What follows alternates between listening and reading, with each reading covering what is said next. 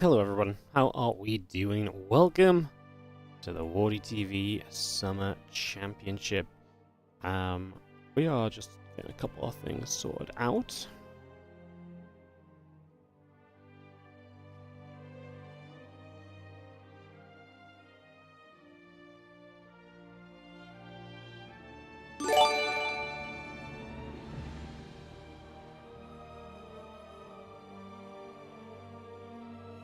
I'm getting ready to kick things off. How's everyone doing? Hello, hello, hello.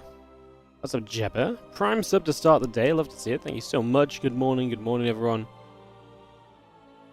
I hope you're all feeling good as we get ready to start off into what will be Nightmare versus Hero for our first match of the day. 10 best of 3s coming up in the WardiTV Summer Championship. Kicking this off in just a moment or two to get ready for this to go. So,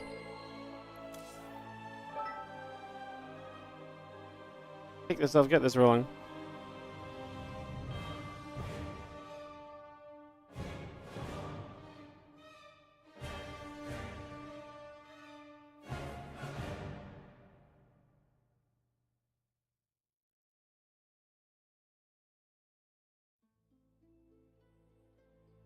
Perfect. Alright, we're going to get started soon, guys. We are getting ready to rumble. I am obviously on double game duty today, so just give me a few moments here and there. If I go quiet or if I get a little distracted, it's probably because I'm just...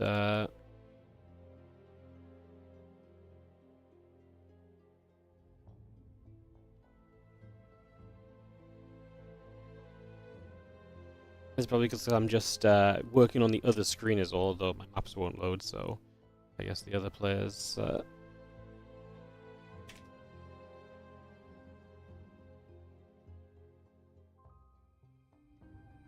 He's just getting sorted. Alright. Good evening from down under, down under. Wow. Down under, down under. What happens if you go double down and double under, though? Does that not mean if you go under, the under, you're above? And if you go down, down... Well, you're down above. I guess you're just super down above, no? Because I guess you can't double down on down. Oh, you're double down above. You end up in New Zealand? Oh.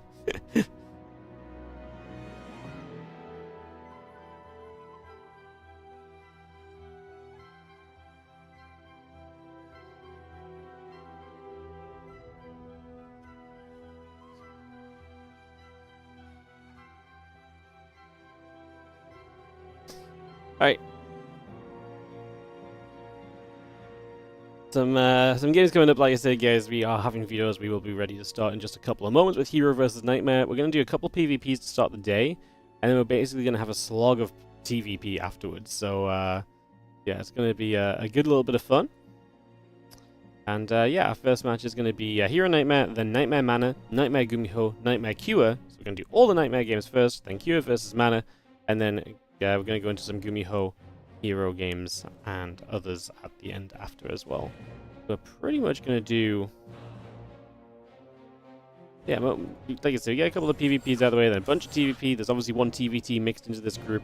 We have got 10 best of 3s today, so we're back onto those big streams, those juicy streams. 10 best of 3s is the opening of the WardiTV Summer Championship round of 24, and 3 players advance from each group into the round of 16, joined by the 4 seeded players, Clem, Classic, Zound, and Max Packs.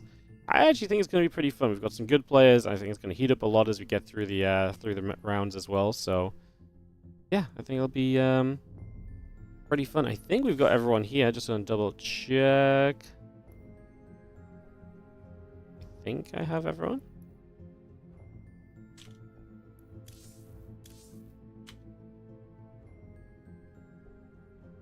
Yeah, we're missing Rex.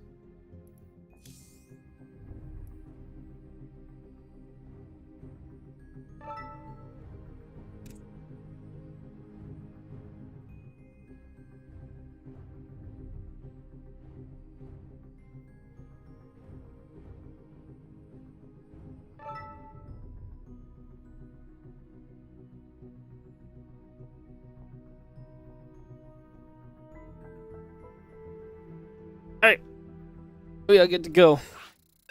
And we're going to go into Hero versus Nightmare to start the day off as mentioned.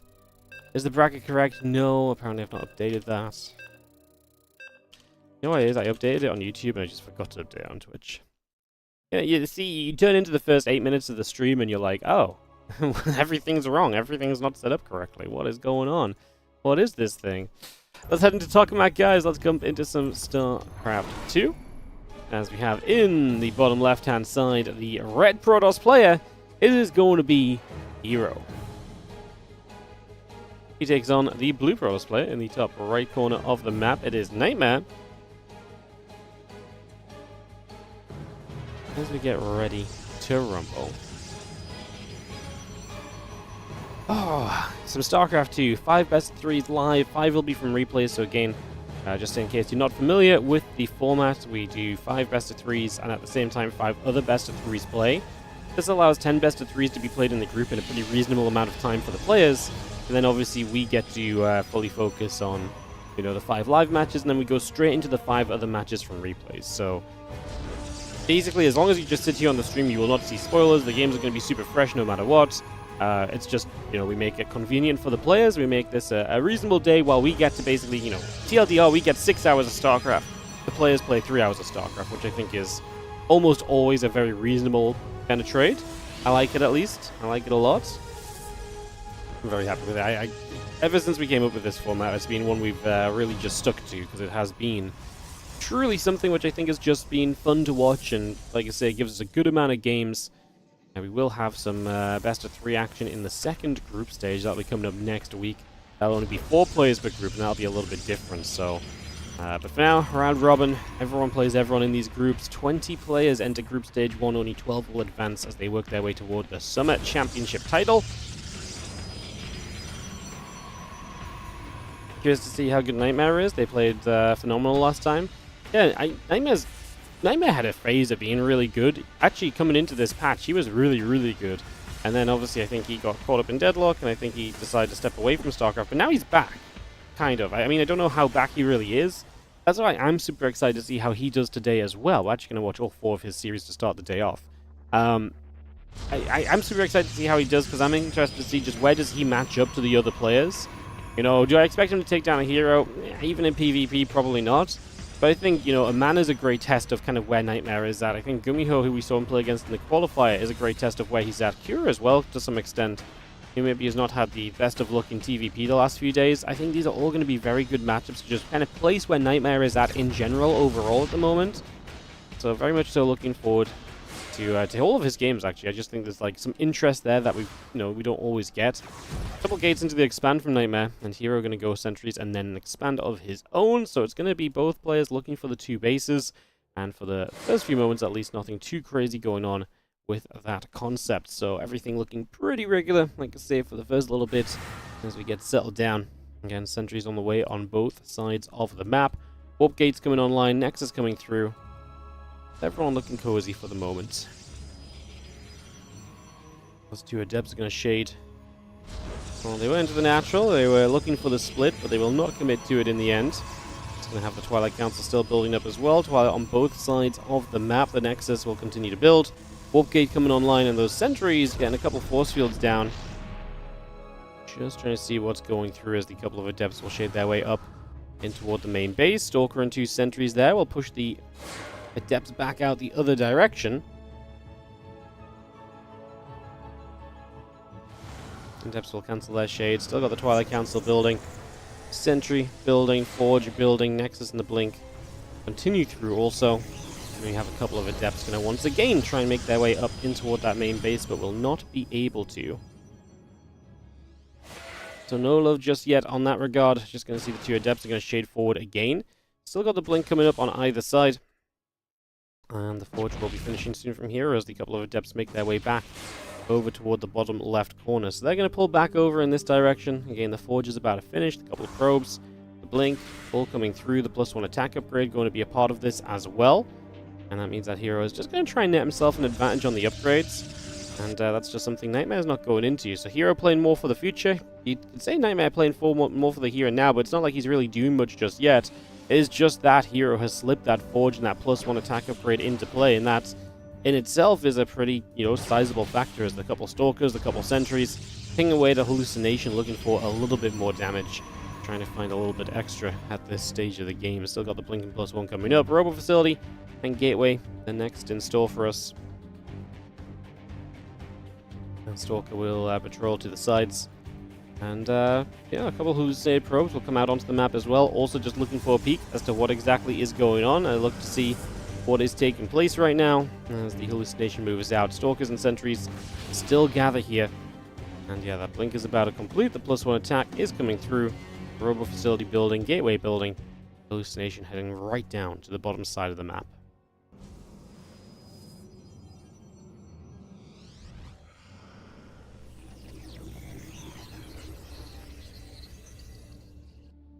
Robo completes. Again, that +1 attack is coming up to finishing. We've got a Nexus on the way as well. A couple more probes in the Observer. Had a battery on, so a little bit of all that coming through. Gates in the Robo Facility coming up as we speak. Hallucination flying overhead, getting past the natural toward the third base. Let's just have the Adepts will continue to shade and move around in the upper left-hand side. So again, looking for some opportunity in these early stages, trying to see a little bit of what's going on.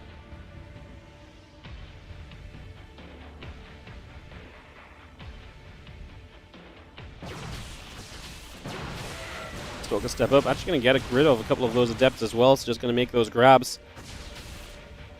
Couple of plays being made. The Stalkers come pulling back. Charging +1 on the way up from Nightmare. The charge comes in from Hero, so just going to get that started too as the +2 attack will also begin. Stalkers going to get a good little grab. Couple of Stalkers going down. Multiple Stalkers going down. Nightmare losing big time there. Not really ideal as both players just hit a third base and you're just losing supply for not really any gain at all. Hero the one that's able to capitalize, being out on the map with just a few more units and getting some absolute value out of that so far. Pull a bunch of these units away back down toward the third base. The Robo Bay still in production, and a Gateway coming online alongside that. Add a few probes, add the Observer, the +2 and the Charge all coming up, and you see the couple of hallucinations making their way out toward the upper right hand side. So they're going to go checking about, looking to see exactly what's going on in those early stages. The Stalkers will play a little bit of denial. Obviously you see both sides starting to get into that charge and a lot of Zealots, and definitely a very reasonable situation here up until this point as that Adept goes shading out of there as well. Prism will sit with a few units inside of it as it moves over toward the left here.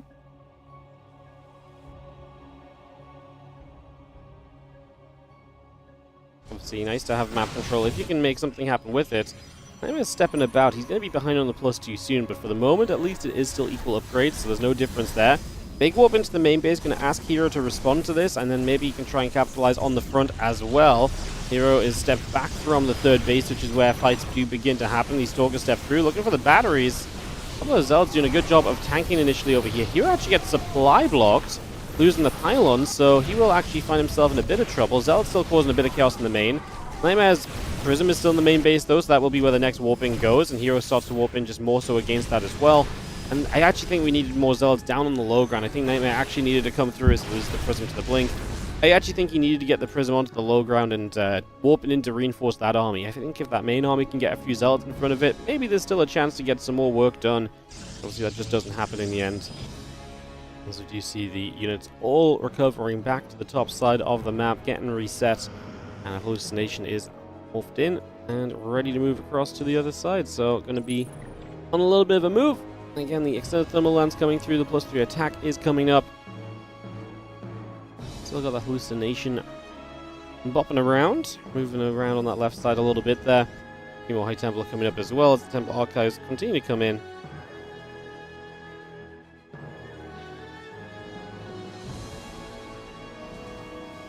Two more High Templars warp, a couple of Archons building as well. Again, Colossus, Temple Archives, Nexus, +3 attack and the extended thermal lens continue to come through.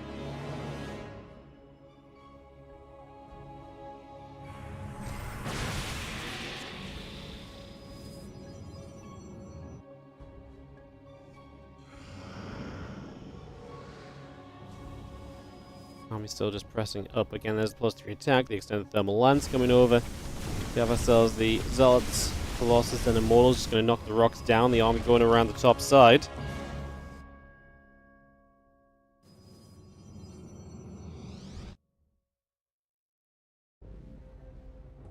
Big push around the left. I mean, Nightmare is still kind of getting onto the map, but he's down an upgrade. Soon to be down 2 upgrades as well. His army supply is a little higher right now. Can he take a fight where maybe he can, you know, negate some of the upgrade value? If he could, that would be neat, but not convinced. Double Colossus, double Archon as well. Like, these Zealots are really not long for this world, considering the splash damage that is up in play for Hero. And you can see the supply melting in the tab on the bottom. Nightmare falls down to 130, 120, 110, 100. And Hero is just getting more and more confident as his army stays extremely strong throughout this, and is going to be absolutely A-OK to push through and take game number 1. So Hero gets the first game of the series. Best of 3 starts to head in his favor. Our favorite for probably the entire group is going to come out in a nice position. One little difference of these groups compared to usual is that obviously typically first place usually gets like a bonus benefiting 5-player groups. We usually have like first place finishers go into the round of 8, the other players go to the round of 12.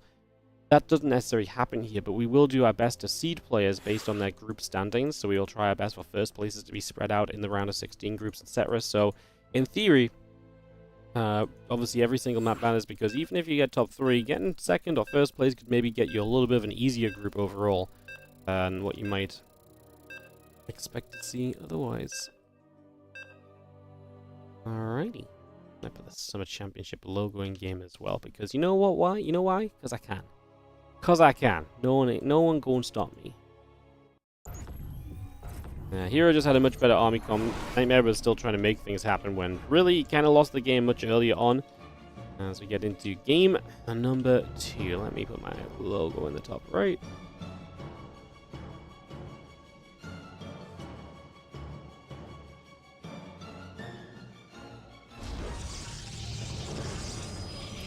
Beautiful. Hero in the top left-hand side is going to be our red Protoss player. He takes on the blue Protoss in the bottom right corner of the map, Nightmare, as we enter game 2 of this PvP, second PvP of the day. Let's take a look to see what's going on. Gateway's coming up, and yeah, like I said, we're gonna have a couple PvP series back to back to start us off. You know, we use those mirror matches to build the viewership a little bit before we get into the juicy TVPs. This is a group with no Zergs, by the way. Only have 3 Zergs in the tournament so far. Hoping to maybe find a 4th Zerg for the Group D. That would be 2 Zergs in Group D, perhaps, but it would just be nice to have an extra Zerg. So kind of still working on that, and would be obviously great to have an extra Zerg in play. But this group is going to be all Terran, all Protoss. So, yeah. The probes copping about. You see the 2 gates coming up on either side.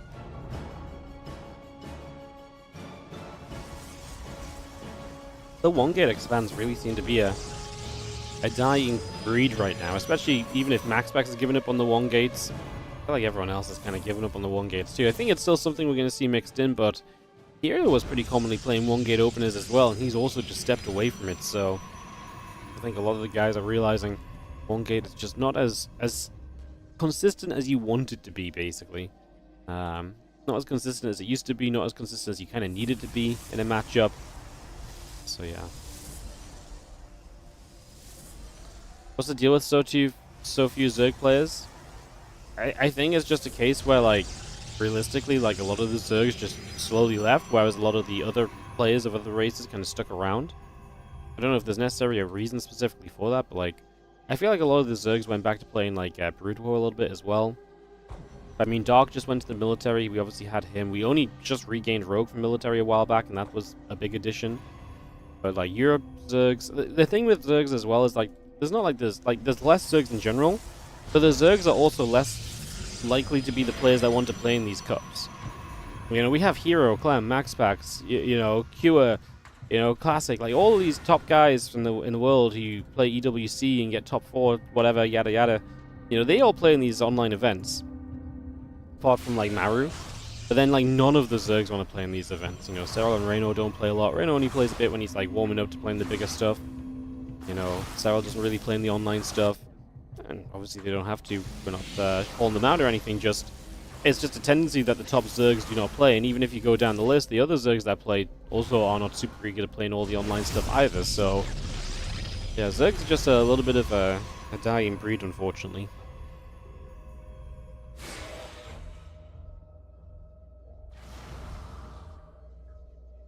I think it is. Some people will tell you it's like, Zerg's not as fun to play, so they stop playing, blah, blah, blah, blah, blah. But I genuinely think it's just a little coincidence. Like, we already had a fairly small sample size of players. Like, I think it just so happens that we've been losing a Zerg here and a Zerg there. And like I say, we already had maybe a smaller pool of Zergs for a little while already, which is kind of having an impact on that as well, so... Yeah, I think it's very tough, because there really is just very low amount of world-class Zerg players right now. We need like a max pack for Zerg, you know? Someone new, fresh, coming up, suddenly just pops off and becomes absolutely goated. You know? We need a little bit of this for Zerg. We've not really had that. Like, Terrans got their Clam, Zerg's got their, Protoss got their max packs. Yeah. I mean, I guess Zerg's got their Raynor, but Raynor was maybe established a little bit sooner than Clam. Fan is putting work in. Hero losing 8 probes on the other side, and he is actually going to be able to survive through here, Nightmare. So, Nightmare does some great damage, pushes these Stalkers back, and Hero, all said and done, I mean, what did we lose here overall? Look, starting on just write a capital L in the chat. I mean, Oracle went down for Nightmare, but Hero lost 4 sentries and 8 probes, so he took a ton of damage. He actually has maintained his Stalkers. The Adepts are going to get stuck up there as the battery wall goes down. Going to lose a few probes here as Hero capitalizing of the position. 6 Stalkers. It's those 2 Adepts that need to try and tank a little bit, and they will make a difference if given the chance. So, need to try and see that coming into play. There's a couple more Stalkers coming about. Probes in the battery coming online as well for the moment. Hope Fiant will shine as the new Zerg. We actually have a lot of like up and coming Zergs that have just not really made that next step yet.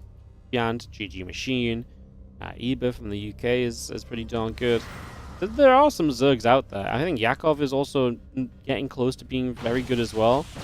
You know, we've just not seen them step up to that next level yet. You know. And it's difficult to do, like bridging that gap and stepping into that like absolute pro tier. It's extremely tough to do, and yeah, like I say, it's difficult. It's not easy, and I think I think it's like I say, we can only hope that they do make that jump, because we could really do with a few more Zerg players. Realistically, that's what it comes down to. A few more Zergs would be really, really nice. Stalkers here going to block the couple of Adepts off, as we do see 1 Adept, 2 Adepts going down. A couple of probes have fallen as well.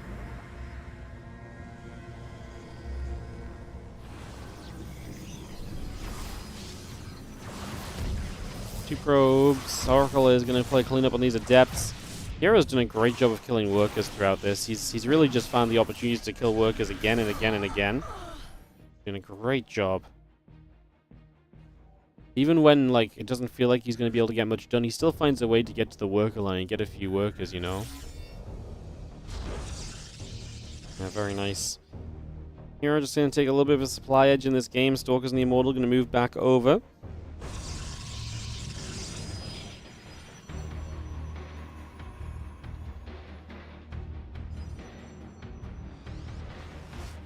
Nexus will build on both sides. We're going to see both of them trying to get to the 3rd base at the same time. Nightmare's definitely kind of keeping up in the pacing of the game with Hero, just falling behind against some of the harassment and some of the other regards. Like I said, it's definitely most likely the toughest match of the day for Nightmare. I think his PPT is a little bit better as well. And obviously Hero is just absolutely, again, seen as the favorite of this group. So if Nightmare loses this one, like, it's not too much of a shock. I don't think you should let it sway him too much. He still has a very good chance to advance going up against the other guys, so...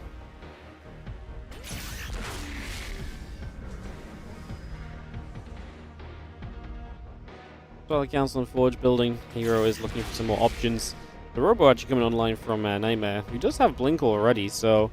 Again, don't count that this game is over. I'm just saying Hero's taking a bit of an edge, but actually with Blink up from Nightmare, maybe you can get something done. It's a little concerning he has Blink versus no Blink, and he's not out on the map looking for opportunity, right?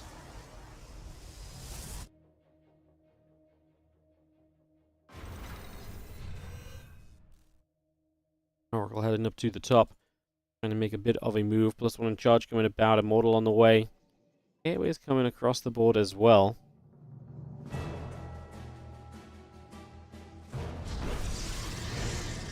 Let's see another revelation coming down. A little stasis ward going to get popped into place as well. It's going to be a little stasis ward catching a few of those probes. Some damage dealt. And the charge of the +1 coming up. The next coming through. Stalkers get there, picking off an Oracle. These Stalkers step forward. There's going to be a pylon going down as well. So it's going to be another nice grab. So I got the charge coming through. The +1 attack on the way. Temple Archives and the Gateways building as well. And these Stalkers still heading up toward the top. Let's just have the, again, Immortal, Gateways, Charge, +1. All continue to build for the moment.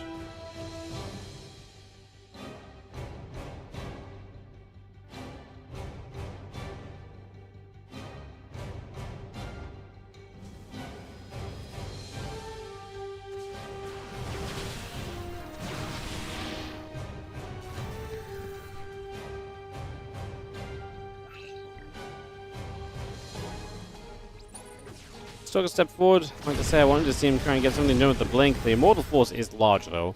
I mean, Hero does have that kind of ability to kind of stand on the map. And you'll see the supply taking a bit of a lead there for Nightmare. Every here and there, he might take a bit of a surge, but I do feel like he's on a much less powerful army in terms of the power of each unit. You know, he's got a few more Zealots, a few more Stalkers, but then there's 5 Immortals he does not have any of. If Hero gets a couple of Archons up, I'm going to start liking it. I'll continue to just like his army a lot. I feel like he's in a good place with it, and he's actually going to start moving out a little bit already.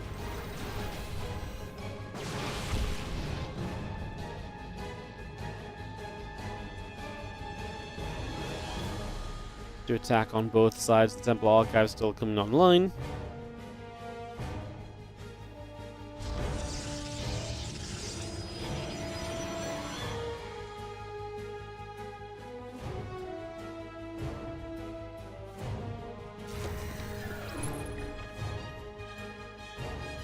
Stalker still settling through. We don't in any kind of rush to make this push happen is what this comes down to as well. You know, like I say, Hero probably feels comfortable in his army and honestly would be fairly comfortable getting maxed out here too. He's not in any rush to make sure that this is a fight that happens in the next 2-3 minutes. He's happy to let this develop, let this continue through. Like I say, just no need to kind of press the issue right here and now.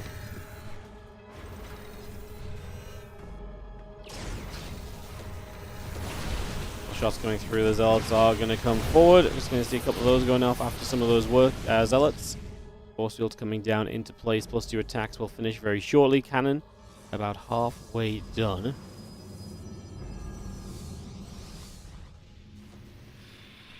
These Zealots split around the bottom side. Going to come looping around the top. Guardian Shield's going to pop up on both sides of this. In we go. Engagement begins.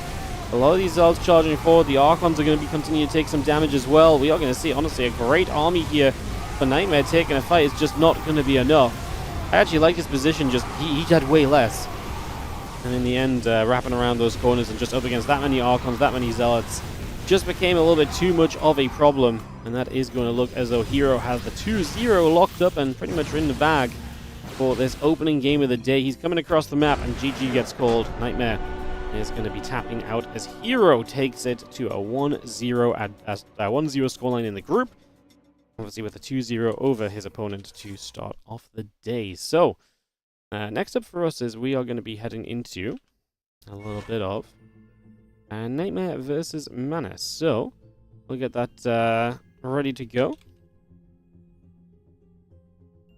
Into Nightmare versus Mana.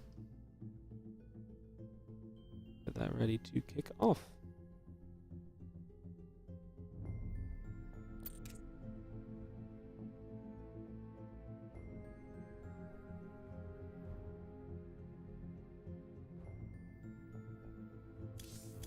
Perfect. We're going to swap servers, get ready for this next PvP. Like I say, guys, a couple PvPs at the start, but it means that we are going to get those PvPs out of the way, and, you know, we can sink our teeth into TvP afterwards. There will be another PvP down the line, but like I say, we get a couple PvPs out the way early. It's never a bad thing. Ooh, what servers has Mana got? I need to write this down. Mana can have South West Central Nightmare, West Central West, Hero Central West Central, Gumi West Central West.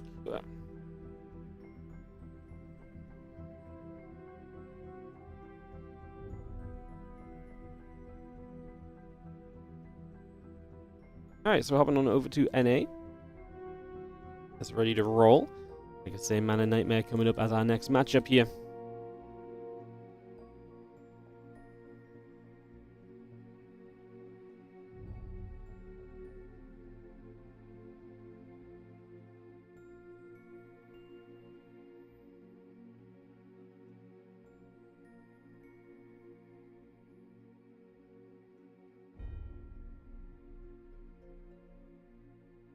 There is Nightmare.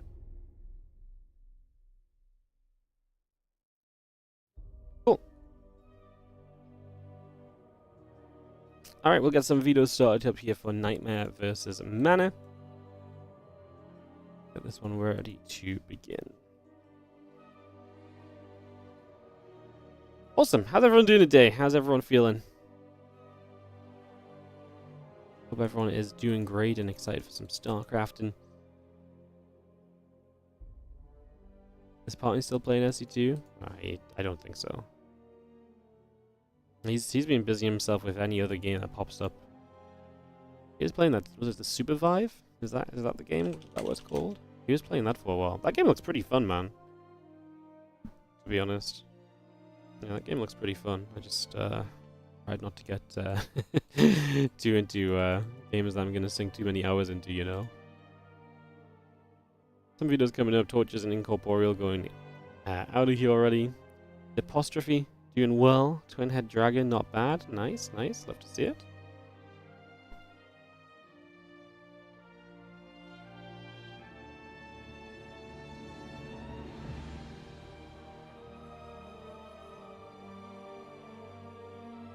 Ultra Love and Last Fantasy get videoed out. Yeah, if you guys are watching on the YouTube as well, would love if you took a moment to quickly pop on over and hit the like button on the YouTube video. The like, the subscribe, I mean, just helps the algorithm. It sees you liking it, it sends it to more people, it sees people subscribing through it. It also sends it to more people, believe it or not, so yeah, do consider helping us out on the YouTube. A little like, a little subscribe, it goes a long way. Yeah, definitely appreciate it. I didn't realize, but like YouTube, despite doing, well, actually, I guess the day before was 5.5 hours. I was about to comment on how the YouTube had been doing in terms of likes, but I'll hold back. I don't need to say anything. We'll see how it goes today. I'm interested how the Summer Championship starts doing on the YouTube. As Leyline's going to be our opening map.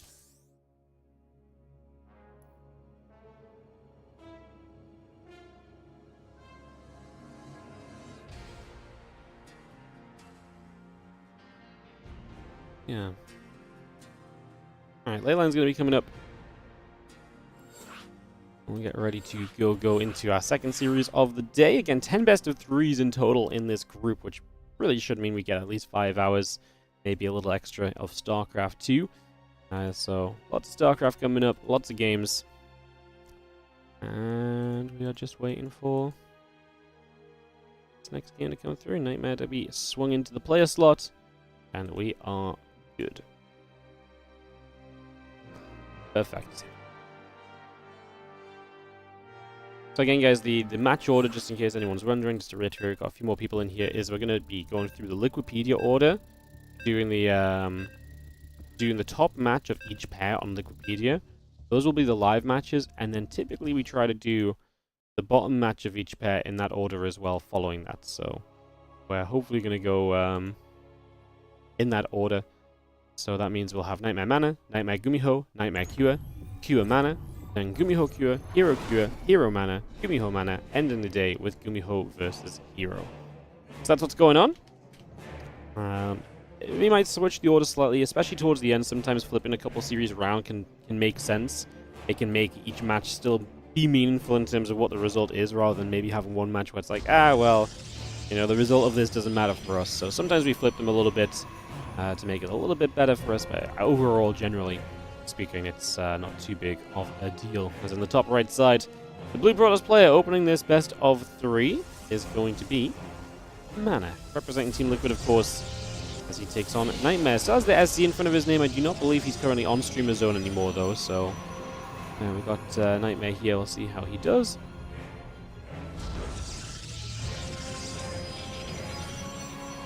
In this series starting up right now. Wait a second, guys. Checking. Someone's DM'd me on Discord about games or something. Nope, it's just Loco's Discord letting you know that Loco is streaming. Unbelievable. Alright. Let's get on the indie camera and look to see what our early game TVP wants to give us here as a probe goes maneuvering around and looking for some early pokes and prods, some early damage potentially in these in this game.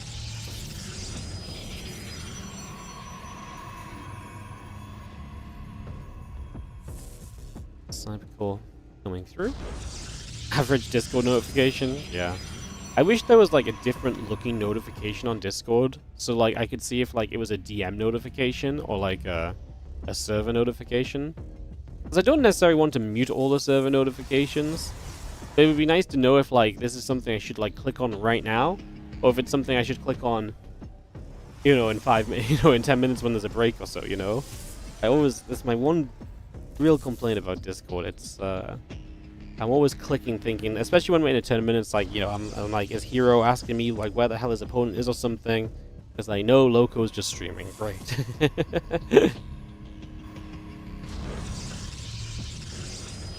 Let's see the expansion from Mana then. So, talking about the one gates, Mana is still going to be trying to play the one gate. See what Nightmare's response to it will be as we set up into this. Everyone for qualifying into the Summer Championship will earn some prize money, of course, guys. So, even if you don't win any matches today, prize money will be gained. But there's also the fact that every series you win is basically prize money gained, because even if you don't advance from this group, finishing 4th place to 5th place is a prize money increase. So every map that can break a tiebreaker, every series that can make the difference, really can do exactly that and make the difference. So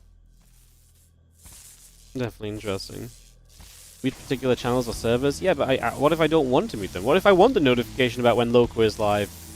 I just want to be able to tell when it's a notification from a server instead of, like, you know, a DM at certain points. You know, that's my point. I know I could just mute it, but then there's no point in me being there.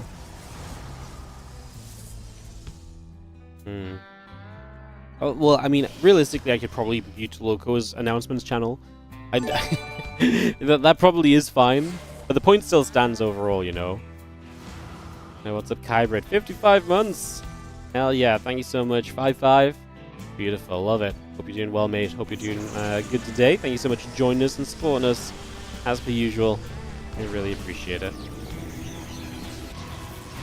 Your workers going down as those other probes showing up.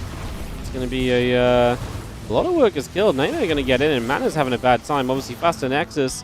Nightmare built his Nexus out of location, but that means it's finished already, and he is going to be up 3 workers out of this. So Mana does not really benefit at all for opening from the one gateway. Does have the Oracle, and this Oracle maybe has a chance to get some equalizing damage. Because, like I say, Mana was ahead anyway, but now going to try and get, you know, now falls a bit behind from where he was. Going to try and re-establish a little bit of an advantage here over the next few moments. The Adept taking some damage, Sentry still nibbling, the Blink Chrono boosting on the Twilight Council. Do you have the Oracle moving about as well? The Sentry and so moving over. The Adept trying to get the probe, not quite able to just yet. Stalker firing back, and the Adept still taking some damage, is going to go down.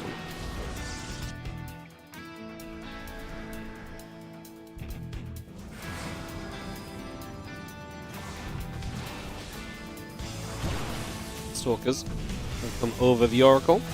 Gonna get pushed around a little bit further as well. So Oracle getting pushed about. The Adept's going down. 3 workers have dropped. Just gonna be seeing the probes actually do get a wrap around, and that is gonna be the Adept falling. Oh no! Friendly fire! Nearly kills his own probe. Now they're gonna take a 5 worker lead. Mana doesn't have an army though. And Nightmare is about to come across the map with Blink in play and look absolutely incredible. So Mana is not exactly in the hottest of spots right now. Definitely in a little bit of trouble as we see a couple more units getting warped in and everything from Nightmare gathering toward the top side of the map currently. 2 more Stalkers coming up, getting set to play. Hallucination flying over as well. This is, I think this is an impossible defense for Mana. Even with the battery, he has no blink. He has way less units. Starts to pull probes in immediately. The probes, some of them on the bottom side out of range of the battery, so they're not going to be really protected at all. Battery out of energy. Yeah. This just was not a sequence of events. He took way too much damage early. Having the Oracle and the faster gate expand is all nice, but then he has such a later blink, and yeah, he lost a little bit too much. Nightmare going to grab a game 1 pretty convincingly. He struck first. He obviously took some damage in the end himself, but obviously at a point where he was, more than able to. Puts himself in a great position heading to a game 2 now in a couple of moments. Second game coming up. There's a Mana and Nightmare. We'll look each other down. We see, or try to see, what our second game has in store for us here. So game 2 coming up. Just waiting for Mana to host because I can't host right now. My maps do not want to load, so having to wait for Mana to give us the intro into the game. We can go from there. Missing 1 caster. Only 3 casters a day. Where's everyone at? Guys, you forgot to come and watch StarCraft. No Zerg in the group. We had Rex dipping out. No official Korean stream today. We have no... who else is usually here? Well, Take TV don't really stream anymore. Yeah, kind of crazy. We're missing a couple streams. Oftentimes here. But not today. Talkmac going to come up though. Let's take this into game number 2 of the best of 3. In the bottom left-hand corner, the blue Protoss player representing Team Liquid. This is Mana.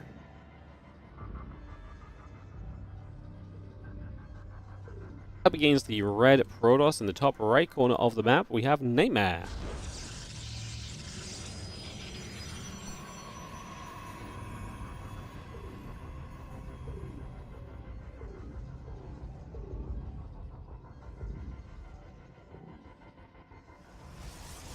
Game 2. Nightmare leading 1-0. I believe they've had a little color swap here, so just take note of that in case that is something you get confused by. It's understandable. Happens. As the gate's just coming about, the assimilator starting up. Will Mana play a single gate expand again, or is he going to go in towards a 2 gateway build order this time around and mix it up from what we saw at the start of this? This choice is definitely available as we will see the gates popping through.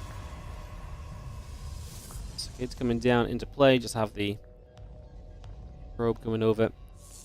I'm going to get nibbled at.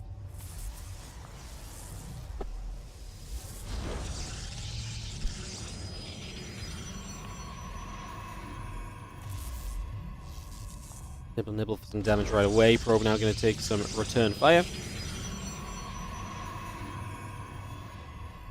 And pushed around the other direction.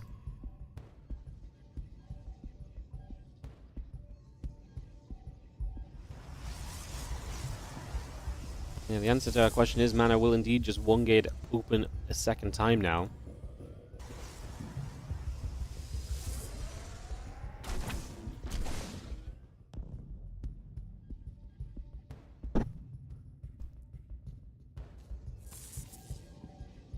Probe nibbling, damage done, sentry on the way, Nexus on the way. Will Adepts continue out from the main base? Battery still coming through. Yeah, we just have the expansion of Mana, and interested to see then what Nightmare does. Try and do some damage, try and offset this expand, see if he gets ultra aggressive. He's not really proxying anything or so right now, so nothing really taking place in that regard.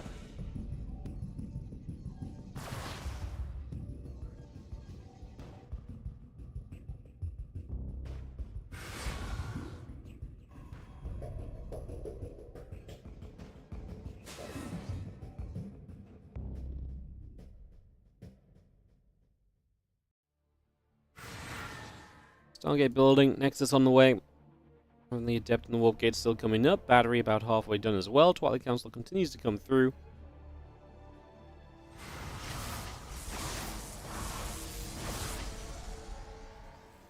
The Adept will get chased out down the bottom left-hand side. Adept's going to hunt. The other Adept taking a bit of damage. Force field going down. And again, the Oracle, Warp Gate, and a couple of probes continue through for the moment. That Twilight Council building at the moment here from Mana. The Twilight Council building from Nightmare as well.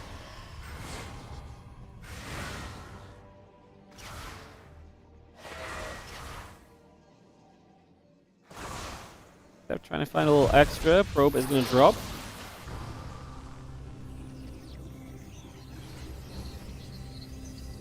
And you have the Twilight Council probes and the Stalker coming through. The Blink still coming online as well, so all of that coming up.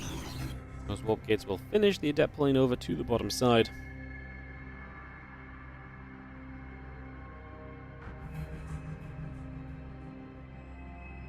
And again, extra gates coming about. Probes in the Blink. Stalkers in the center. Going to put some damage onto that Oracle. Gets shoved away, back out to the center for now.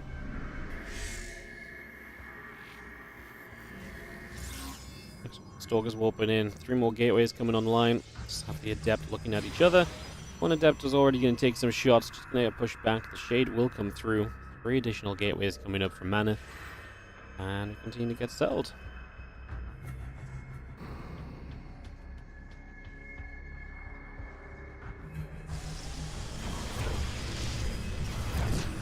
Three workers. 4 workers. But, I mean, both sides take damage here in the early stages, so already going to be taking a couple of shots. Again, the Blink coming through on both sides. The gateways coming down. Well, Stalker's in a good position. We'll keep an eye on things and try and keep things pushed back for the moment, as we do have Stalkers the Sentry gathering on the natural expansion. And that Blink is really not far from being done. So we got that Blink finished up, a few pylons on the way. And gateways, probes, and the Adepts continue to come through at the moment. Another pylon being added on as well.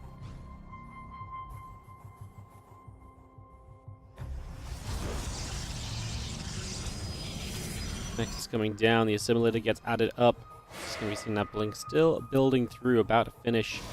Those Adepts will shade their way through the bottom side and into the natural, where a couple of workers will immediately get jumped on. Probes pull away. A few more Stalkers coming up. Blink is going to be done soon. Again, that Nexus coming up as well. Stalker's going to blink. The Adepts will get jumped on once more. Still seeing those batteries and so coming through there. And the robotics facility will come up from Nightmare as well. Robo Facility Forge, both in production right now.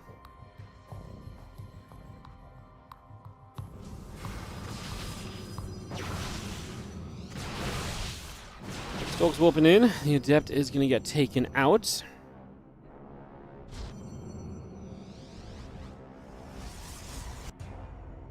Unfortunately, the Robo coming through. The Nexus will build. A couple of the probes coming about as well. Just seeing that pylon continue to come online. Gates, Nexus, pylons continue to come up as Stalker, Sentry. Adept and the Zealot will come through as well. Nexus will fire onto the other Nexus there. Just going to be seeing the battery still taking damage. A couple more units coming about.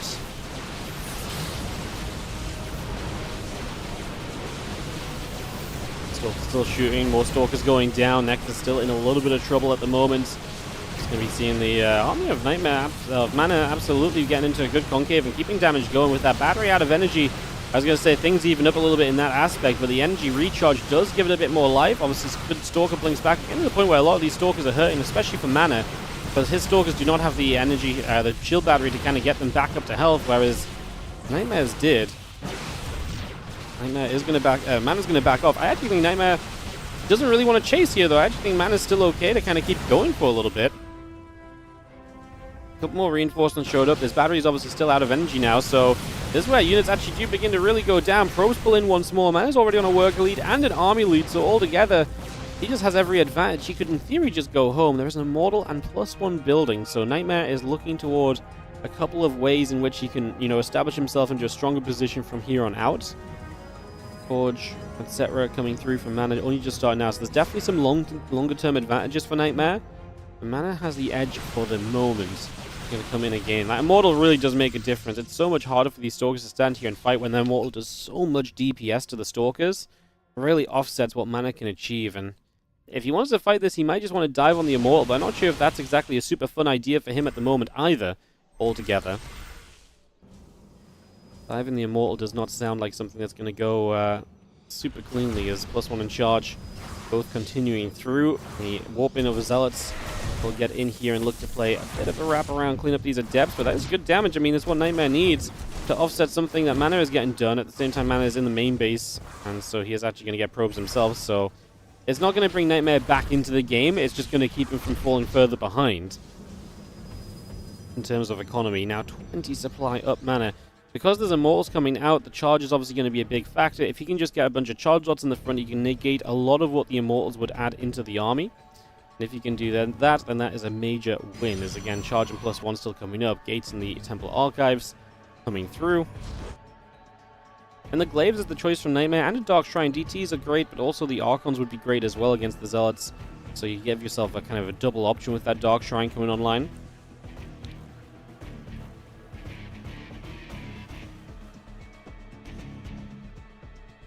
As mana finishes charge, you'll also get Temple Archives, so you can get some Archons and maybe just go Zealot Archon Stalker attack. See if he really wants to fight. He doesn't have a Prism, right, which pretty much takes away the majority of ideas from him attacking. Doesn't have a Robo, does he? Yeah, no Robo, so maybe just no Prism all game, but there's no nearby Pylon or anything to work with. And then moving down the bottom, going to miss the nearby Pylon and Gateway from his opponent. Would be nice to have caught that. Get rid of this and just remove one of the warping points. Obviously, especially with DTs coming online, that's a problem that Mana is going to have to deal with very, very soon. So we're going to have to, like I say, handle that sooner rather than later.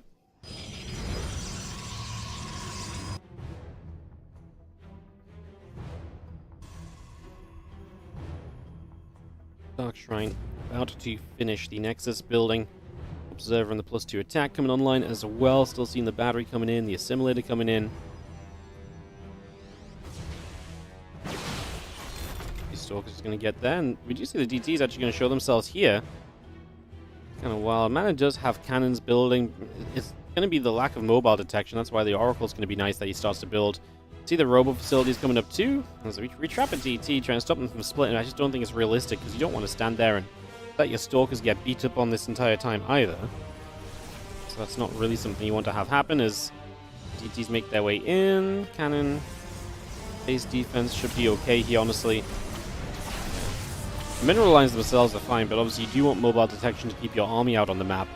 Mana now up to 30 army supply leaders, those DTs invested into have not really done much of anything just yet.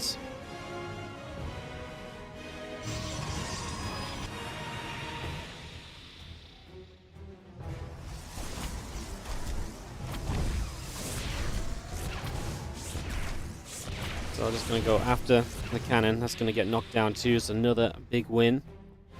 Take that out. Just seeing the +2 attack about to finish. Charge coming up. A couple of Archons on the way in as well. So again, a bit of everything being brought through for now. As our simulators and a Robo Bay will build for mana. Probes, Immortal, +2 coming up. And even a second Robo Facility. So Mana's not afraid to kind of take this lead and just tech with it. Which I think a lot of players would just kind of take this lead and find a way to attack with it rather than to tech with it. So I think that's pretty interesting. Pull back and away. More units in the center just joining together still.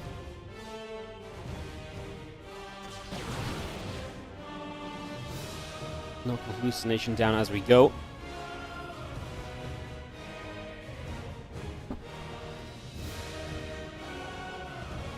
Still got that +2 attack, +1 armor, both finishing up shortly. Robo Bay and the Robo Facility, like I said before, going to be done, and that gives you access to the disruptors.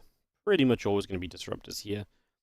See, we saw Colossus in the previous PvP, but that is kind of the rarity. The disruptors are a much more kind of standard way of going.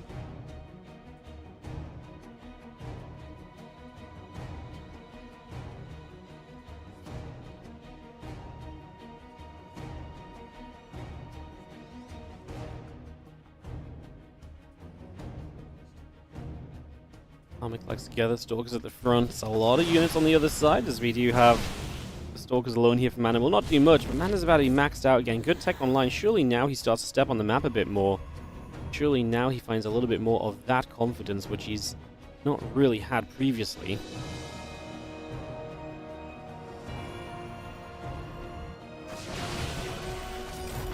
Feels like a kind of an obvious next step.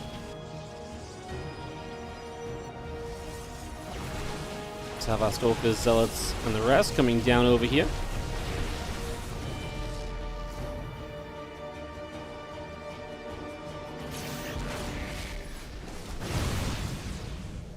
It's this ward. Again, just going to see the Archon Immortal. Going to get caught up a little bit. We do have the Disruptor shots trying to fire. Stalker's going to try and get forward. The Prism just pulling back. I mean, big army from Nightmare, but these Disruptors are meant to do work. That one Disruptor fired from way far away, though, so Mana does not get a connection with that one. The other one actually did land pretty nicely. But you're kind of in a scenario where you're kind of relying on the Disruptors, and if they're on cooldown, that could be a problem. Nightmare really shoving up, trying to make stuff happen right here. Disruptor shot fires again. Going around the other way. Another Disruptor shot comes through. It's coming around across the board as we see the couple of extra Disruptors finishing very shortly. So as more Disruptors come up, it becomes more and more difficult for Nightmare to realistically attack in here, but he does currently have an army supply lead. Can we hold on? Nice Disruptor shot again. That army supply lead is going to disappear very quickly when Disruptors are landing like this, and Archon goes down to this Disruptor shot as well. Another Disruptor shot just going to hit an Immortal for a moment or two. A couple of Zealots are still swiping away.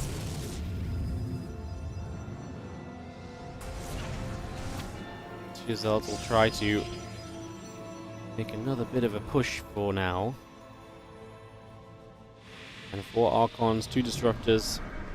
Bit of everything on the way through there. The Robo Facility and the Armor Upgrade coming online as well.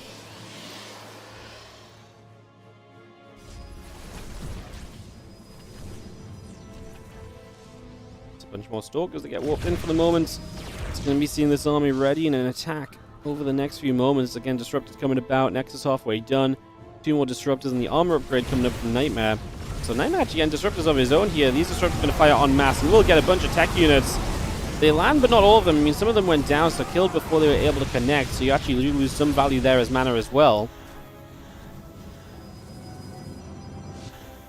Another massive wave of Zealots warp in. 8 Stalkers, 3 Disruptors coming through.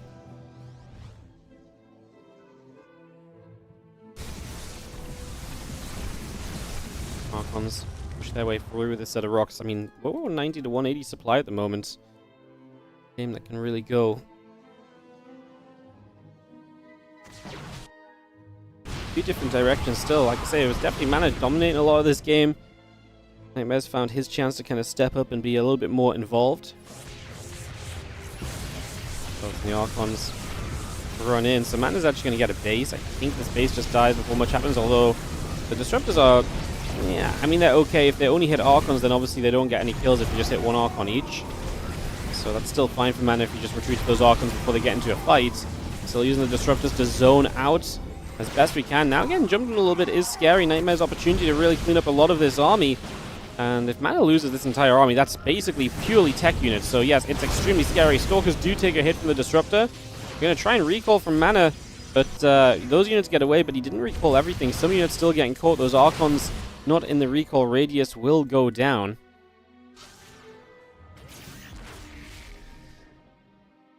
A little bit more of a problem there. There's a few more Zealots warping up into the main base. So the Disruptor shot hitting a few Zealots as well, so more damage dealt there right off the bat.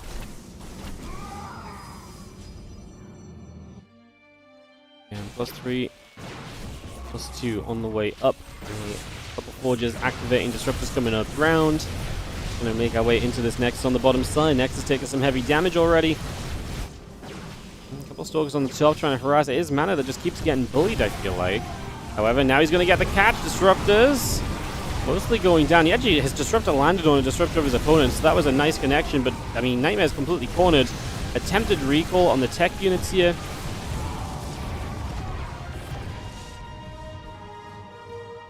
Loses a lot. 120 supply each. Chaotic game. What is concerning is perhaps that Mana is down on economy. So, while Nightmare doesn't have a large army right now, he may very well end up with one because of that eco advantage. It's just about how quickly Mana can get across and try and use his eco lead here in the next few moments. That will definitely be an important question that we hold. As the Stalkers, Zealots, and Archons step up and hit behind this mineral line, the cannon goes down. We will see this base in general just in some trouble.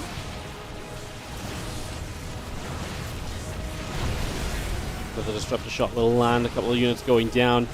Stalkers will fire, Zealots coming across. The rest of these armies still clashing. It's been absolutely chaotic. We do see the army supply of Nightmare is absolutely catching up, and Mana obviously killing a few workers, but overall Nightmare still got that lead to work with. harassment all over the place. Zealots are going to swing in over here. Nexus going to be finishing from Mana, so he reestablishes a base that was knocked down in a previous attack. Probably unit counts out at this point. 5 disruptors and then just pure, Zealot Stalker afterwards for Nightmare. There's a couple of Mortals and an Archon left from Mana, and he has less disruptors. That will be fixed soon as he's building a couple. Nightmare wandering into disruptor range a couple of times there. This is West, by the way, this game, so this does slightly favor Nightmare ping-wise, so no excuses. Yeah, but definitely noteworthy.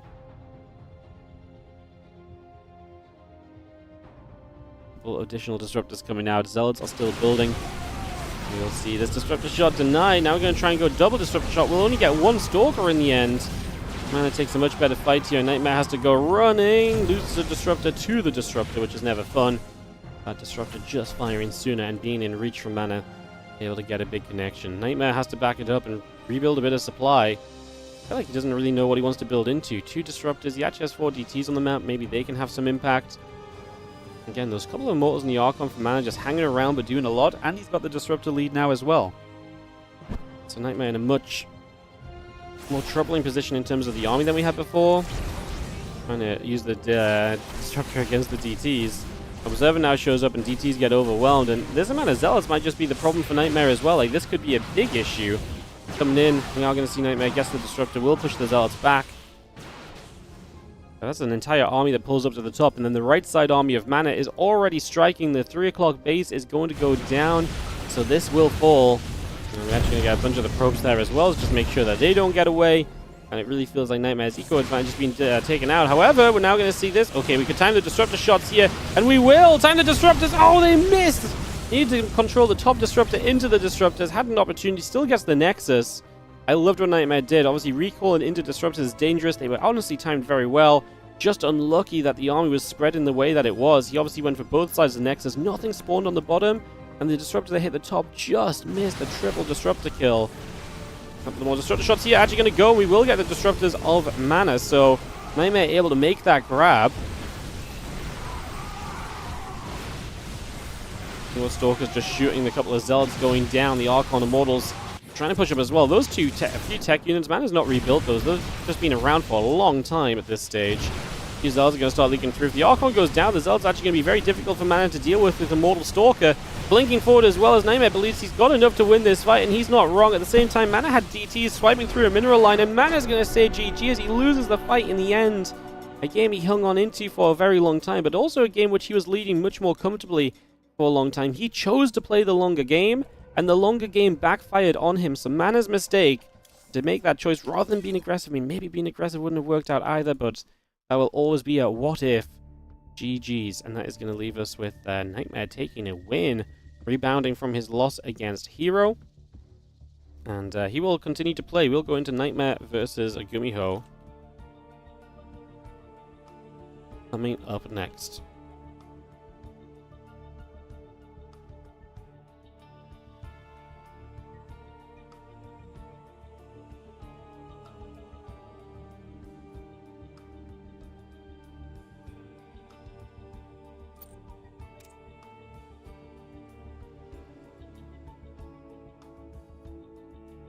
Cool. I'm going to head on over to that, guys. So we will jump into the Korean server and get ready to go. Let me throw some ads up. Both players did their best for that game.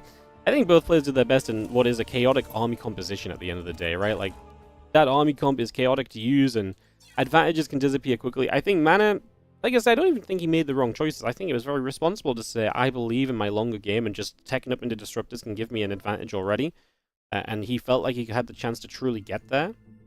But, yeah, it didn't work out too well. We'll get Nightmare and Gumiho invited and ready to go into this one. Gonna start trying to load the maps already, see if we can maybe get those up. Nightmare, Gumiho coming in here now.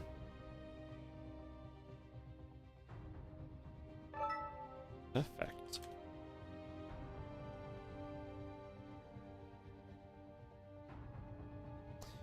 Oh, Nightmare Gumiho. So we're going to see Gumiho on stream for the first time. First look at one of the Terrans in this group. There are 2 of them, Gumiho and Cure.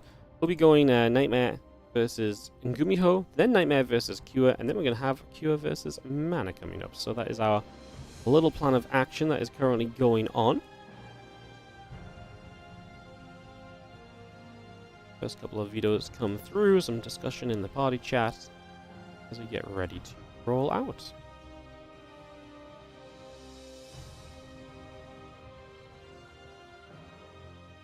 You sometimes miss Slowly falling in the chat.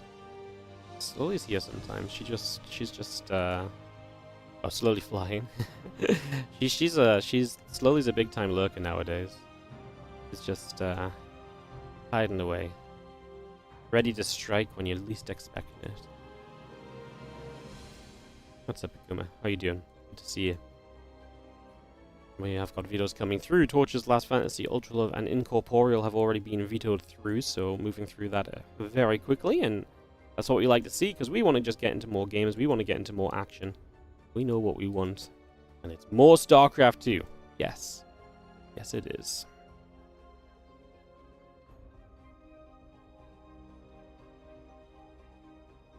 So just take a few moments to get this set up and rolling. We will get ready to start.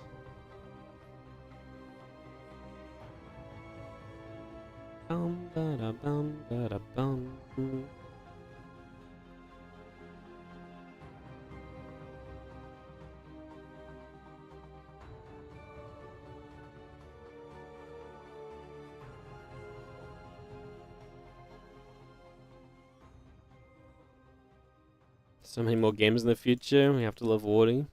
I'm glad you're enjoying. Yeah, we got lots. Like I say, 8 more best of 3 still coming today. And then we're going to do the same tomorrow. And then we're going to do the same on Thursday. And then Friday's a bit of a weird day. I've got an appointment, so I'm actually not going to be here for the majority of the Leo League Cup, but we'll try and join in for the end of it. And then Saturday I'm actually taking a day off, and Sunday we have another 10 best of 3s. Very fun, isn't it? Very fun. Magnatha vetoed as well. I believe we're down to just map picks now. Nope. Never mind. Tokamak got vetoed as well, so one more veto. Gumiho and Nightmare played a fun series during the qualifiers. So excited to see if we have more action here between them, some more fun. Definitely the kind of guys that could play some longer games between each other, so expecting a little bit of chaos in that regard as we get hosted up and ready to begin in just a few moments, guys. Again, thank you for a little bit of patience.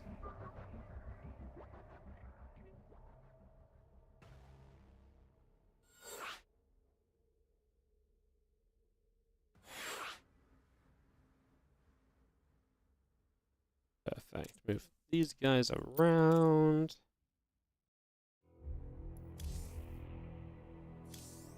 One more invite. We should be good to go.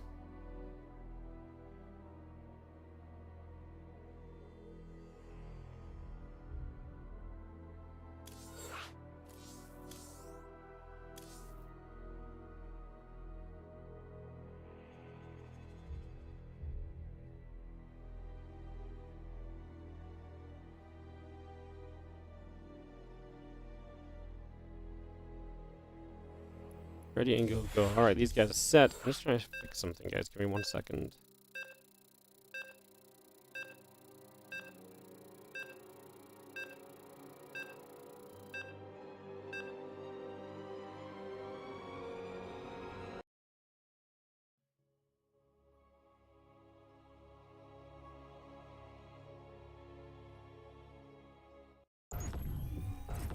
That's strange.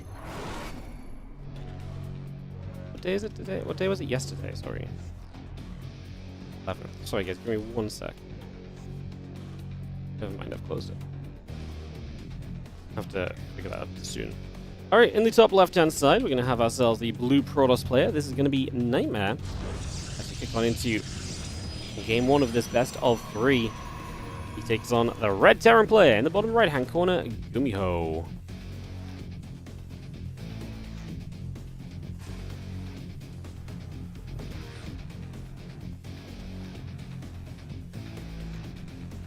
Fun to see Gumiho still competing, so fun to see Nightmare coming back a little bit as well. Excited to have both these guys in the event. I actually really think this is a group where the playoff spots are really up for grabs.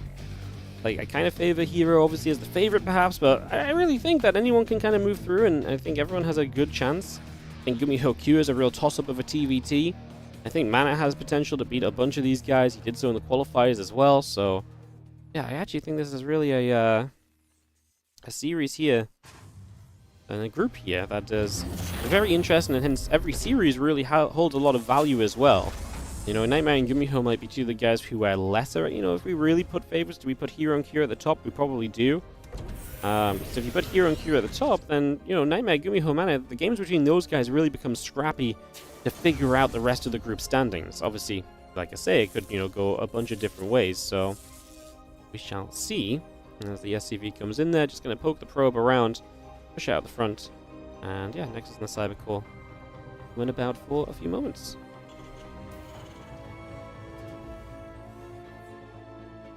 Nice to get a little bit of TVP. Obviously, we've been a little bit PvP heavy so far, but that's just getting a couple of those mirror matchups out the way. There's 4 mirror matchups in total in this group, and we will have a couple more of them a bit further down the line, but not going to couple out early, never a bad thing, as we do have the Clan Center coming through, the Reaper is coming up, the Refinery coming online, the Bunker added on, Twilight Council also being added into play here just for the moment.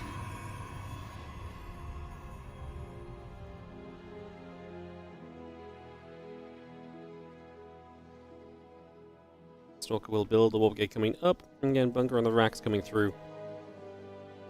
Twilight Council, the tech of choice, which is not really too surprising, in all honesty.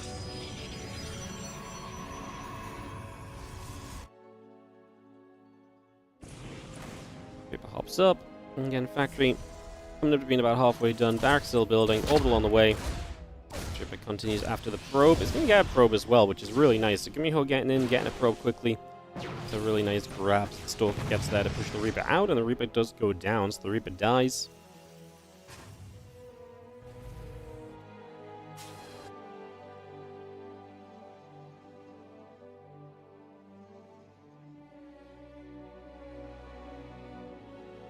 Stalker just patrols at the front. And again, a little bit of a look to see what's going on. Blink building, Warp Gate building.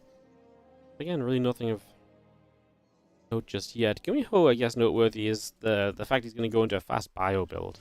You know, 2 barracks, he's not going to look for any starport-based aggression, so he's really just looking for that stim early on and heading straight towards the scenario here, which is, yeah, going to be, you know, stim pack coming up, a lot of bio units in play, and a lot of that to work with as the siege tank and a couple more marines continue up. Again, Blink is not going to be too far from finishing. Nexus and the probes coming out. Robotics facility will start up as well here from Nightmare, so we get that started up right off the bat as a couple of SCVs and the siege tank, and so continue through. And additional marines continuing about as well.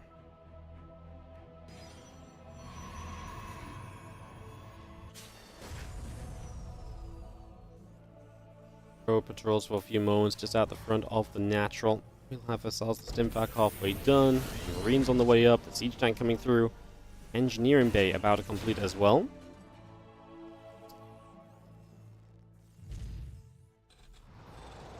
Obviously, Gumiho opens a lot of aggressive doors with this attack. We'll see how it goes. Obviously, you're not going to have the starport to harass with, so you're a little bit kind of more left alone as the you know, Protoss player early, because there's not that starport lingering around with medevacs and so on, or a Liberator or anything. Mana's actually going to go up for a pretty fast robo bay, so obviously in a world where we're seeing so many kind of low gas, heavy gateway count armies, this is going to, sorry, not Mana, Nightmare is going to go for the robo bay in comparison, so he's going to get the robo bay up, and he's going to go into the splash damage right off the bat. So, not going to be super gate heavy, and I actually like this a lot against someone who's kind of playing the less tech and faster kind of stim and bio, because you get that splash damage up, that's really going to be your answer to the bio, and 3 more barracks started from Gumiho. Okay, so he's got a build in mind. He's going to go 5 racks, no starport still, by the way, so just pure bio aggression, a 2-base connection looking to come in. Now I love the Colossus even more, because to me this build of Gumiho completely punishes someone who's extremely reliant on Zealots.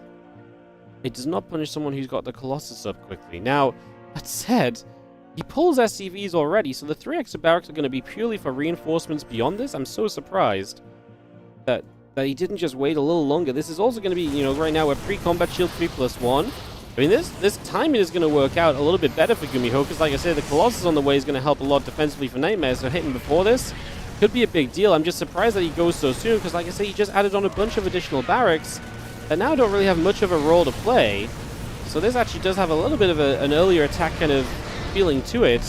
Battery in the front going down, that left side gateway is going to be in trouble, and the units are zoned out a little bit. If we pull the far left tank a bit more towards the middle and then zone the natural completely, we could run to the right-hand side with the Marines and maybe really pressure the third and force those units to walk out from the natural and to get involved over here.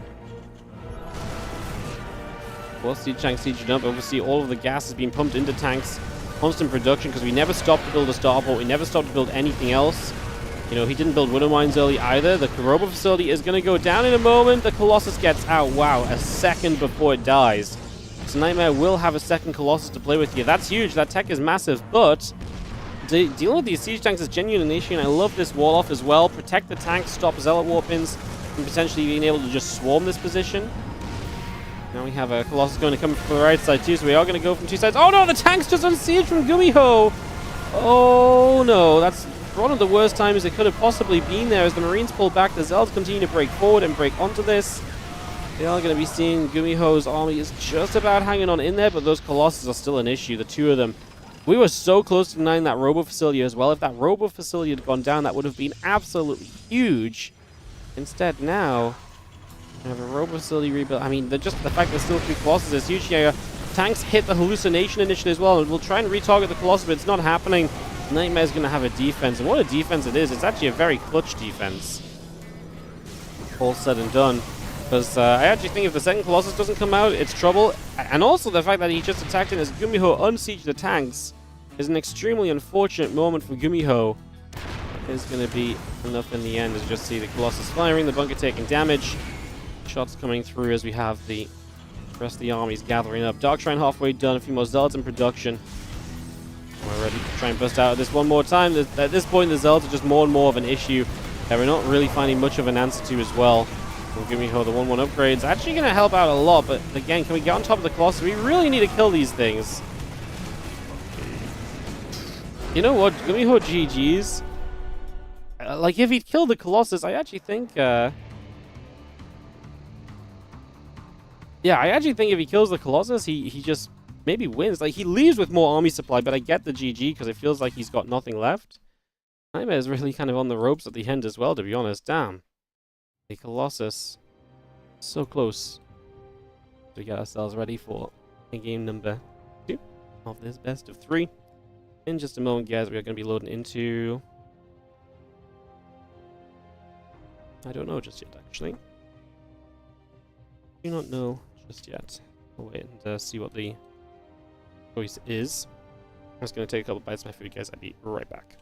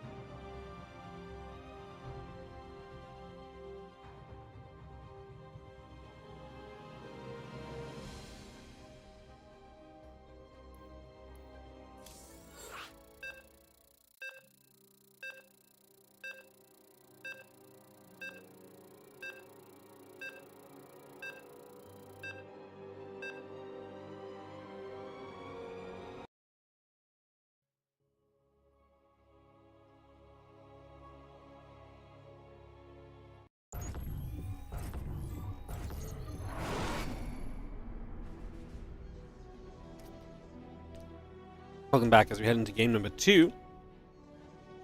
Up on the top right hand side, the blue Protoss player here is Nightmare.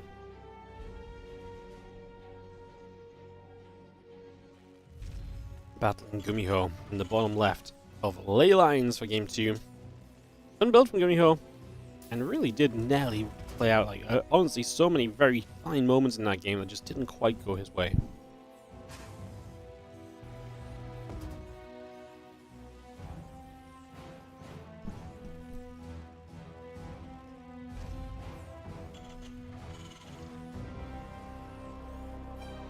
So close to being so different.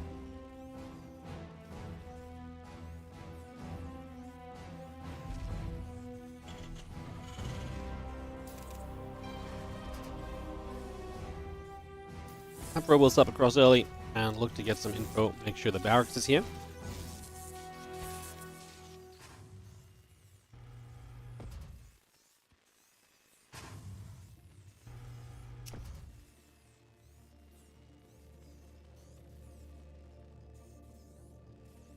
As the SCV just chases across, and we're going to nibble at that probe for a few more moments.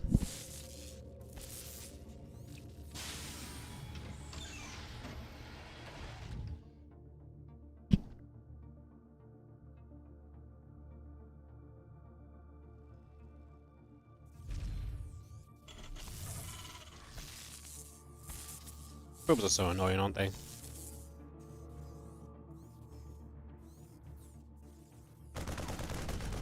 It is a marine first, which means that it arrives pretty quickly. But the probe sees it as well.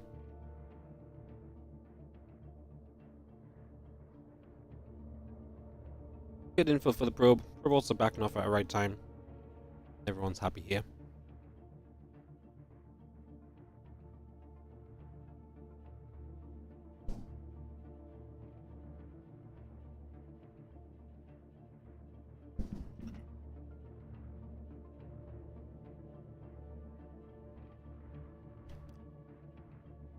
Man, kind of wild if Nightmare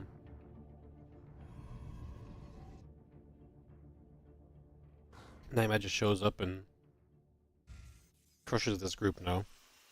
Be really crazy. Kind of like it though. Cool to see Nightmare making a bit of a return. Our first game was genuinely very close. When they played in the qualifiers, it was very close as well, so see what our game 2 gives us as the Adept. Threatens a shade, deeper raises. The Marines will gather together.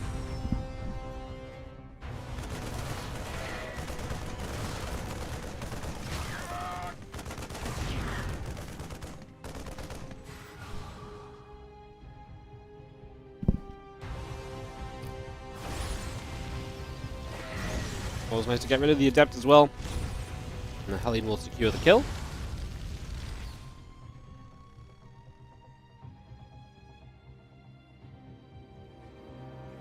Blink just continuing up from Nightmare. Bolt gate building in.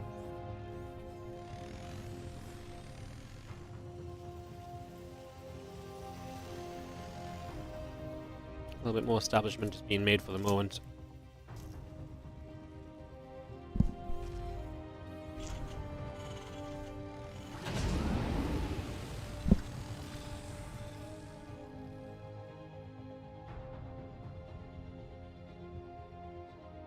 Medevac loads up, just a group of Marines coming up towards the top right hand side.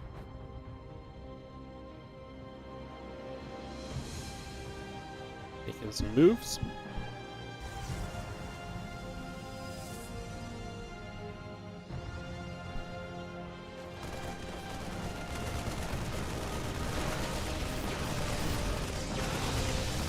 When Blink is nearly done like this, you want to be very careful too. The Hellions are going to dive in, but only 2 of them left, so they're not going to have much one-shot potential.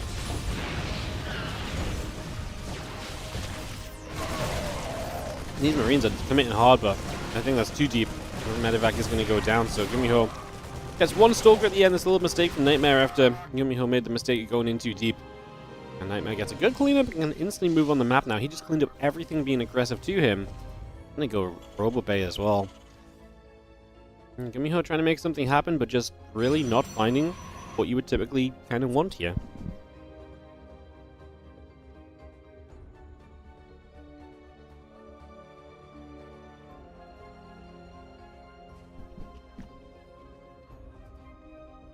That might also just be that 2-base Protoss meant he didn't invest too much into the third or anything. Obviously the Raven showing up with the Stalkers have a lot of potential in the main base of Gumiho.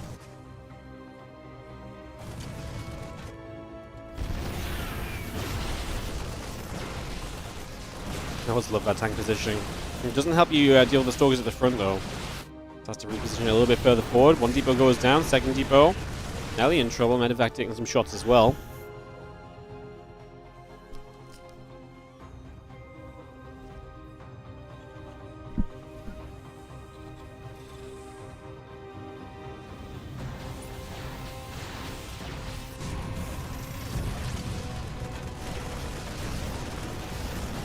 Green straight nicely, Solga gets lifted up, Prism Bull pulls away up that left-hand side. Reactor just building on the starport still, for a moment.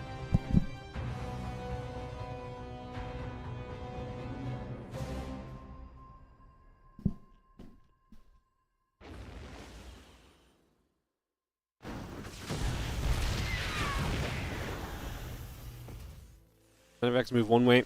SCV's going down as the Prism again showing up and dealing some damage.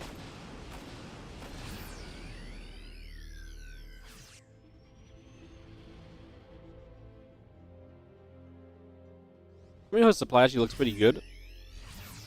You're also up against a very tech-heavy Protoss who is about to kill your Stim as well. No. That'd be great. Well, Gumiho gets a few probe kills from the auto turret, but man, he doesn't even have a tech lab rebuilding right now. What are we gonna do? I mean, Stim is gonna be so delayed from this. These Marines will try for something, not really gonna find anything.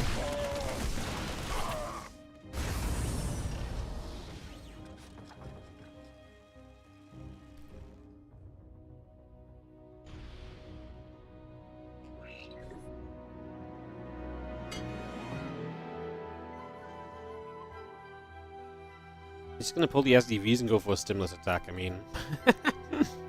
Alright, I appreciate the hustle. Let's see. Gets caught immediately. 1 tank, 2 tanks going down, 3 tanks. Ooh, the other tank gets saved. The up against 2 Colossus, man.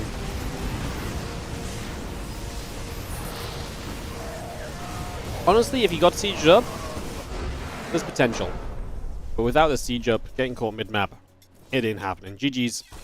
A nightmare. We'll take the 2-0.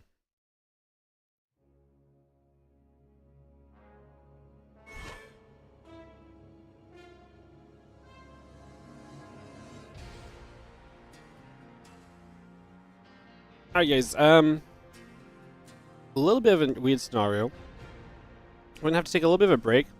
Sometimes this happens, but the off-stream games have been taking much longer than the on-stream games. So we have to wait for an off-stream game. They're over a series behind, so we have to wait for that to finish up before we can get into Nightmare versus QA. So we'll just take a few moments, we'll get that ready to go, and yeah, we can go when we get the chance, but for the moment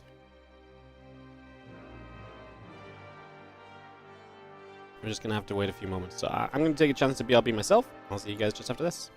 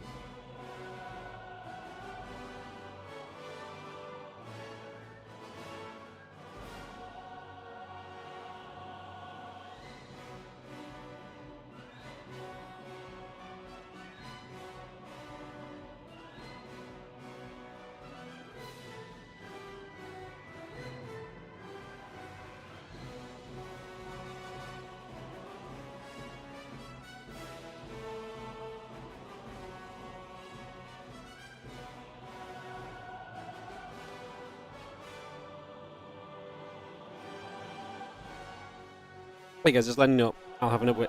Excuse me, I'll have an update for you all very soon. Just give me a couple minutes, I'll try and get you an update on what the delay is.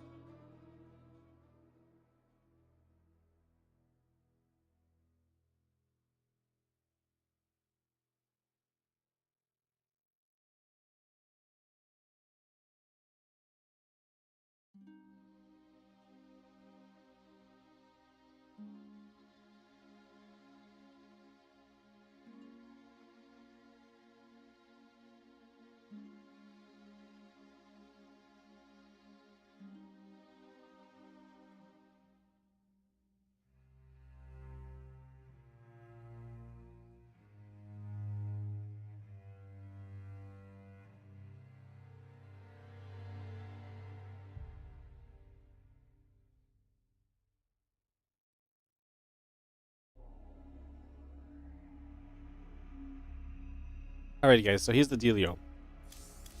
The dealio is that the off-stream games are just super delayed in comparison to our main games here. So it's a little bit sad. Slash awkward.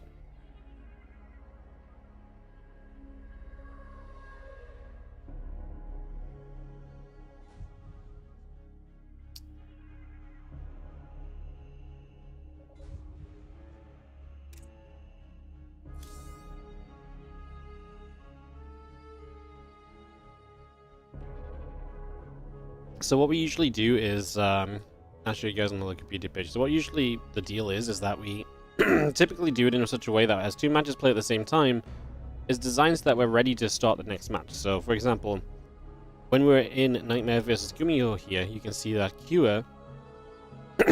oh, sorry, when we're playing Nightmare Gumiho here, the other match is Hero Mana, which means that Cure is on break, so that when we finish, Nightmare is available and Cure is available. The only time that this breaks down is when the secondary matches are significantly longer than the on-stream matches. And that is the case right now. So, basically, Hero and Cure are still playing. So Hero and Mana have not even played yet. And as you can see, like, they're still playing here and we're already here.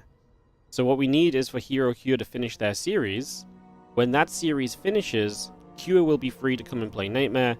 And we will be able to continue from there. So we'll go Cure, Nightmare, Hero plays Mana, and then we might do a little bit of match order switching at the very end as well. To help us out there. But for now, there's no way for us to fix this without basically screwing up the later matches, is what the deal is. So we don't really have a way to fix this without completely messing things up. Like, we could start casting Gumiho Cure, but we're gonna, like, you know, in theory, Hero Cure should not be too much longer. So in theory, Hero Cure ends, and then we're mid Gumiho Cure, and then everything gets messed up again. So the system works very well unless one set of matches is just super quick and the others is much longer, and that's exactly what's happened. So we are kind of sat delayed for a few minutes, basically waiting on that. So yeah, that's the current downtime. That's the current delay, and that's just the issue we have ran into here. So don't really have much else to say other than we just have to sit and wait a little bit, I guess.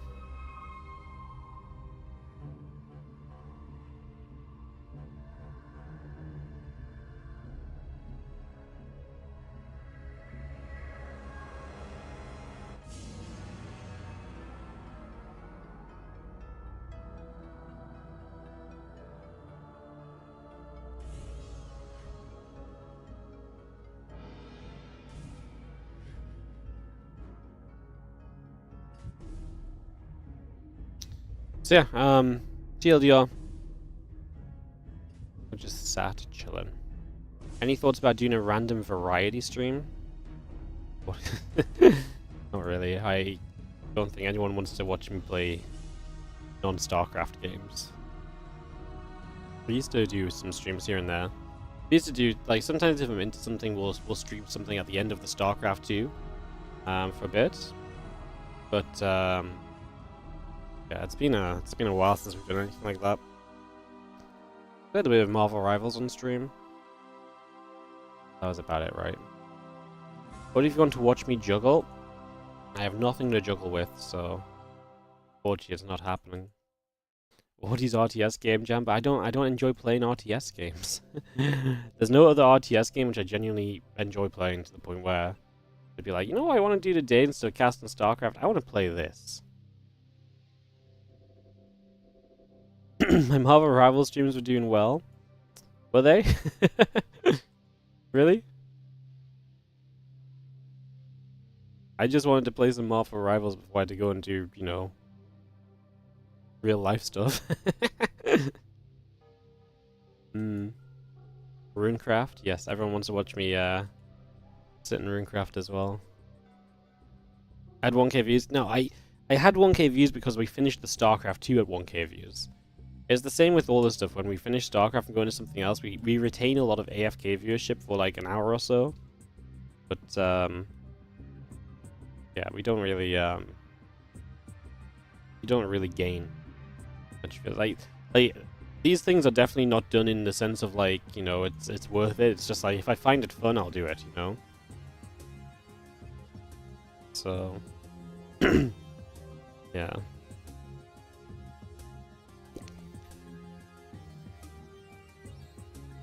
I guess the Marvel Rivals were pretty fun. It was one of the better ones.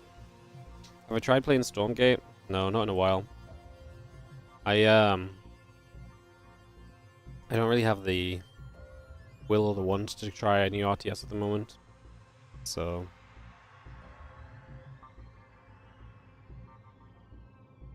right now my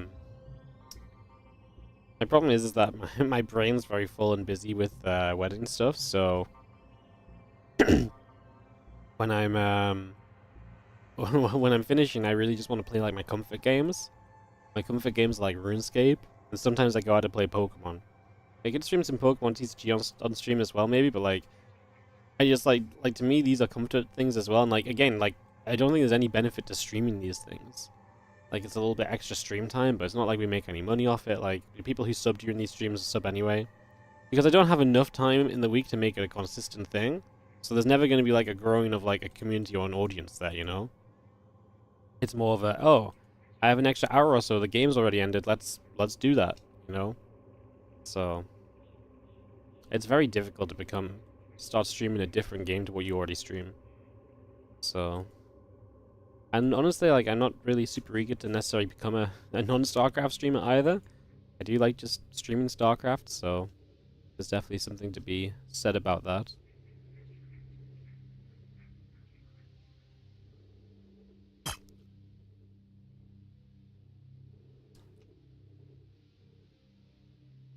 Yeah. Like I said, guys, we're just currently stuck in a little bit of downtime. We're just waiting for another match to finish.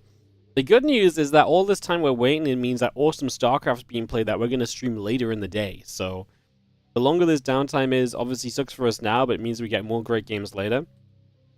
It's just unlucky with the way that it's turned out is all. Like I say, trying to fix it now, you run the risk of other matches kind of then getting delayed further down the line as well, so yeah.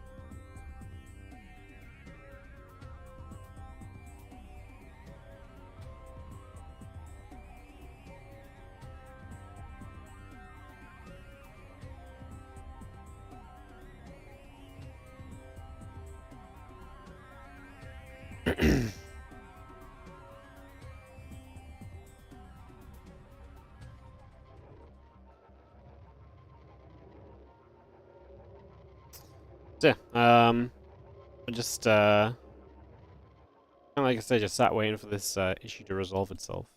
Anyone's got any fun questions? It really would be a good time to talk about it. Because, like I said, we're just waiting for a game to finish. Like, when this game finishes, we'll be right back at it. It's just, like I said, a little bit unlucky the way that it's stacked up in this order, so... A little unlucky, but, yeah.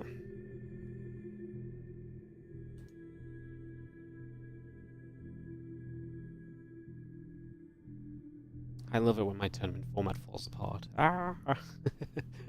Pain. Pain. No one's got any good questions, we'll just take a little break and jump onto the break screen for a little bit. Like I said, we have got more games coming, guys. We got, hopefully after this, basically no more downtime. Why couldn't we stop at Gen 1 Pokemon?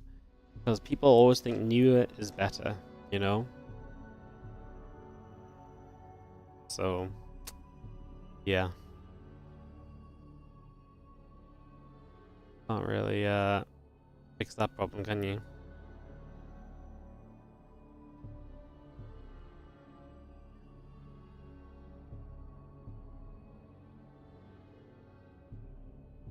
Does Ellie use this time to increase her beauty score? Ellie is just chilling. It's warm today. She's trying to stay cool.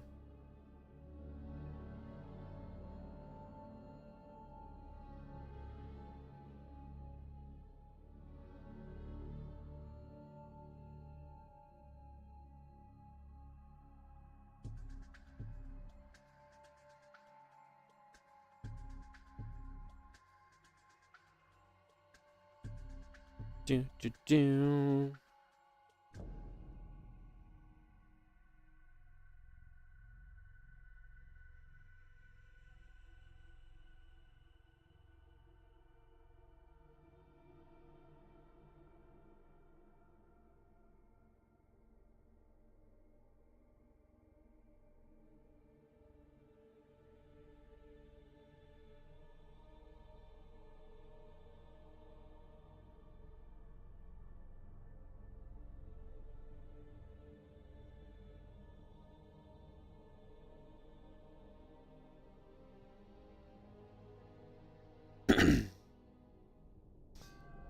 Do.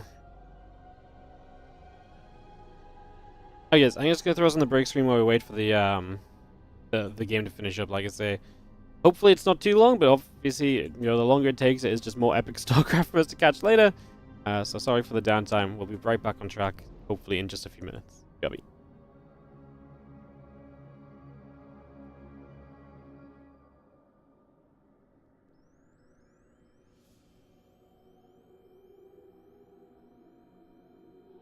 Never mind, they're done. BRB, I say. And we are back just like that. That's the fastest BRB we'll ever do. So, we will get ready to resume and head into our next round of games here, which is going to be Nightmare versus Cure for us. So, we'll get Nightmare and Cure ready to party.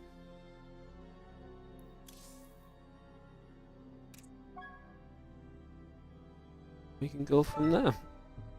Awesome.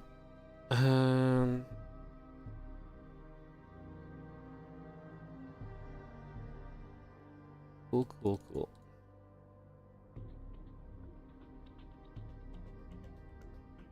Alright, just get Nightmare some videos done and we'll be back on track, guys. So, sorry for the downtime. Like I say, should be able to get going again here in a moment. Have I ever tried having other music in the background? Well, what, like during StarCraft games? We used to play music, just in the downtime in general.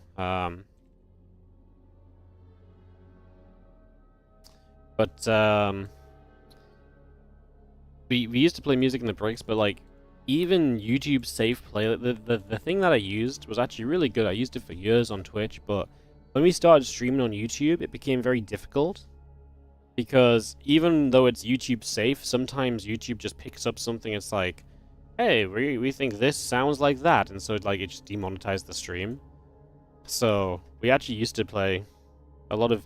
I mean, back in the day, we just used to play my Spotify playlist, you know? We just used to be raving between games to like this, that, and whatever. We even had like a thing on the stream, like, which was like currently playing. Like we had a song that was currently playing, like song list that was currently playing and stuff. But obviously, then eventually we kind of went to like, you know, royalty-free music, and even then, royalty-free music is not always YouTube safe. So even then even when you use the YouTube safe stuff, sometimes it takes like 10 seconds of a song to get detected, and boom, your entire VOD gets demonetized until you edited it out. But by then, it's like 4 hours later, and you lost a bunch of your viewership already. So yeah, kind of just wasn't worth it anymore. So now we just play the now we just leave my background StarCraft sounds on. I know it's not as exciting, but yeah, it's just realistically easier for me and just better, because the last thing we want is to lose monetization anywhere, because we kind of need the monetization to make the tournaments happen, you know. So yeah, that's the TLDR of it all. Do I still play the piano? I wish. Not really. I want to keep wanting to learn again, but I really struggle with being consistent with that kind of stuff. I should play like half an hour every morning or something in practice, to be honest. I have a lot of time in the... I have a lot of mornings where I could probably play for half an hour and just practice a bit, but I do not. So yeah. I played something on stream. Yeah, I used to stream my piano a little bit. When I was in my apartment was probably the last time I used to play like somewhat regularly. I played my piano a little bit when I was in my apartment 4 or 5 years ago. We did a couple of piano streams. I never was really very good though. I learned how to play like a couple of very complex pieces, and I could play those like fairly complex pieces like pretty well. And that was pretty much all I could do, though. Like, because I spent so much time learning those because they were so much above my level.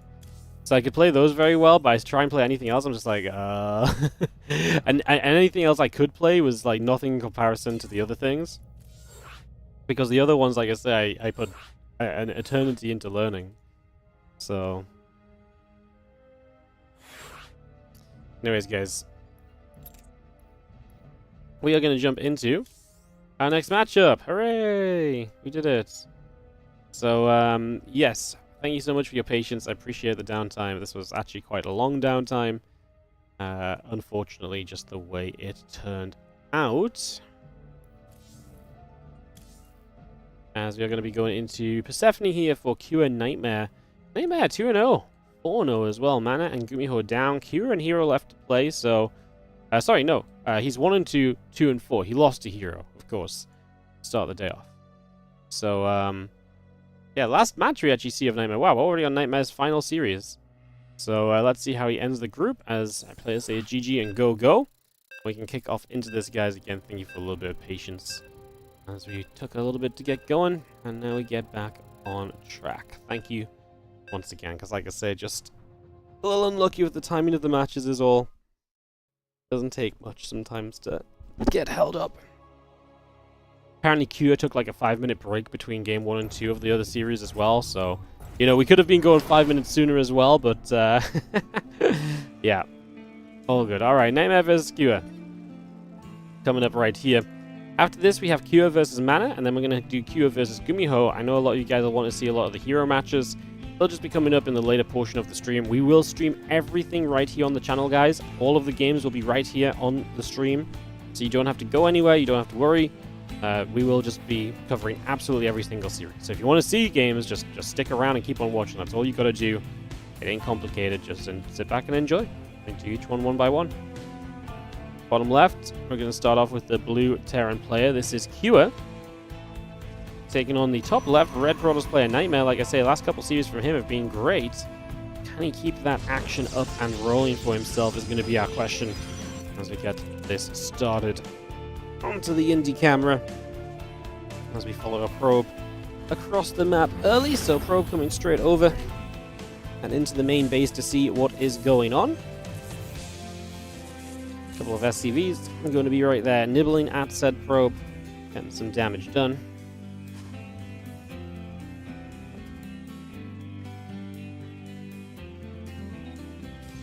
Couple SCVs nibble, probe takes some damage, we go back the other way. And yeah, barracks is about to complete. We'll see the SCV still coming up, Cybercore and a Zealot on the way out already from Nightmare, so we get all of that coming through. And yeah, the Orbital coming online, the Reaper coming online, bringing those up as well. Got that factory into play. Into the main base, just going to get that added also here as the probe will journey out. Having scouted around, is just happy to come back home.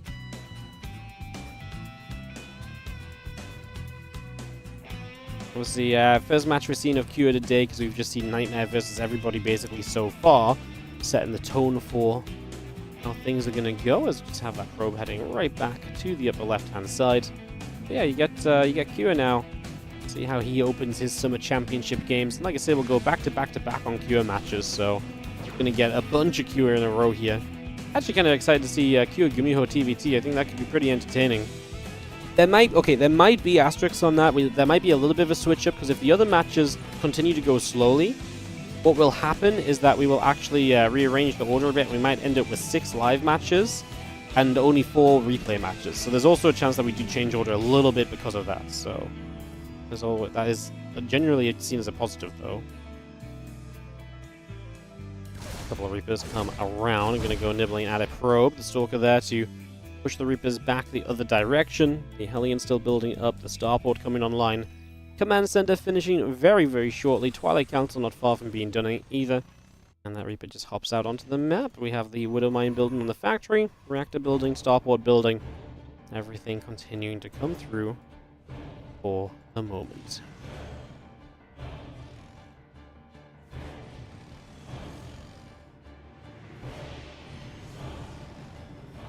That Reaper Hellion just joins up. A couple Stalkers are going to be there. Hellions will take a little bit of damage. You just see the Reaper Hellion getting through, and a couple of probes already being chased.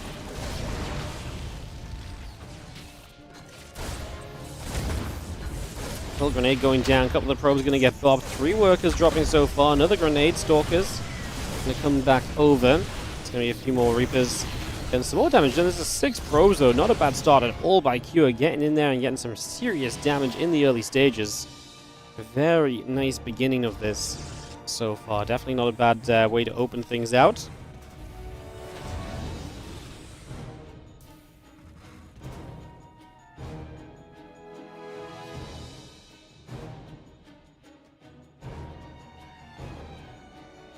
Yeah, I've got the 2 Widow Mines pulling up to the top side of the map, so just going to get across and look for a drop into this main base in the next few moments to get that straight underway. And there's 1 Widow Mine, 2 Widow Mines, both get burrowed up. Probes pull away. 1 Widow Mine didn't fire there. It's going to go down before it gets to re-burrow. So a bit of a mistake from Cure. Probably could have controlled that better. Probably could have saved that mine if he was just going to unburrow it like that. Or just left it burrowed and leave it to fire on something at least, but yeah, not the best of mine drops overall then, as the medevac is still actually stuck behind the bases too, so wants to find a way out. I'm actually going to check across, and we'll see the double gas on the natural, so it tells you a lot about what, you know, Nightmare's doing. No third base just yet. Templar Archives already coming down, so it is tech heavy. And Nightmare coming in with a few different styles. Already saw it a little bit against Gumiho, not the typical just kind of Zealot, Stalker, Charge, Blink, massing of units, etc. adding Storm after. This is a very different way of playing with that Storm coming in quickly. 4 gases already taken, and now a much later third base. Kind of disrupts the flow of what Terrans are typically used to playing against right now, which is that, like I say, the pros play as massive gateway units for a little while.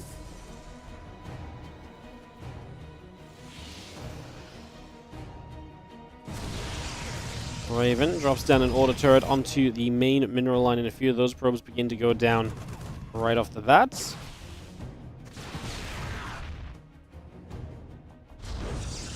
Storm Corona boosting for now. Just going to get that online. The charge coming up as an accompaniment to this. This is not too far off what you typically see from a Protoss. It's just that he's doing it off of the weaker economy. He's doing it in a much safer way. So he says, you know what, I'm just going to secure that it gets set up here initially, and then go from there rather than anything else, which definitely an interesting approach. We'll see if it pays off for you in the end.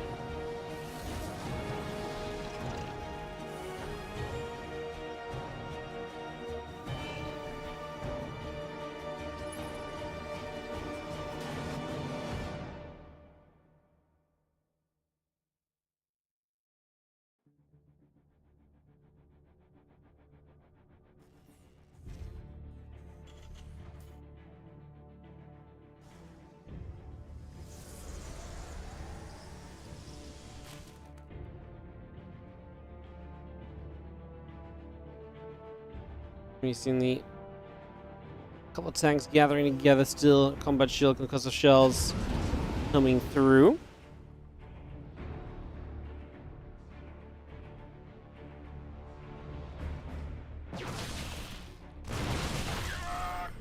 Again, a couple of tanks. The Marines continue to gather up. So got the two medevacs looking to make their step across. A little bit of a drop coming through immediately. The storm. It's going to be seeing the bio taking a bit more damage. A few more shots coming out right there as we do see the auto turret continue to put some work in, helping to secure this drop in the main base with a little bit of extra DPS. There's an army for cure to the right side as well, so if you spend too long dealing with this as Nightmare, trouble could be abound for you on the right hand side. Doesn't look like Kira is going to try and strike on that right side though, so nothing coming from there just yet. As the +1 attack upgrade is about to finish up. Couple of Marauders, Medevacs, all on the way. Add some mines in the Ghost Academy as well, so a little bit of this and that still being added through.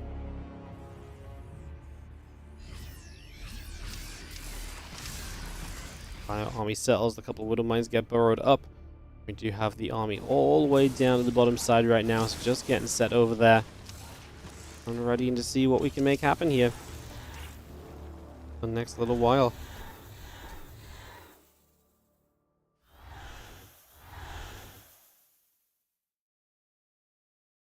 Obviously, those High Templars are scary. The potential storm is big, so it's definitely one thing we're already looking to kind of latch onto and keep a hold of for the next little bit. You're going to shoot a couple of the Zealots. The Stalkers get turned around the other direction, so again, a little bit of a starting point if nothing else. We do have our Stalkers actually having to fall back, but then the first storm is pretty good, landing dead center on some of the bio. Definitely going to make that reconsider coming through a second time right now, so it's going to have to hold back from there. Robo Bay on the way and a Robo Facility, and now upgrades finally coming through from Nightmare as well with the 1-1. So it's really a surge of tech from him with the secondary splash with the Robo Bay, and then again getting both the upgrades, double upgrades from here on out also. Armory Engineering Bay from Cure will give him the chance to go into +2 attack, and then you'd imagine he's going to start +1 armor soon already. Doesn't necessarily need to wait for that Engineering Bay to finish for that. Not done so yet though. Is prioritizing those tech units, Ghosts and Vikings, at this stage of the game, which makes sense as you get to 3 bases and full gas saturation. Ghost Viking is kind of generally, wanting to be brought up, and it's not uncommon to delay 2-2 for that. What is maybe a bit more uncommon is to be not even starting +1 armor. I think that is just a mistake that he probably expected to have started before now, so he'll probably be fixed when he starts the +2 attack, because they'll probably look to start both those upgrades at once. That's another nice storm, actually hitting the Widow Mines that were clumped up and trying to chase in. The mines are so important as well. You want those to burrow up and get work done, but right now Kira actually just stomps through this anyway. Not a problem at all. Scan to the top right, this 5th base getting into position.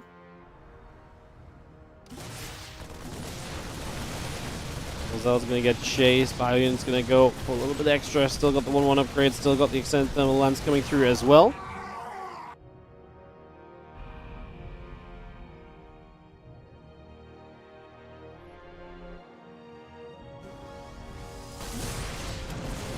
See that Zel gang grab. Bio still moving up to the upper right hand side.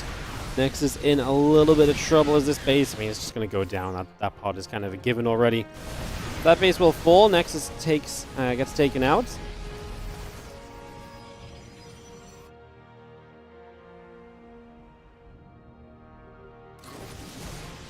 The Bio just jumping onto those Zealots. Feedbacks into a couple of the Ghosts. Another storm coming down. Tanks will continue to try and fight. The Prism goes down as well. The Widow Mines are going to do huge damage as well. You can see those Zelds are just clumped up, and yeah, it was punishing. We have a lot of Terran right here. Can we push through the 3 Colossus? Maybe scary, but they're not going to be scary if there's nothing in front of them and the Bio can just jump in, but that's not going to be the case. We lift and we leave. You're going to be responsible and just look to come back again further down the line rather than pushing the issue here and now. So again, a very calculated play. Just again saying he'd rather play for the future than having to do everything in the next few moments. There's nothing wrong with. He's getting more Vikings up, extra starport, additional upgrades are going to be done soon. And these were already good trades for him, so again, you don't want to just throw that away by going a little bit too overboard or anything. See if Vikings fire. Widow Mine is going to go off for a Stalker as well. It's just going to get a grab on that already. Ship weapon upgrade still building through. +2 attack upgrade is also being added on at the moment. That will finish in a moment or so. Ship weapons, again, not too far behind either.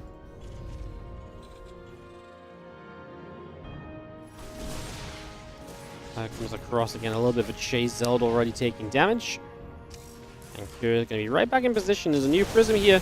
Going to get a very good first storm. A lot of the Marines in the back portion of the army actually taking a beating from that. Another nice storm. Widow Mine is going to try and zone the Zelds on the right side. Going to do that pretty well so far. The Vikings getting their moment to shoot at Colossus, but they eat a storm and they eat Stalker shots as well. Q's supply much less comfortable than it was before this fight, honestly. Every single Viking goes down. 2 Colossus still live. Oh, we're going to drop the rocks. We're going to drop the rocks, and Nightmare makes the mistake. He gets his Zealots caught on the other side. Does try and find a storm. He actually gets most of the Zealots out of there. That wasn't as punishing as it seemed like it might be. And again, with the storm as well, it weakened up a little bit more of this Bio as Q does not find the fight he's looking for at all. That was not what he wanted right there. Unfortunately, that's no good for now. And the Protoss army continues to waltz down the right side of the map. Or the right side of the left side of the map, if that makes sense. Don't mind this from Q, just take a moment, knock down a set of rocks. Fend off this area. +3 attack, +2 armor upgrade, coming online for the moment. The Observer flying through. SCVs are going to pull. Q is not sure about being able to fight this. He's going to go after one Colossus. He's going to go after the other. Colossus are going to fall quickly. The Prism taking damage now as well. That also goes down. That's also very important to note. A couple more storms as Nightmare continues to zone Q backwards. I don't think Q's got enough to stay in this. If he does, it's come at a huge cost because he's going to lose most of his army, and he already lost a lot of SCVs too, but for now, Nightmare stands his ground. No Prism here, so the reinforcements would be coming from across the map, but there is a big wave of Zealots already.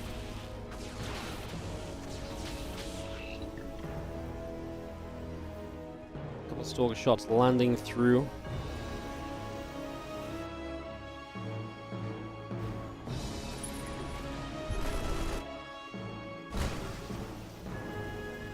Four Vikings at a time from Kira, trying to rebuild, trying to recover from this set of engagements that just have not been good for him.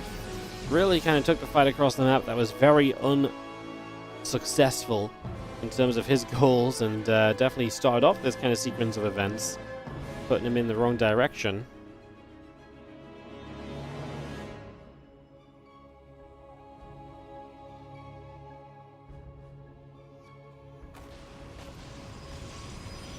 With the Bio well unloaded in the top right-hand side.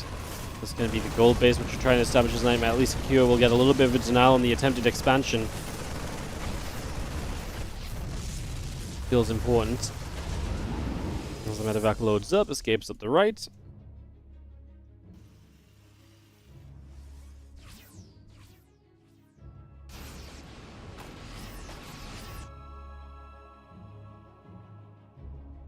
So let's talk Colossus all gathering together. +3 attack, +3 armor halfway done. A cannon coming through as well, going to be done very soon as the Widow Mine goes off. The Bio Viking coming over as well. Ghost mixed in there, just going to see the Vikings getting some shots off. So also charging through. Stalkers going to get underneath. This Viking count just not going to be good enough. the Colossus will live. We have a few more Zealots showing up, and we've got the Prism to bring more Zealots into play. Nightmare is looking good, as he has been on a streak since losing a hero. He's going to go 5 maps in a row undefeated. Marine still stemming up a storm, and yeah, there's just no stopping this army of Nightmare at the moment. He is pushing on through. Here, not the start to this group that he's looking for. It's only going to be down a game. Obviously trying to pull it back, but this also felt like a game where Q was in some pretty good controller points, just messed up the fights, and now types GG because there's no staying in against those Colossus that he just, like I say, has no answer to right now. GG's, and we are going to get ourselves to a 1-0 score for Nightmare, who continues to look good in the qualifier, looking good right now. Beautiful. Alright, game 2 in a moment or so. Q, third place finisher at EWC, is now down a map to Nightmare. I think it genuinely was. Nightmare actually had some really good games with Q, some really good series with Q when, over the past few months. There was a period where Nightmare Q was one of my favorite series to watch because they were just constantly throwing out absolutely, fantastic games between each other. It's a lot of fun. We invite everyone in. Races are set correctly. Once we get the extra caster in, we can click start and begin to count down into game number 2.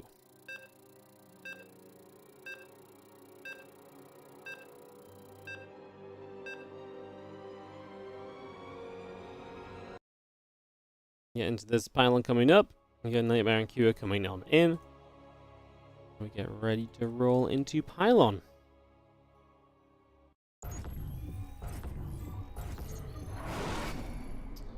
It is obviously a best of 3, so last chance for Q to bring a map back in this map. Lose this, and Nightmare goes 3-1. That's a score that gets you out of this group 100% of the time. Q will be 4-1 to start the day. Like I say, with plenty of tricky series coming up, versus Hero's not going to be easy. Versus Gumiho, it is always going to be a bit of a coin flipper. He lost to Mana in the qualifiers. So yeah, lots to think on there for Q. Bit of pressure right now for sure. Nightmare though, like I say, just cruising at the moment. Gotta be loving how this group has gone for him. Well, I'm very happy for him as well, to be honest. Just great to see him coming back and actually seeing success. So he announced a retirement in June or so. So being back here now and looking freaking good is kind of spectacular. Kind of wondering if he's looking to actually get picked up by a team again and actually play some more SC2 into this next year. It was very sad when he said he was retiring, because to me he was always such a great addition to tournaments just like this one.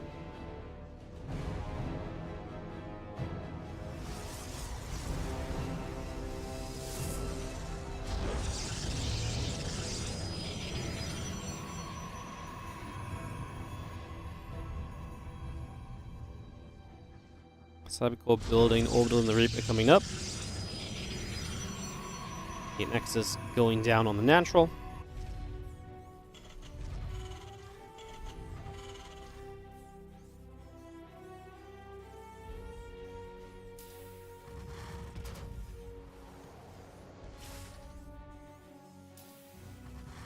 And that Reaper will be done soon. Factory coming online. Seeing the Nexus building up, the assembler is on the way.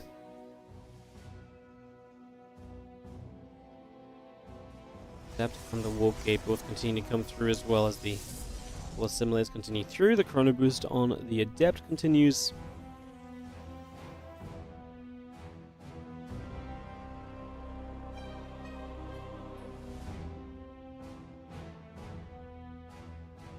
Stepping out, and again the Sentry coming around, Warp Gate coming up. A few moments to settle in. Nexus finishing soon. Twilight Council going to be starting. Yeah, reactor, starport building, also get the command center on the way. And yeah, to see a couple of Reapers hanging together in the upper left-hand side.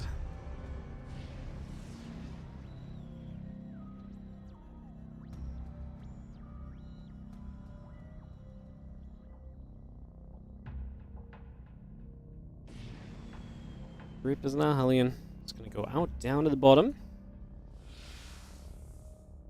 jump into this natural, and actually a couple of probes here we can start to jump on pretty quickly, so workers going down, the Adept and the Sentry regathering themselves.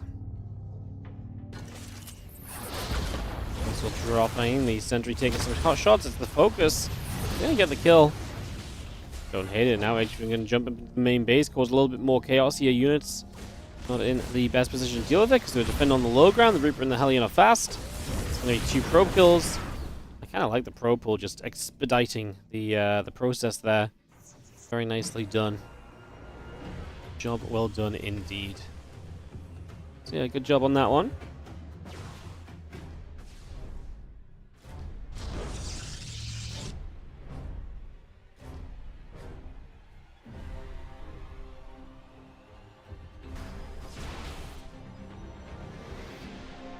Stalker still gathering up together, so we continue to join that in just for the moment.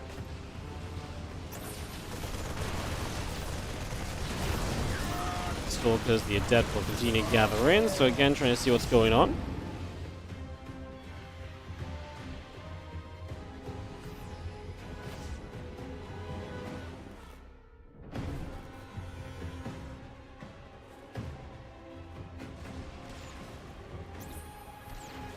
Cyclone dropping in, a couple of probes are going to get chased, so we hunt down a little bit. Stalker's going to get underneath as well as you continue to push back out. Stalker's going to sit between those different bases and just have the medevac potentially with the chance to move back through.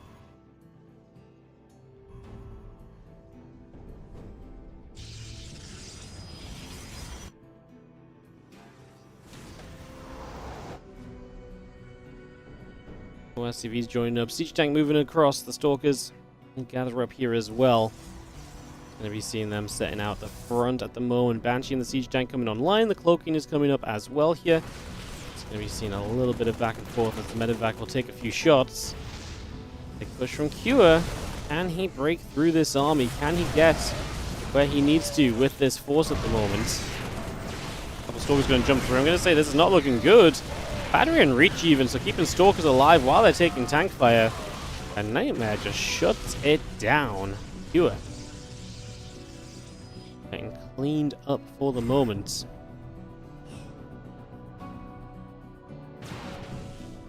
Now Nightmare going to come back across the other side of the map. Charge about halfway done. A couple of assimilators beginning to kick in. 3 SCVs going down. The army wiped out. Look at the resources lost. 2k to 700. Nightmare having a fantastic start.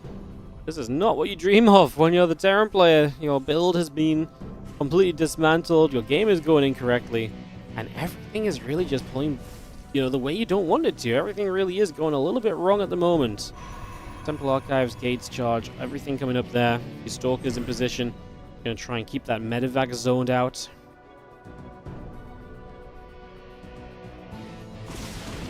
Banshee will arrive and a couple of probes begin to drop. 3 workers, 4 workers going down. Gonna make it 5, 6. Great damage from the Banshee. Gets in and does a lot. Cure needed something and he gets it with Banshee number 1. Banshee 2 will try and attempt for something similar, but to be fair, it's coming into the 3rd base. Okay, Stalkers are here. The Observer's already here. I think he's just going to give it up. Tries to play getaway, but I think he pulled it back too late for that to be realistic. That's why I thought he was just giving it up, because he kind of stuck it around very kind of central on the mineral line. He maybe just didn't assume there was going to be an observer there so quickly.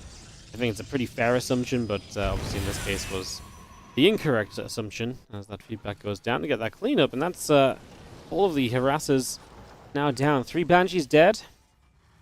Worker count's even though, so you could definitely say that Cure has stepped back into this a little. Stalkers take damage. Storm still coming up. Add a few more probes in that production tab. War Prism, pylons continue to build. Marine Marauder tank heading down the left side. This Banshee going to get around the back of the 3rd base. A few of those probes already going down here, so damage being dealt. 3-4 workers going down right off the bat.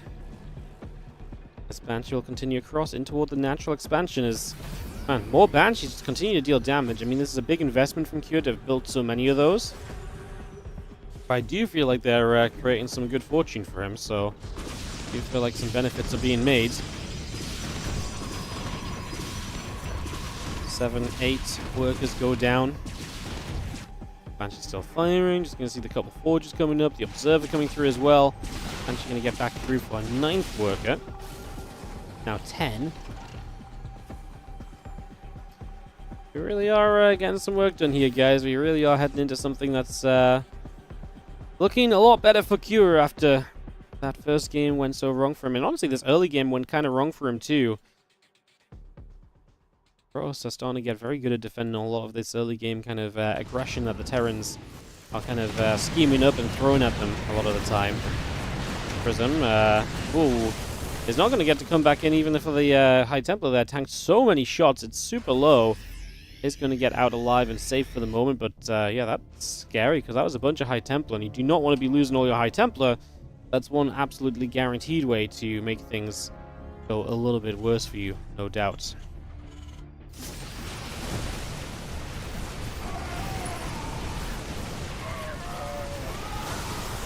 Another storm, just going to see a couple of stalkers still pushing through.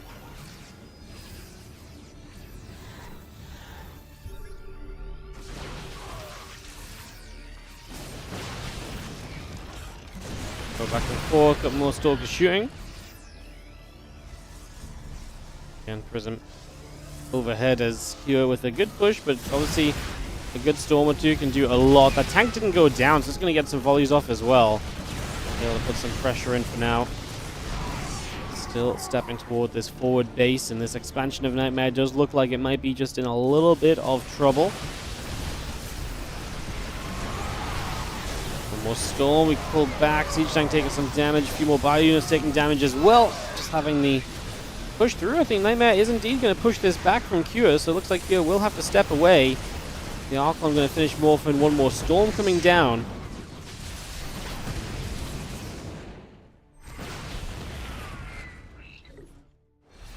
Two Stalkers just come blinking across, and then we have the couple of Ghosts still building up as well. So just again, all of that on the way through. +2 attack, +1 armor. Going to be an addition as well, so those upgrades not going to do Cure any harm. I say +2 attack, +1 armor. +1 armor is finishing, +2 attack just started, so just generally heading toward 2-2. Hopefully Cure remembers to get +2 armor started. When it's a little desynced like this, sometimes it can be something you forget to go back to and start. He hasn't had the gas for it yet, and he still will not start it just for now, so like I say, it's one thing we can keep our eyes open for a little bit here, see how this turns out. Stalks come back the other way. A little bit of bio still punching through for the moment.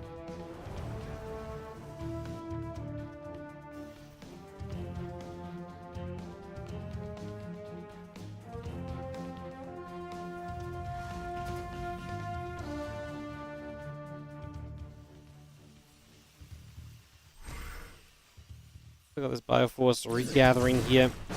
Just settle in. The Protoss Force wants to try and maybe make something happen.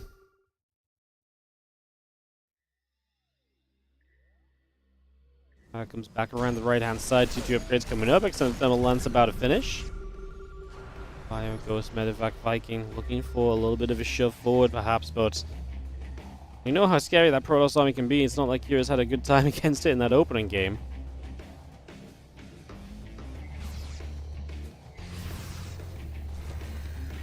And even when Cure had the advantage last game, was not able to play it out, so he's definitely going to be a little bit cautious here entering some of these trade-outs.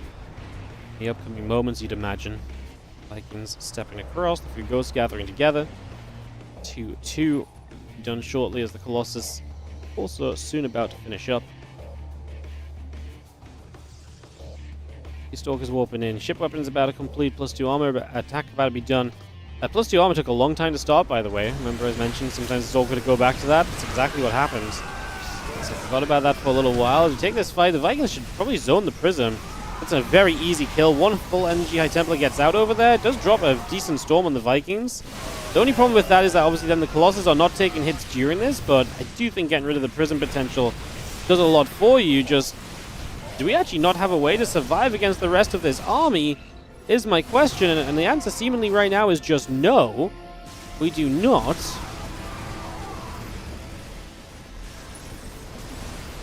It pulls all the way back and eventually will hang on in there, but man, just messy fights. Honestly, not what we're used to seeing from Q. Q is actually usually a very good player in the later game engagements for TVP, but it just does not feel like he's getting his own 2 feet under him at the moment. Like, he's not steady in any of these engagements so far.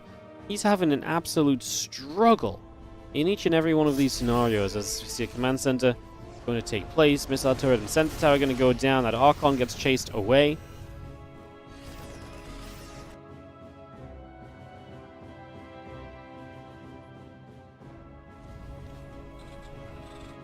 Here we'll try and establish that forward location here on Pylon. It's funky, we don't see that pace taken a lot on Pylon, but might work in Q's favor a little bit if he wants to continue working around that right side, but he's also going to open himself up to an attack from the bottom right and from the bottom left. Here we go, EMPs will come down, Vikings going to go for the Prism! 2 High Templars still inside that wall Prism, EMPs come down, there's still a Storm available, but the Colossus are melting. Is Q's army dying just too quickly for it to matter? It seems so. I was looking so much as to what was happening on the left. Did not really get to see what was happening more on the rest of the army, because I was completely convinced that if you get rid of the Prism again, he's going to be somewhat okay. This army starts off well. 2 Colossus. I mean, we just don't have enough bio, is what it comes down to. He's down on army supply. He just doesn't have the bio to really last through this fight at all. Yeah. Does not have what he needs. Wow, Nightmare 2-0. What a day for Nightmare. Absolutely killing it. He is going to be absolutely loving that situation for himself. And, yeah, that really is a very nice result for Nightmare. He is 3-1 in this group. Nightmare looks as though he will be advancing through to Group Stage 2. Because 3-1 is a very difficult score to beat, and that means Hero's in the best stead because he's 1-0, but everyone else is 0-1. Q, Gumiho, and Mana might be where the scrap begins a bit further down the line.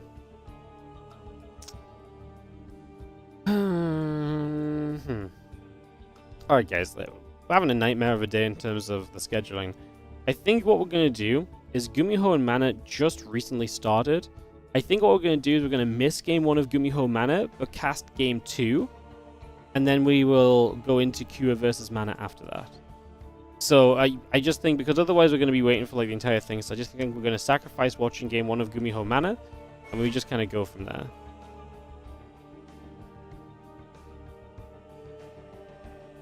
Yeah, I think that's the plan. Because otherwise we're just going to be sat waiting for like almost an entire series to play, so yeah, I think we'll take this approach instead. Beautiful. Q played a lot better and still lost. Terran sucks. I mean, Q took horrendous fights repeatedly. Like, his engagements did not look like Q engagements today. He struggled to make use of the Vikings. He struggled to get away from storms effectively. It was just a struggle all around, to be honest.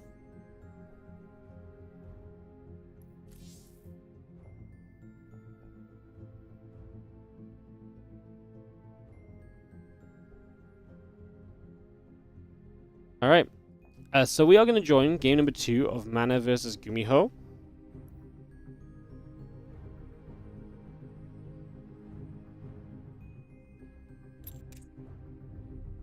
Mana is leading 1-0 is what I just got word of. So, Mana leads 1-0, and we will head into Mana versus Gumiho game 2, because... yeah. Not really a better way to do this right now, is the TLDR.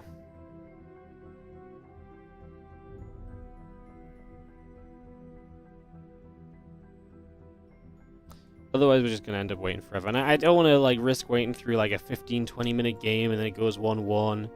So I think it just makes a little bit more sense if we just jump into this game 2. We missed game 1. Game 1 was 6 minutes long. Mana won. Yeah, it looks like Mana just built a mass of units and just killed Gumiho. I didn't see it. So just making some guesses off the graph that I see, but yeah, not 100% sure what happened in game 1. One of the unfortunate times, guys, like I say, we just sacrificed one game. You missed out on 6 minutes of StarCraft. But we do get into game 2, and it will overall just keep the stream running a whole lot smoother. As in the bottom left-hand side, up 1-0. The blue Protoss player is going to be Mana.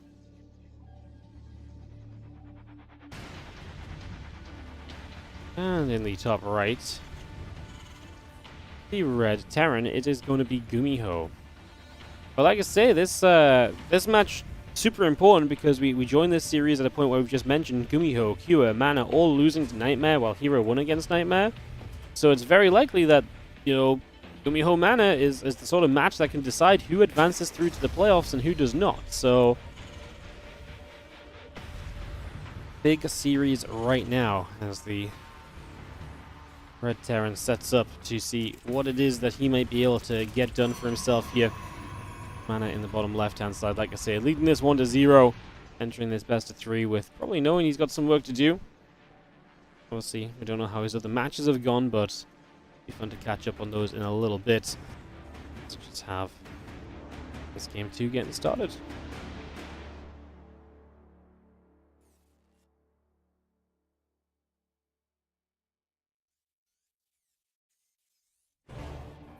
Go Mana, go Mana, go Mana, go Mana from the YouTube chat. Love it. Hope we get some good chaos from the Gumi God. I'm looking forward to these Gumiho games. I'm also looking forward to... I mean, after this, we're going to hop into Kua versus Mana, but then we have Gumiho Kua, I think, should be a really fun series. I'm really looking forward to Hero versus Gumiho, Hero versus Kua. Oh, those matches are going to be great as well. Yes, Hero versus Mana as well, going to be potentially exciting, especially if Mana gets a win here and puts himself in a better position in the group overall. And that could also be 100% something that's pretty enticing and pretty fun. So I think we've got a few matches coming up that should be very enjoyable as the TLDR. You're watching the WardiTV Summer Championship, of course. First day of the group stages. We have 11 days of broadcast for this tournament coming up over the next few weeks. 4 Group Stage 1 days, including today, 4 Group Stage 2 days, and 3 playoff days. $5,000 on the line. And just a little reminder, of course, this is a WardiTV event, which means it's powered by you guys. If you're enjoying the games you're seeing so far today, if you're enjoying the concept of seeing a whole lot more games just like this, do consider supporting the channel. You can subscribe. You can use your Prime sub to subscribe for free. You can gift subs if you're feeling generous. We are on our way back to 700 subs again, guys. I really feel like throughout the Summer Championship, we can absolutely get to 700 subs. So that's going to be our big goal. And, yeah, obviously, if anything else, you can like and subscribe on YouTube, follow on Twitch. And the main thing that we should always mention is the Patreon page. Patreon.com/WardiTV. 100% of your pledges on Patreon go directly into the tournament prize pools. So tournaments like this are made up of the Patreon pledges as well as some of the other funds that we get. But if you want 100% of your donation to go into a tournament prize pool and end up in the pockets of players, check out the Patreon page. We will even cover the transaction fees, so if you pledge $5, it doesn't matter what the transaction fee is, $5 that you pledge will go into a prize pool. It will go to a StarCraft Pro and help them to keep on playing StarCraft 2 at a high level. So, yeah. Do check that out, patreon.com/WardiTV. Definitely want to try and push that a little bit more again. Actually getting close again to $1,000 a month for the Patreon, which would be incredible. Just again, just a lot more consistency in terms of being able to pump out events, so and do check that out as well if you are enjoying as this early game passes us by. Have I considered giving less money to the players and spending it on a nice studio? I did that one a few years ago. You not see the beautiful WardiTV studio we're casting from? All the beautiful StarCraft merch in the background? No? No, you don't like my studio not good enough for you guys? Unbelievable.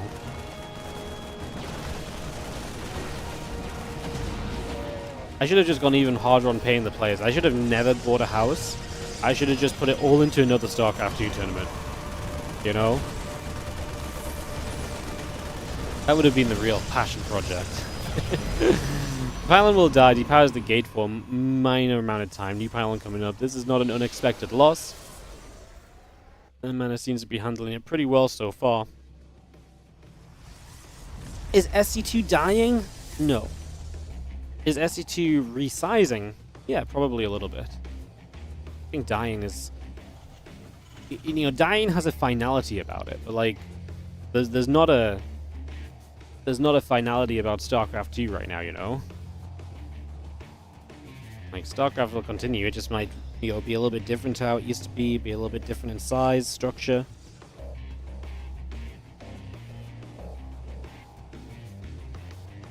You know, things can become less popular without, you know, without being gone completely. Like this is a fact. This is a thing that can happen, you know. Yo, what's up, Car 4? Thank you so much for the Prime sub for 9 months. Appreciate it. Just living cast from a van, yeah. Well, yeah, and you know, really, I mean, do we even deserve a van? You know.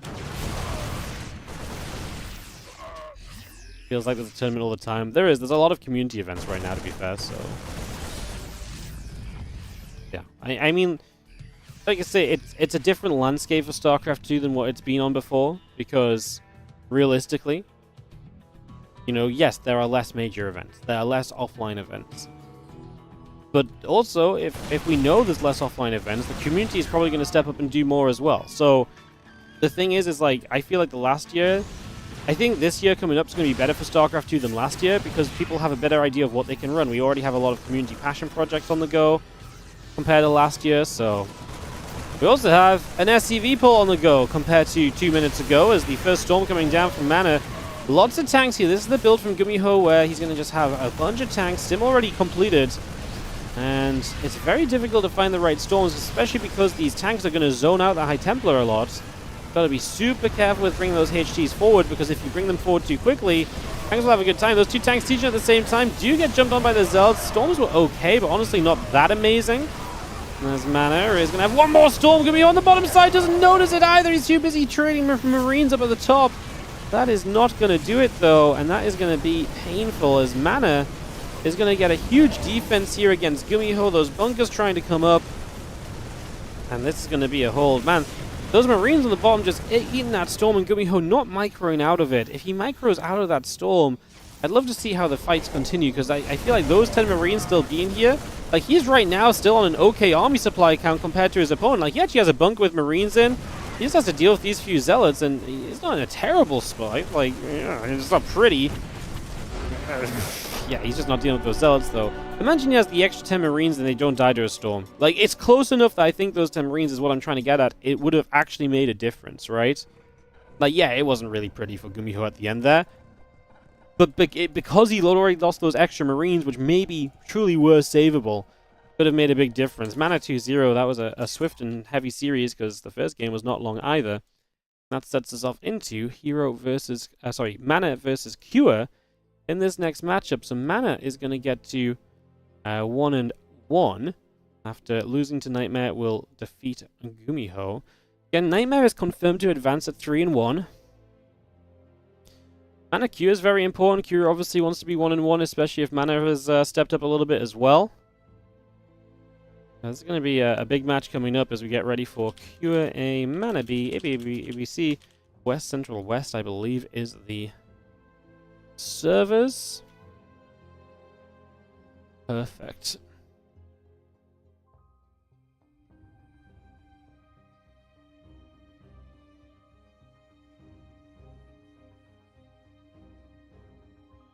Perfect. Alright, so we're going to be back on track in terms of what matches we're doing. We're going to do Mana Cure, then Cure versus Gumiho, and then we probably hop back over and do... Oh no, yeah, Gumiho Cure, Hero Cure, Hero Mana, Gumiho Hero. We might even change the last series up a little bit, but all good. Still no Terran wins? Nope, no Terran wins so far today. So this is kind of crazy. What if Mana Hero and Nightmare advance, all the Protoss advance out of Group A? Yes, that's what we need to see for our round of 16, isn't it? Give us the Protoss.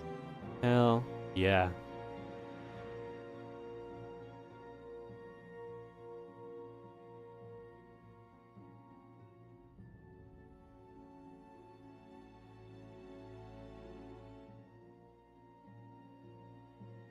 Alrighty, guys. We will be waiting for Kira and Mana to go. Liquid teammates here. About to battle. PvP finals very interesting. Look, we got some non-Protosses coming up as well. I actually think I'm actually very positive about all of the Zergs getting out of their group, to be honest. And it would be nice all Zergs get out their group. Still need a +1 Zerg. I think I'm gonna ask Yakov. I think that's my next go-to Zerg player. Bum, bum, bum, bum, bum. An extra Zerg in Group D, I think would be fun. I think Yakov would actually fit very nice into Group D as well. Like, I think that's a group Yakov could get out of too. So I just think that'd be pretty fun. Hell yeah.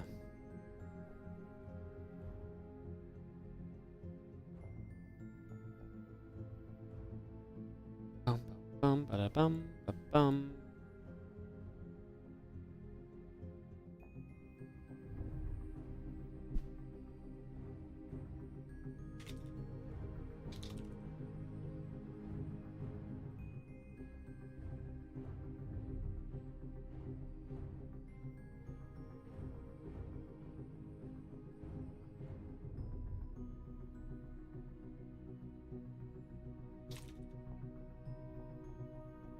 Perfect. Alright, everyone's set. Everyone's videoing. Just like I said, I have to go and get some stuff sorted on the other screen because we're adminning the 2 games at once and so on. So, yeah. Beautiful. Beautiful.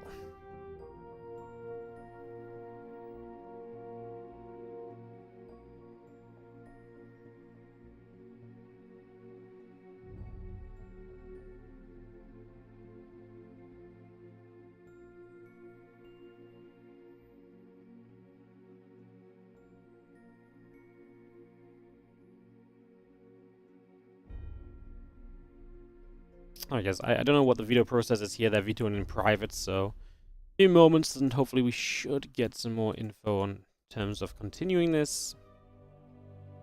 We can go. There we go. Magnatha gonna be the map. We can get into it. Perfect.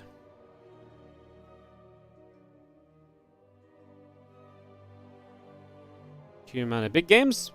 Big games. Mana beat Q the other day. They do it again. We're gonna find out.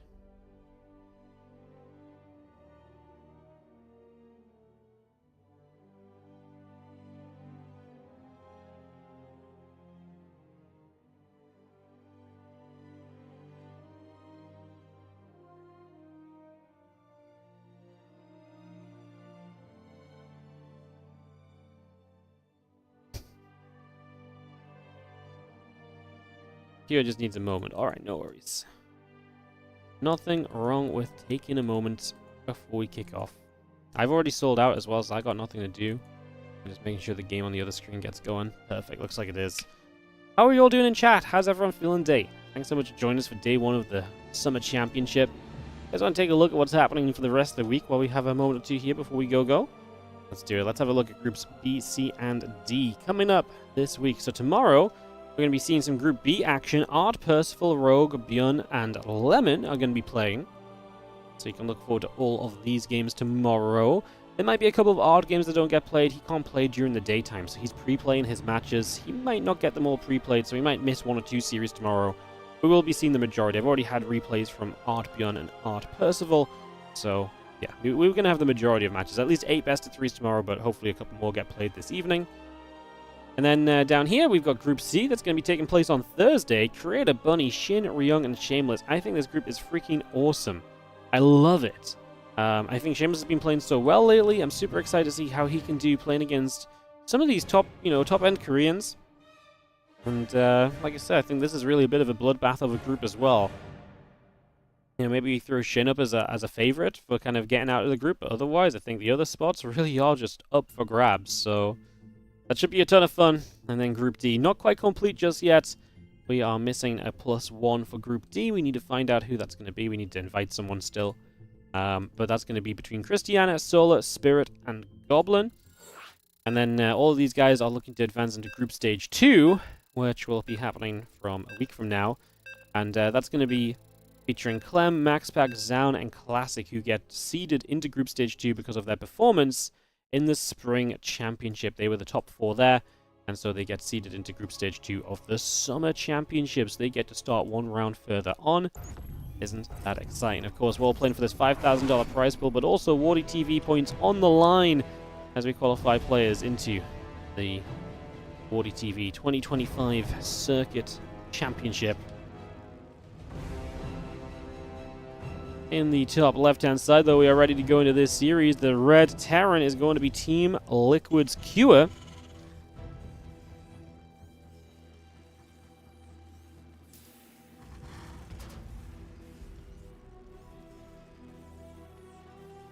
Up against the blue Protoss in the bottom right-hand corner of the map. Team Liquid's Mana.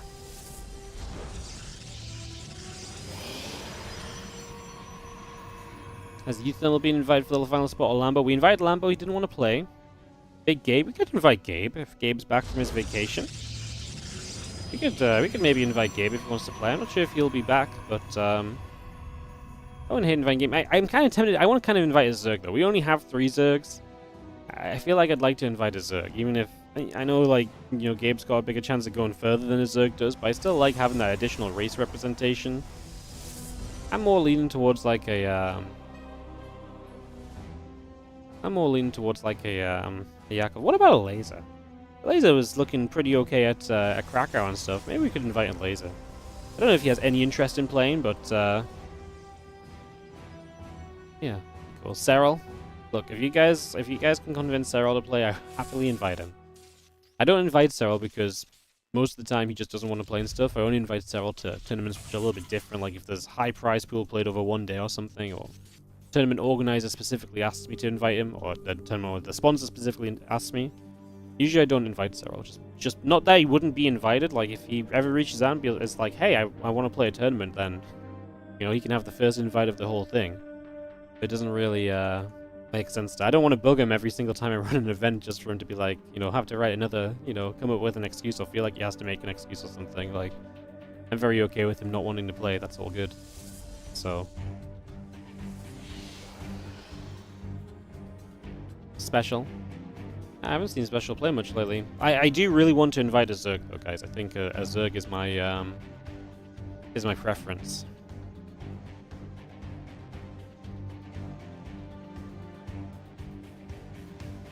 SCV Corona boosting command center on the way. Just going to be having the sentry and the warp gate continue to come up.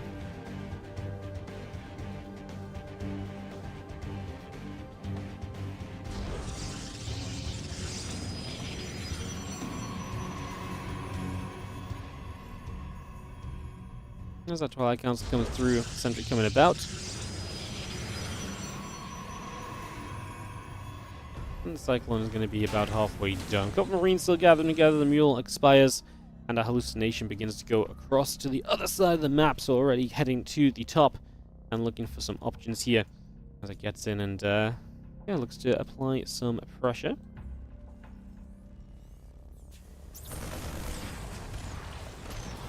Cyclone lock on, hallucination goes down immediately, and the couple of Marines with that Cyclone all together joining up, and joining up onto the ramp for a little bit, in fact. So just going to go hanging out over there. Again, we have the Blink and the Warp Gate both coming online as well. So that comes through. Medevac and the Marines coming up also. And this early game of Maganatha so far has been peaceful. Nothing lost, nothing killed. You've got Cure, who is now at... Cure's got a bit of pressure on him, because if he loses to Mana, he's 0-2, and Mana's 2-1. And then you're already kind of like, you know, that spot in the group is already out of your hands, and you've still got Gumiho and Hero to play, so like... I mean, every match is important, right? Every match matters.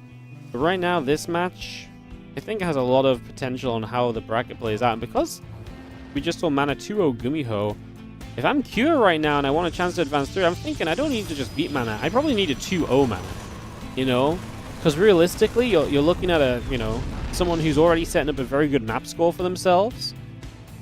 So yeah, I think that's going to be very important too. There's been a lot of 2-0s today, right? Not a lot of game 3s, so that could be a pretty big factor, and we get to the end of it all. It'll be interesting to see. Like I say, anyone who gets to a game 3 might just have the better off kind of map score, because... yeah, map scores can mean a lot in these tiebreakers in 5-player groups. Cyclone goes down with the medevac going down. Those Marines are stranded, no high ground vision anymore. And was this worth getting rid of the pylon? Probably not. Cure looking a little uninspired right now, unable to get too much done just yet. And Banshee pulls out over the right side. Cloaking on the way up, the siege tank building as well.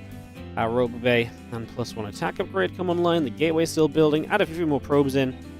So far, so good. Stalkers up around into the center.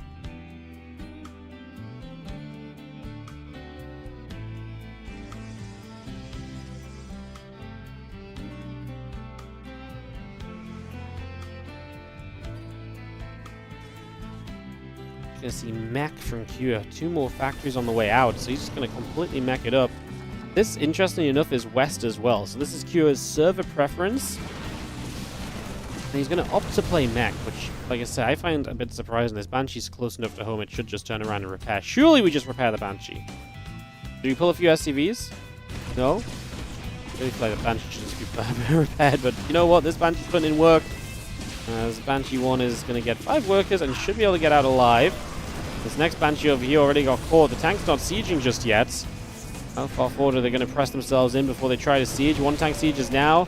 I wonder if we're just trying to get a retreat here from Q. Forces a blink back and just pulls away. Yeah, I don't hate it. Charges on the way up from Mana. He's not. I think this siege would obviously put some pressure on Mana, but as soon as charge finishes, I think he breaks out. And I think Q would much rather keep his units alive. Especially having lost that other Banshee. Look at this. Man is already building the batteries. He's already prepping the defense.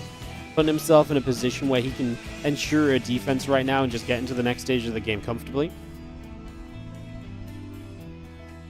Banshee moving through the bottom side of the map. The Observer coming up. +1 attack coming online.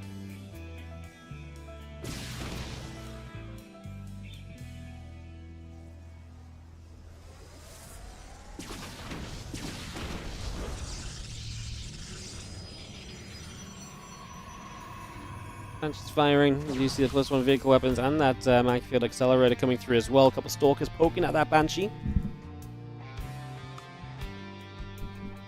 Not bad damage being done. Let's just see the Banshee coming back through the main base. +2 attack coming about. Just have a few additional Zealots warping in as well right now. So just bringing all of that through.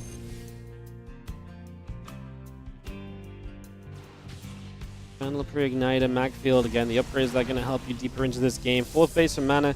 You're comfortably on 3 bases right now. He's not in a rush to get to a 4th. He does not need it yet. It is typical for the pros to be expanding more quickly. This is very gateway heavy for Mana. Temple Archives is going to be a big step in the right direction for, you know, adding on some tech. And having that available to help sooner rather than later.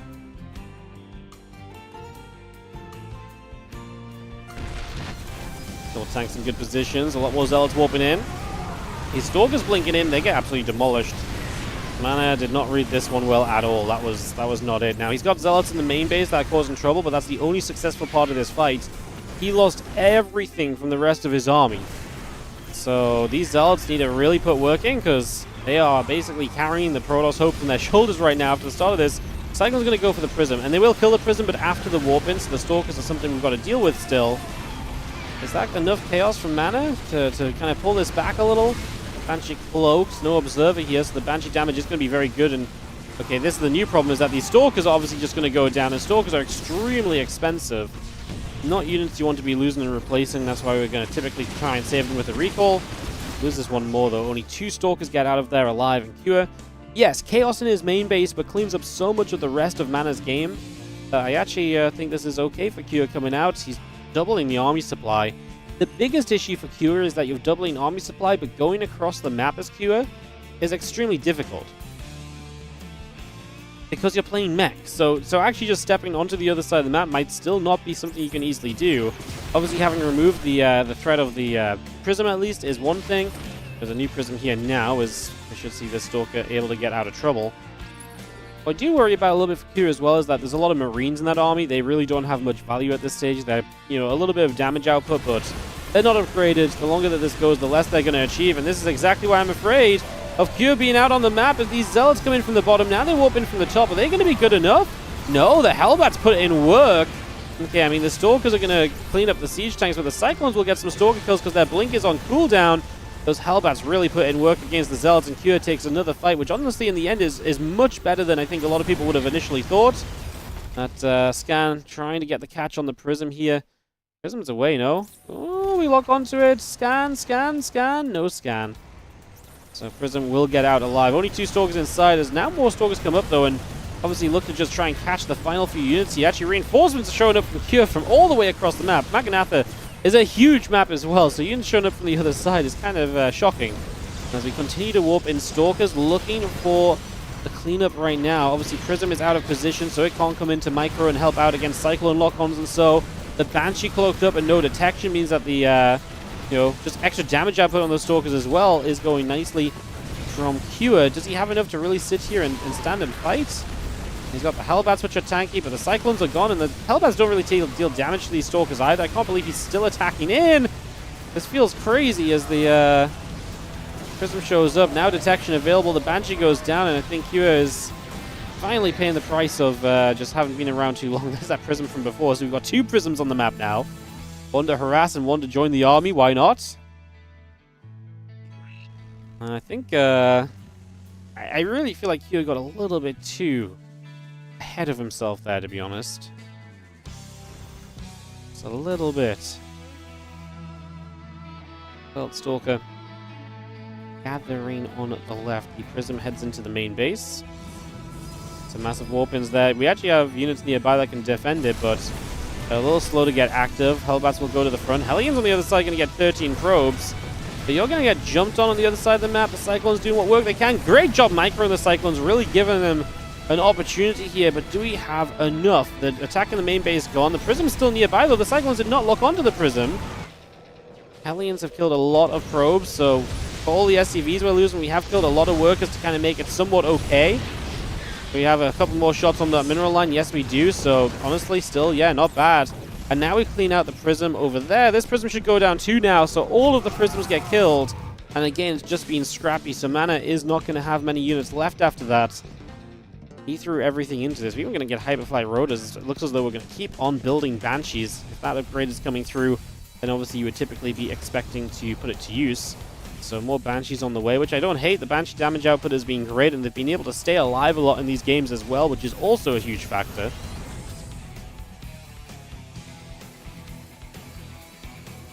Pretty hectic game. Like I said, I think Q overextended a little bit. Mana probably overextended here as well. This whole situation started because Mana overextended. It's the game of overextensions, isn't it? It is the game of overextensions. The few Stalkers come around, the Hellions get turned away. One of those going down immediately.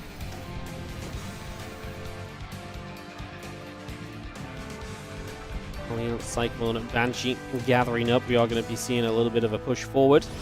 As you see, the Stalkers are going to get jumped on as well. Pushed out down to the bottom side. Backfield Accelerator coming through. +3 vehicle plating coming up. Sorry, +3 vehicle weapons coming up. Plating? What the hell am I on about? Ain't no plating in the production tab, is there?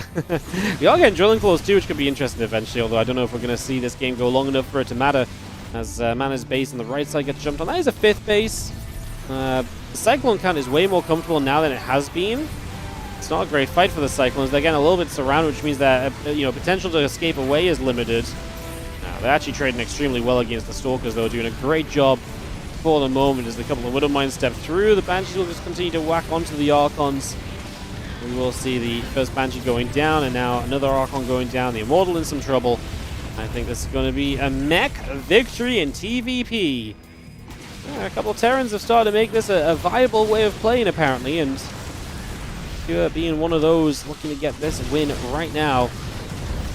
As we are going to be seeing him pushing right on top of this base. The Warpins are not going to finish. Mana is GGing, and it is Cure to take the 1-0 lead in the series. A map up against Mana, and that's, like I say, a big one for him, because if he wants to advance, it does feel like a win here is one of the easier ways for him to advance at this point. So big first opening game from Cure, with the second map on the line in a second. I don't know what the maps are, so I can't host game 2. Have to take a moment or so. Love TVP mech. Yeah, I mean, mech TVP is pretty fun. But it just doesn't usually go well for the meching player, but it's even more fun when we actually get to see it working out. It's definitely going to be map 2. Load into this and get ready to start.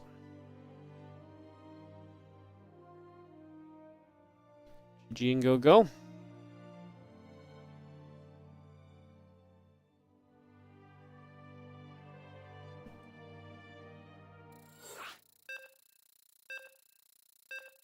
Love it. Jelechev gets cold, and we're going to kick off into this next game. We are partying on.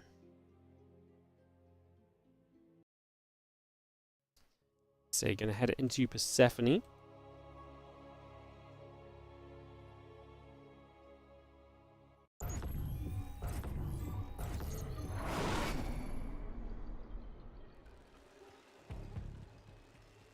In the bottom left-hand side, the red Terran player is going to be Team Liquid's Cure. Up 1-0 in this best of 3.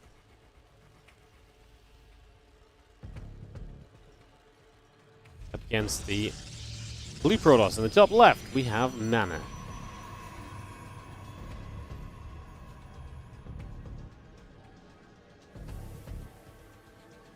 Mana lost that game because he was playing on his Steam Deck. He's going to use a keyboard now. Wow.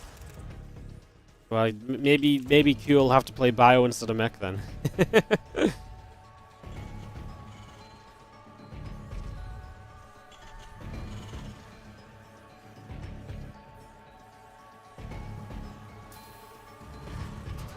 I've seen more Mech in TVP. It's nice to see a bit of variety, to be honest. I was never a believer that we had to have Mech be viable in TVP. Mech was already viable in 2 of the 3 matchups. I don't think Mech as a style necessarily had to be viable in every single matchup as they try to force it to be for a long time. But that's not to say that obviously the variety isn't a bad thing. You know, I think the variety is always going to be good, just yeah, do we need to kind of force this variety into play? Probably not. As you can see, the Cyber Core coming up, Reaper on the way.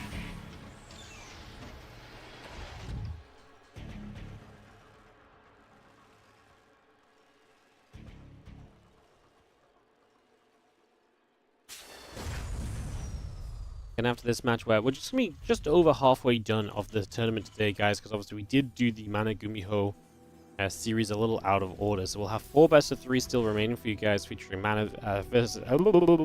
try this again. Featuring Mana versus Hero, Kua versus Gumiho, and then Hero playing the Terrans against Kua and against Gumiho still to come as well. So those should also be some pretty fun matchups. Looking forward to seeing how those pan out.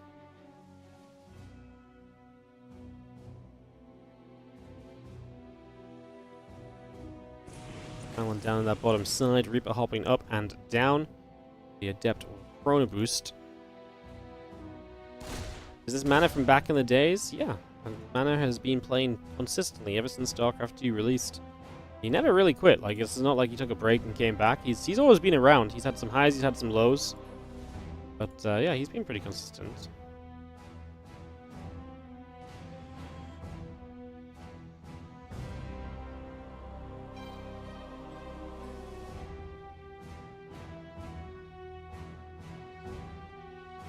There's a proxy from Mana on the map, so he's going to get very aggressive here.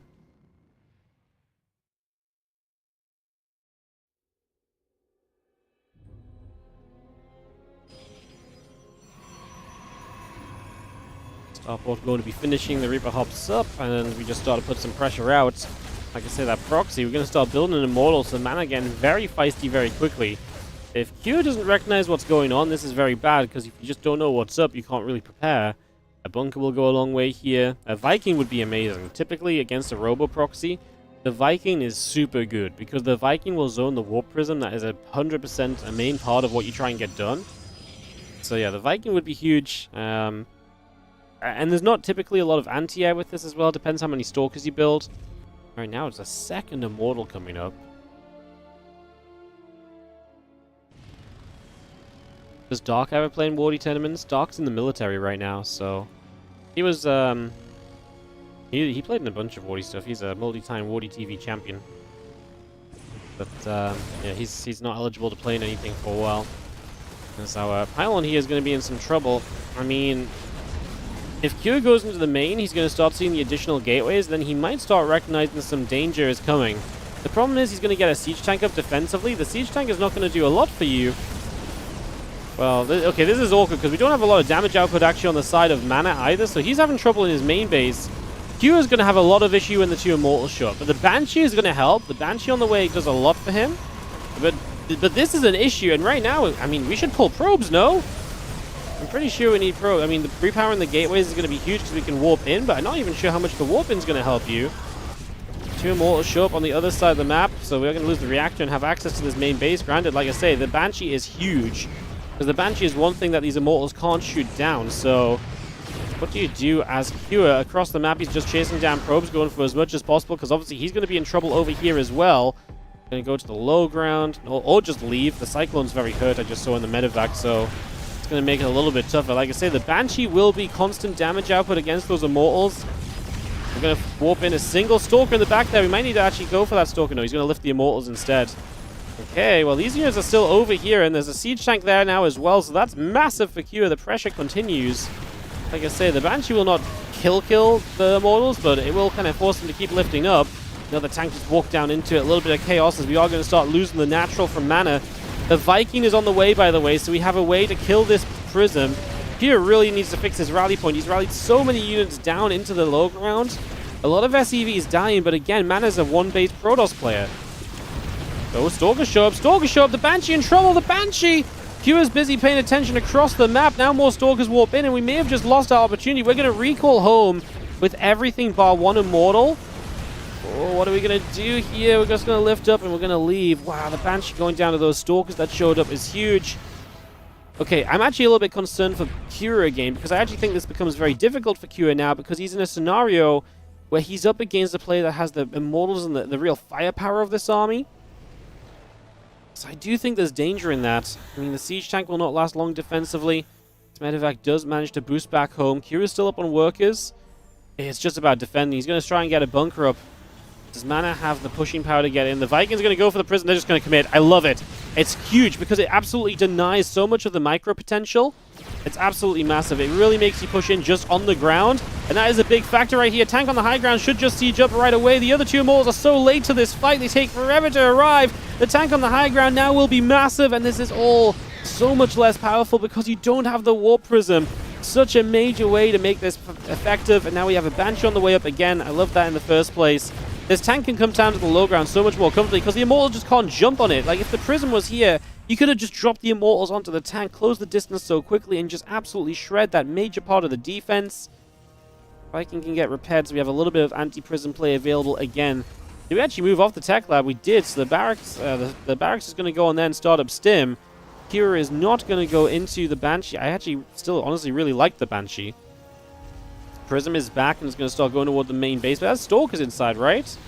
The 2 Stalkers drop into the main. Obviously, ideally, the Viking goes after the Prism, but then you don't want the Stalkers to kill the Vikings, so you got to kind of play a little bit of back and forth with that idea. Marines will zone, and it looks as though Mana's just going to... I mean, Mana's still on one base. If Kua could get the confirmation that Mana is not re-expanding, and he just knows exactly how safe he needs to be here and just not play for, you know, not play for the long game, play for the here and the now, this could be fine. I mean, he's just going to elevate her into the main base, so that's going to be the plan. Obviously, it's going to force Kua to reposition from the low ground. And it's about those tanks. Those tanks are needed. We need to get some of the volleys off from the siege tanks. First tank going down very quickly. The other tanks are showing up. The Marines need to do some work as the Viking does go for the Prism. The Prism's going to drop, so we're going to lose micro potential here. The Immortals are going down, and Mana is going to go down. 2-0. Kua does what he needs to really give himself a better shot of advancing out of this group. And that is going to be Kua 2-0 over Mana. An exciting series and an exciting second game that really could have still gone anybody's direction toward the end of it. GG. Kua 2, Mana 0. Alright, so Mana gets kind of beaten up there in the end. And that does bring us to a point in this group right now where things are in a pretty interesting state. Let's just be real for a moment. Let's have a look where Group A stands. So Nightmare is pretty much confirmed to advance. And then you've got Kua 1-1. Big win for him. Mana 1-2. Hero left to play. Yeah, that's gonna get interesting. I mean, this could also so much so just come down to map score as well. Maybe even head-to-heads too. I mean, we've got a long way to go. We'll see what Hero gets done, but that's going to be a big question mark. Obviously, Nightmare at 3-1 should be safe. For us, we're going to go going into the second half, but we already did this Gumiho series, which does speed this half up a little bit. So we have 4 best-of-3s remaining. with our next matchup being this Gumiho versus Kua series. So we're going to get ready to jump into that in just a few moments, guys. So Gumiho versus Kua, and then we're going to hop on into Kua versus Hero, Hero versus Mana, and we end the day with Hero versus Gumiho, which seems pretty good to me. Sounds pretty exciting. Alright guys, we will get that ready to go. We should not really need too much time. We just need to hop to create.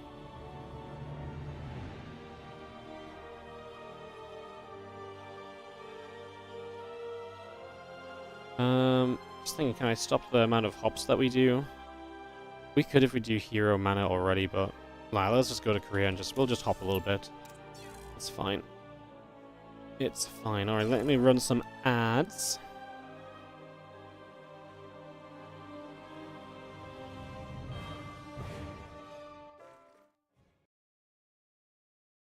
Guys, if you're gonna just like balance wine, I'm gonna implement a balance wine fee.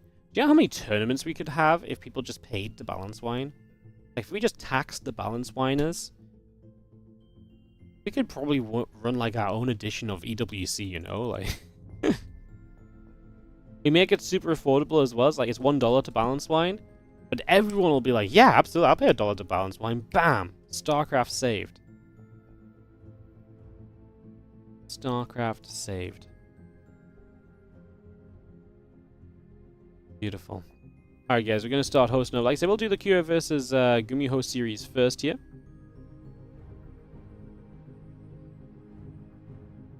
When I find...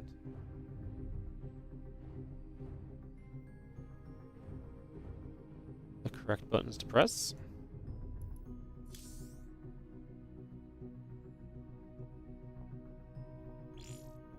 Do, do, do, do, do. You want StarCraft to have more viewership? Yeah. But maybe this is the answer. The Balance Wine Cup. Maybe we just need, rather than just selling out on stream every now and then, maybe we just need to sell out with the tournaments, you know? Maybe we just need to get the tournament to be the sellout. Someone subscribes, the players have to trash talk each other. Yeah. Maybe if we can get the technology. So everyone has a match win apart from Gumiho, so it would be really important for Gumiho to get a win on this. That would be huge. Get his win, but that would also put Kua down, and that's where things are going to start getting very interesting. So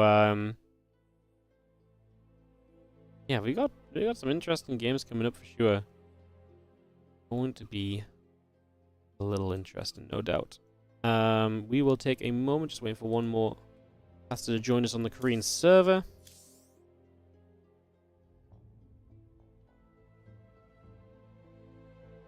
Misago. Balanced whining for 75,000 channel points. That works as well. Mech is so burst on lower level, takes less skill. Imagine you attempted to abduct a Thor, but it shoots so far that the Viper Titan Terran didn't look at it. Bro, this is how I feel about Mech as well. And I play Terran. Playing versus Mech is just like... it's not fun to play. It's not fun to play, and it's definitely not fun to play against. Like, it's the worst composition. Yeah, at least if it was fun to play, I could abuse it, you know? But it's not even fun to play, so it just sucks all around. Yeah, I always... Mech is like the anti-fun build when you're playing TVT. It's like... It's just not fun. Yeah, you just sit there and defend. It's my least favorite type of StarCraft 2 to go up against. Alright, new best of 3 here as we enter TVT Terran versus Terran territory. In the top right hand side, the red Terran player from Team Liquid is going to be Kua.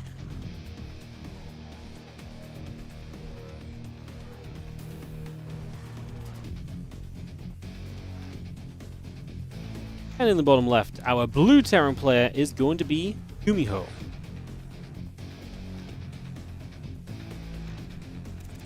Alright, we're going to try something never tried before. We're going to follow Ryung's camera. Ryung was casting some of these games out of order. We sometimes let the Korean guys cast whichever matches they want to cast because they don't want to do all 10 best of 3s because it's late for them streaming and stuff. And you know, Ryung doesn't want to cast any PvP and stuff, so we're gonna, you know, Ryong was the only observer in these games, so I'm going to follow Ryong's camera, and we're going to see how good Ryong is as an observer. So if you guys see anything being missed, that's because Ryong, a professional player, can't keep up with the action. Okay? You know, and then I have all the excuses in the world on my own behalf, you know. The biggest fear I have following Ryong's camera is that he's going to move around so quickly like he's playing the game. That's why I'm going to give it like 2 minutes to see what he does. I feel like he's on Kiwa's point of view right now. Yeah. He's on the Kiwa POV. Yeah, he's doing this. He's being lazy observer by following the player's POV in the early stages. This is what Ryong's doing right now. What a guy. Can't do that forever though, Ryong. Can't do that forever. Is Ryong streaming? He probably streams on a Korean site now or YouTube because the Koreans can't stream on Twitch in high quality. So it's not. Because it became law, whatever, from Korea. Like streaming from Korea onto Twitch just became miserable because of the Korean law that was introduced.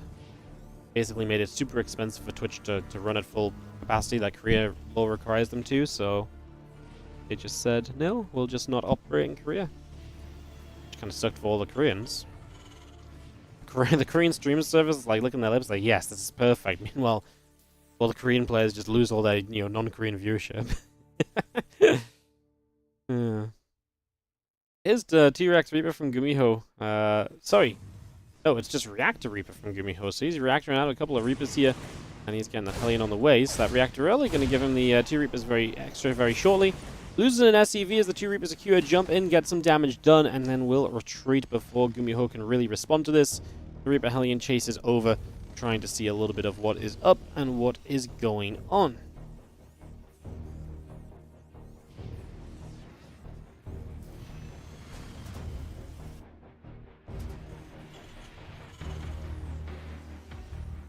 So seeing the starport coming through is going to be a little bit faster from Cure, actually.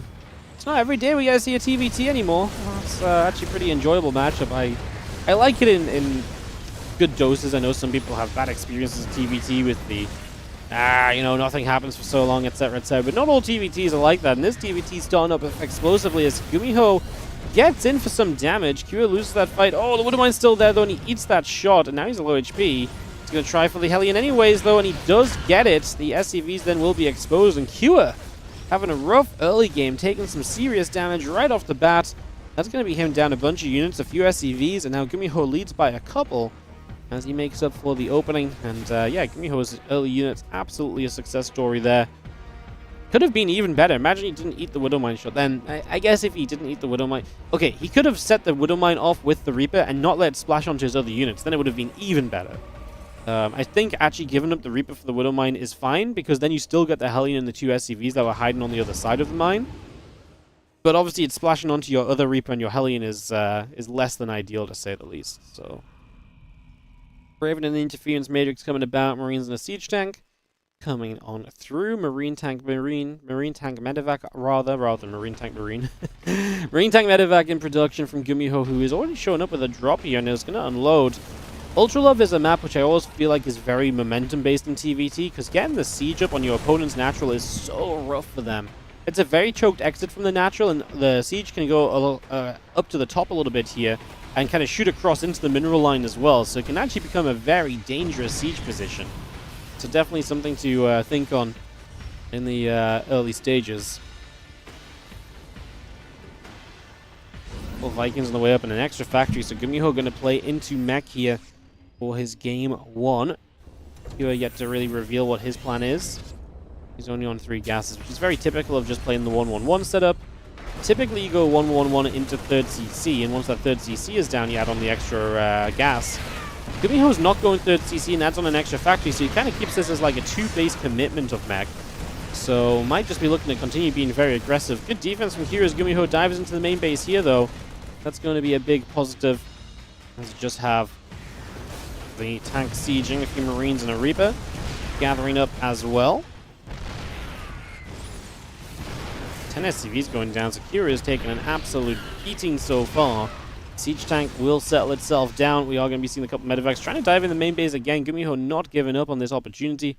But this is scary because these medevacs do not have an exit without getting shot down by these Vikings, and that is bad. So the full medevac goes down, the empty medevac goes down, and Kua will reset a lot of the supply with those two Vikings getting the kills. Now just needs to push back out of his natural and stop this siege tank from sitting here and dealing damage. Kura's down 12 workers, so it's not exactly ideal, but he has enough army that I could believe Kua could maybe go across the map, which is why I kind of like Gumiho leaving. Gumiho wants to just have as much army as possible.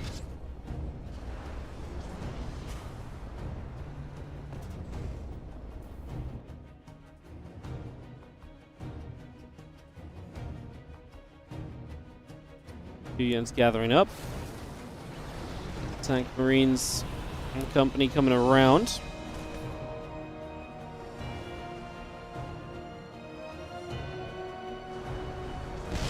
Oh, a couple of shots. Those tanks are in good positions. I mean, we have the Ravens as well, so it's really silly taking a couple of free shots when it's completely unnecessary. Vikings landing on the siege tank will get picked. And the scan coming through.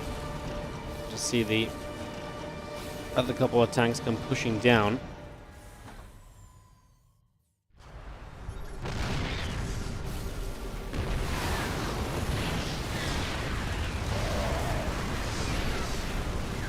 Vikings getting great damage. A lot of Vikings in the sky continue to drop. Siege tank in the background is going to go down as well. Now we're going to land these other Vikings. Going to go after a tank. Going to go after the Viking. A couple of SCVs being picked away. I have the Magfield Accelerator coming up as well. Cyclone tank Viking. All on the way through. The couple of Vikings there going to zone backward. Supplies are pretty close, but I don't think Q's got enough army supply to keep it going anymore. And his third CC is only just building, so Gumiho has the likely chance to just get further ahead from here. Has the work advantage still. Q's is going to try and brute force his way forward. There's only one tank siege, which will go down. I mean, getting rid of this third would be very nice. Just being able to kind of force it back and stop it mining a bit may bring you back in the game a little bit as Qa. Worker count is still one of the things you are trailing on, so it would not be a bad thing to step back in with as a little bit of Viking tank still gathers up and plays defensive.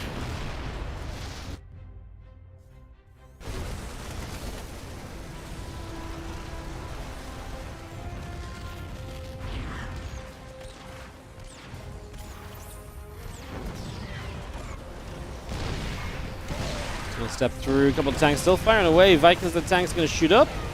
It's gonna be seeing a couple of shots coming about, these units going down. It's messy is the problem. I don't think messy is good enough for Qa. Messi is good for Gumiho. He's got extra workers to rebuild with and is just about going to come out ahead because he's the defender in the situation. Qa's going to say GG even because that was pretty committed, and he's losing even more SCVs back at home. Gumiho going to take game one here off of Qa and off to a strong start.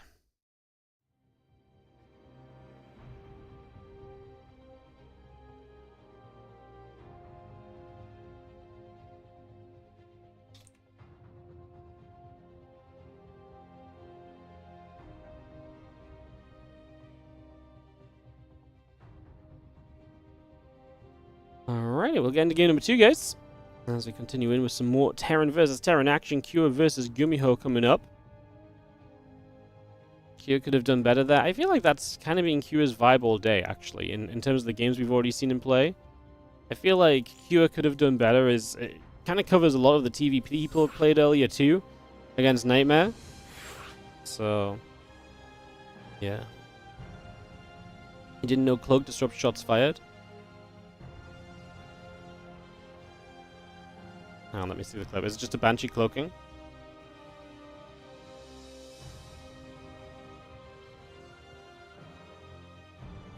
Yeah, so cloaked units, because the Stalker shot is a projectile, the Banshee doesn't take damage until the projectile hits, but if the Banshee is invisible, the projectile can't hit the invisible unit.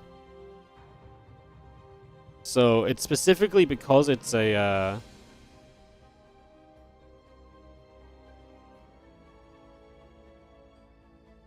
yeah, it's specifically because the Stalker attack is a projectile, so the cloaking can activate, and in that time period, like the projectiles, it's the same as like something loading into a medevac, where if you shoot at it and then jumps in the medevac, the unit's not there anymore. So the cloaking acts as the exact same way.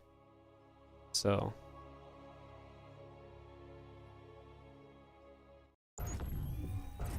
Alright, we are diving into the bottom right-hand side. This is going to be our red Terran player. It is Cure. Down a game against the blue Terran in the top left corner, Gumiho. I have no idea it works the same for cloaking. Yeah. That's very cool.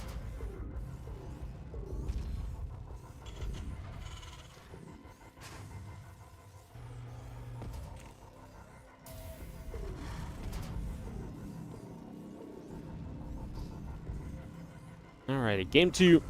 Maganatha getting up and rolling. As we find ourselves into a second game of this TVT. Again, 4 best of 3s, including this one still coming. So this one, and then obviously the Q versus Hero, Gumiho Hero, and Mana Hero games.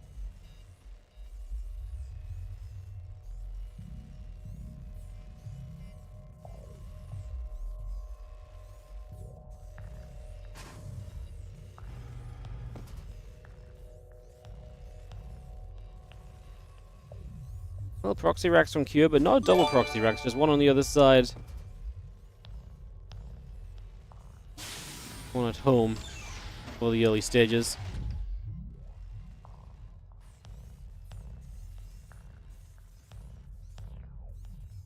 Eric's going to finish up. The Orbital and the Reaper still coming in. Just have the factory building as well. Marine still coming about. It's sold. What's up, Gromold? Thank you so much for the 49-month resub on the Prime. Crazy. Crazy. Again, a couple of Reapers coming about. Single Reaper on the way on the other side. Factory will finish up as well. Take a few moments, obviously. This build from QO lets you apply some good pressure. I always like this build. I always feel like the one racks at home, one racks on the map is a pretty fun mix of like aggression while not being overly committed. It does change a lot of how you play the next stage of the game, because you're essentially going to play like a very biocentric opening usually, rather than like the typical 1-1-1 style. Sometimes you can go 1-1-1, but this was a bad start for Gumiho. Loses that first Reaper is rough, because he's expanding quickly too. And yeah, that expansion is now going to be delayed, and Cure is going to be loving his life here early.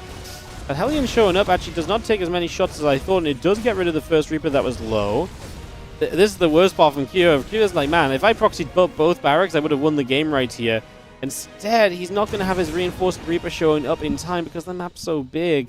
So he still has a bit of momentum advantage, but that is a shame, because if both racks are proxied, he doesn't lose the second Reaper.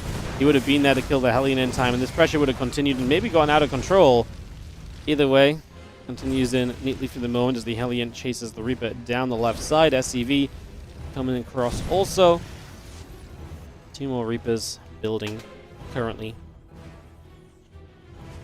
From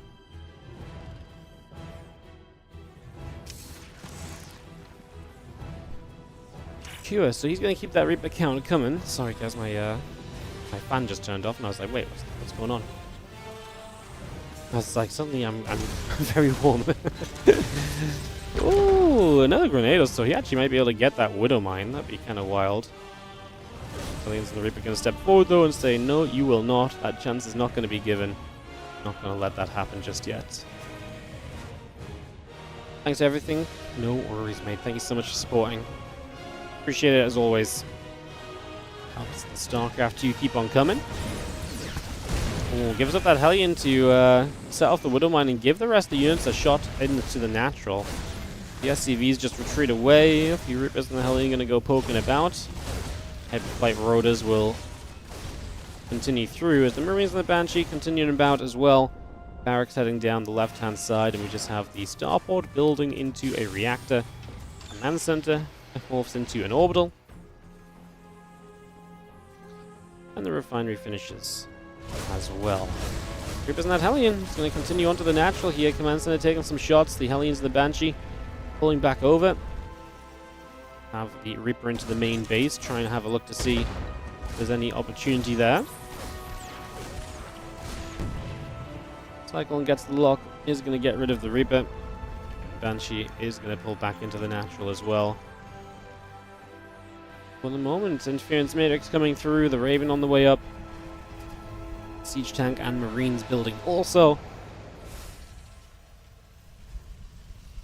And Hyperflight Rotor finishing very, very shortly as we just have a couple of SCVs continue to gather on in. Banshee joins us here, the Siege Tank and the Raven comes over as well. Drop that command center down into the main base. Just going to get that straight on the way now as the Cyclone builds. And again, Hyperflight Rotors will finish this army of Banshees. Will start to head down to the bottom right corner.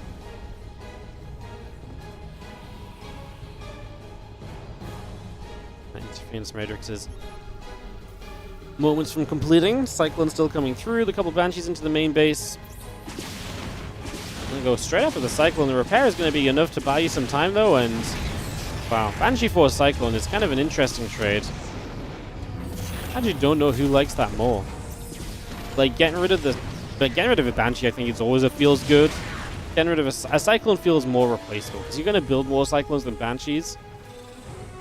Keeping that Banshee presence around can be so annoying as well. So I think you like this because the Banshees have more potential to deal like harassing damage than the Cyclone does. So getting rid of the Banshee feels like it frees you up way more than it frees your opponent up.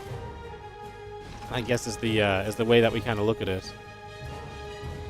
Just having the tanks coming through, the Banshee still coming online. Starport and Command Center building into place at the moment. A couple of Ravens nearby as well. Have you seen the Cyclone is going to be locking onto the Banshee as well. Interference Matrix going to hit the tank also. Going to pull back a teeny bit right now. Gonna get a little bit of a cleanup from there. What's up, Awesome? Thank you for the raid. Yes.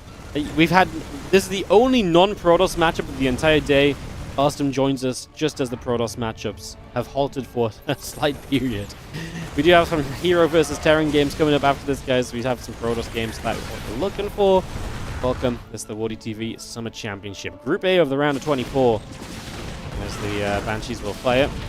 And we will see a few more shots going off there. Orbital still moving through. Matrix goes down. Tank going to get caught in that once more. We can continue to just push up. Cura is looking very good right now as he pushes right on into the natural expansion. How much further can he go? Maybe not too much. You have the Command Center building in the front once more. Stimpeg about to finish. 1-1 upgrades both on the way. Actually, the few SCVs there putting some serious work in. A couple tanks go after those Marines, getting cleaned up as well. And just 1-1 and combat shield still building through Marines. Cyclone, the Vikings coming about. The Vikings going to hit the Raven for a few moments. Another auto turret going down. The tanks head around as well.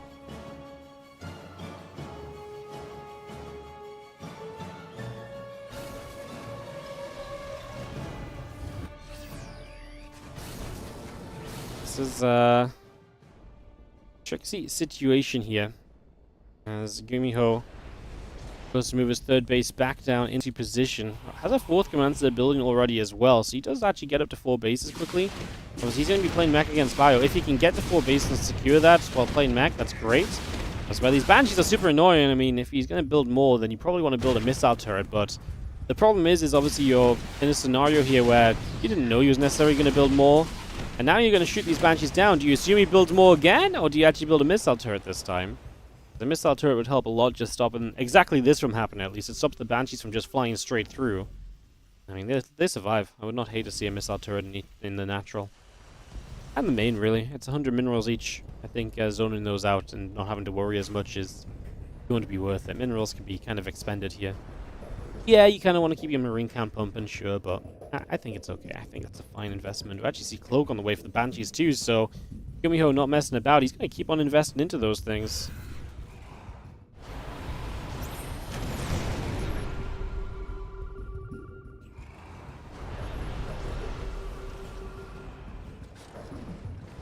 Tank, Cloak, on the way through. Because of shells coming about, the Cyclones are going to step forward. The Marines going to split a little bit as the Vikings going to go after the Banshees as well. It's a brave fight from Kira, just attacking straight in like this. I don't think he's got the firepower to get himself all the way through this for the moment. Vikings coming back around. He's going to chase away. The Raven going to get shot down as well. And Banshee is going to go after the siege tank too, so just going to knock that away. do have the Marine Marauder continuing about. Viking tank continues into play right now. Armory coming up. A couple of armories on the side of Gumiho.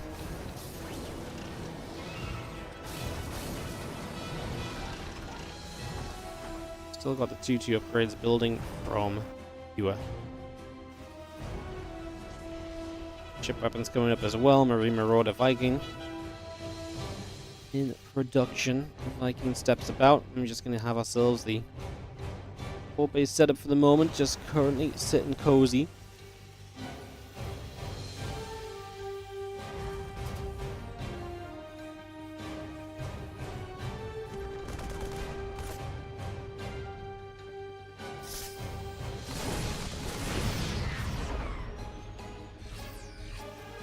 He has maintained a 20 supply lead, and that's nice and all, but he is playing against mech, and I would say 20 supply does not always mean necessarily all that much, right? This is still a situation that can 100% go very wrong very quickly. One bad fight into tanks, a misread situation, and it can be very expensive for you as the fusion core comes up. Gonna get that on the way. Bio gonna start stepping forward. A couple of tanks get sieged. A bunch of tanks going down. This is a nice dive. It means just about making good choices again and again and again and again. It's going to be over an extended period because that's just what you have to do against mech. You don't beat mech in one fight. But you have to look for moments like this. A chance to jump on that fourth base, get some tanks, push it back. Work your way around elsewhere. You know, reposition an army. Try and keep expansions up ahead of your opponent as well. That's not really what Q is doing just yet, but he is also heading into that fusion core, so like I say, try and get some air control, and then he could obviously get, you know, the main idea of the fusion core is typically going to be advanced ballistics and ranged libs. There is a world you can build BCs. I don't think we're really at that point right now where Q is rich enough to just try and justify battle cruisers or anything. And one more starport. Obviously, the ranged libs are an option, but you can also play like the Ravens. Right now, he's just fully focusing on spamming out Vikings, which is correct. You want to take map control first or air control first, and then think about everything else afterwards. So the correct sort of starting point as the extra Vikings come through, so a few of those continuing into play for the moment.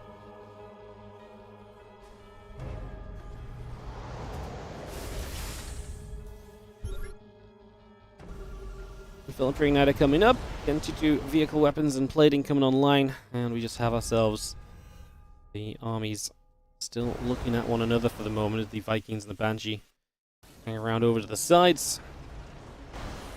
And +2 ship weapons coming online, advanced ballistics and +3 attack, add-ons on Vikings as well. Command centers building on both directions. Here expands further to the right of the map. Gumiho's floating that CC forward, so he's going to try and hold the middle.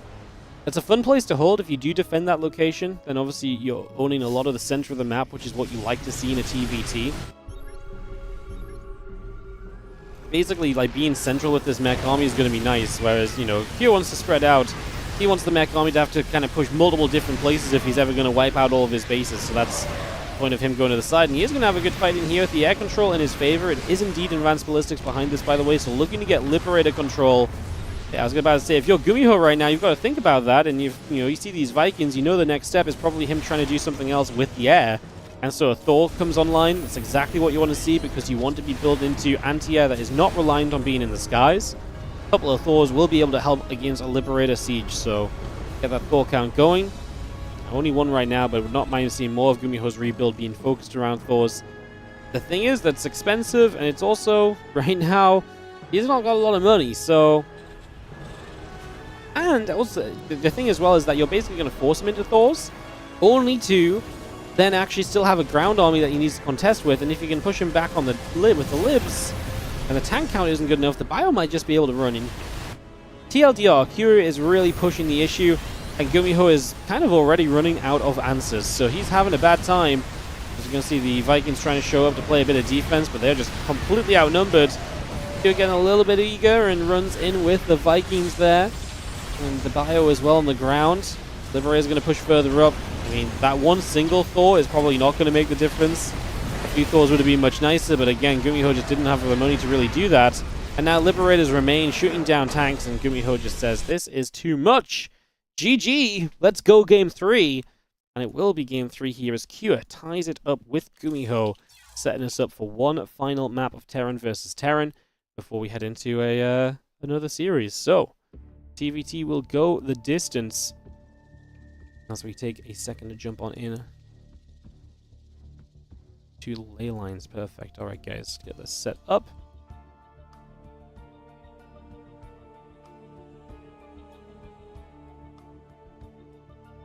Bum, bum, bum, bum, bum. If you guys are enjoying the stream, don't forget to like, subscribe, and follow. See when we're live on Twitch and YouTube with more StarCraft 2 action in the future. It's always appreciated.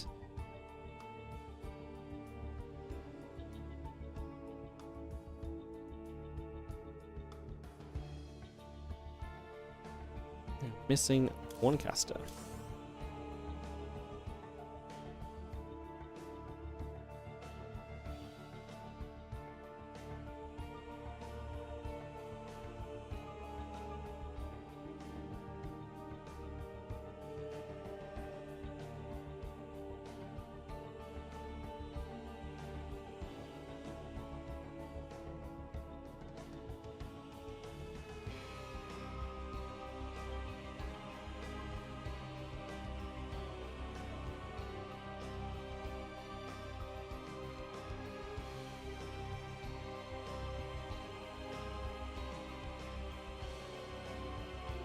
And does anyone else think that StarCraft Championship should be higher than they are? Look, if we had a way to make the prize pools any better, I would. I'm just doing what I can.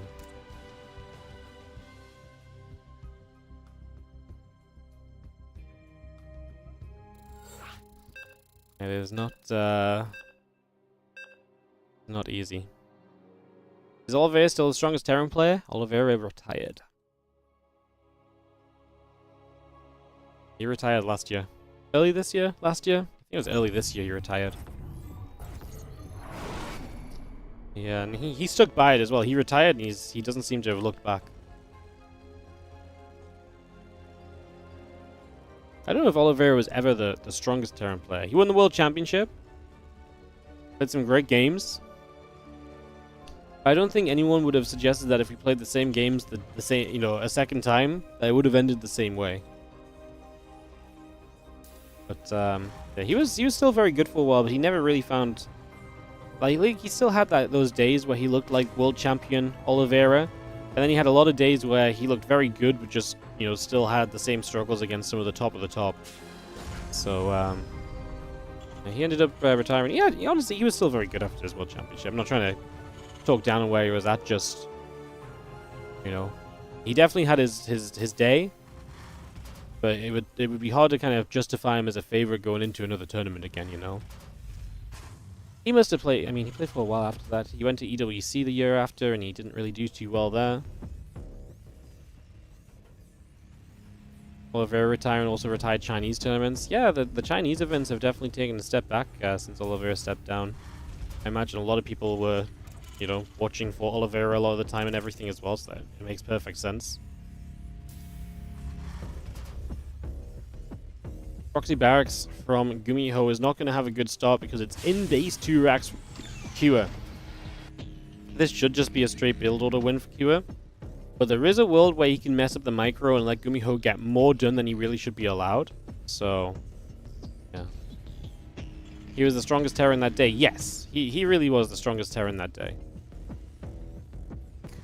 Oliveira was the Terran. But his reign was always going to be fought over, you know.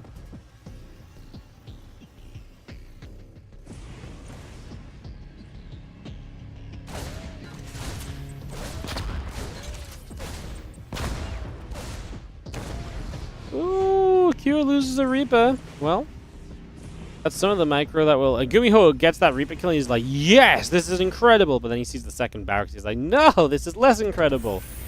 So he jumps out. If you kill that Reaper and it's your opponent's on 1 racks, that's very bad because you're going to get so much damage done. Now, because it's a second racks, you will get another Reaper up, and you can see that the defense is coming through here from Kua. Even after losing the first Reaper, it's a little bit scarier, but he's still going to absolutely be okay as he does chase this away and push this back for now.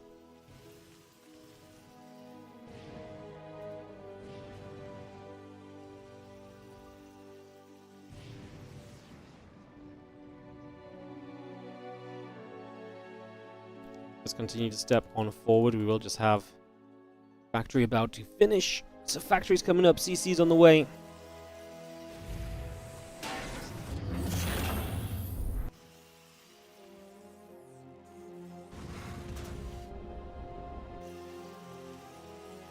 I mean, right now, I don't want to say that Q is looking like one of the stronger Terran players, but I really feel like Q is struggling in TVP. And I'm still not convinced Q can... It's very interesting, because I think stylistically, Q has a major issue against, like, the top Zergs. Like, against a Serral or a Reno, I think Q is always going to struggle. But I think Q is extremely good TVT and can be extremely crafty TVP. The problem is that Q then, for example, can't be crafty in every single online tournament because that's just not how it works, right? So I feel like Q online starts to look a bit worse than he did at EWC just because he can't be the sneaky Terran he had to beat the Protoss. And then can you really call him the best when he couldn't, you know, he did not stand a chance against Serral? I mean, his TVZ is definitely nowhere near what Clem's would have been against Serral. But then he was the highest placed Terran player in EWC, so... Yeah, StarCraft's fascinating, isn't it? It's really cool to me how much, like, matchups obviously influence things, and also just matchups between the players as well. It's like Serral versus Maru. Like, Serral stylistically is just better than... His style is just better than Maru's style. So when they play each other, Serral's naturally favored. You know, the way that Maru likes to play is just not good against the way that Serral likes to play. Which is crazy. You got two of the GOAT, you know, guys in the GOAT conversation, and one of them kind of just dominates the other. Simply because that when they meet, Serral's style is better than Maru's style. Which is kind of crazy. Again, that's the kind of the beauty of StarCraft. And then obviously you could argue, well, Maru could change his style, you know, and play differently against Serral, but then you've got to think about how much practice that takes, and, you know, then you're, at the very least, you're always stepping out of your comfort zone and playing your second choice rather than Serral's first choice. Yeah. Kira popped off in EWC but hasn't got Maru's consistency. Kira has consistency in big events, though. Like, that's the second year in a row at EWC where he's the highest finishing Korean Terran. Knocked Maru out both times. That is a horrible attack from Kira. Kira, what the actual bleep was that? I'm sorry, but what was the idea there? Holy, that was bad.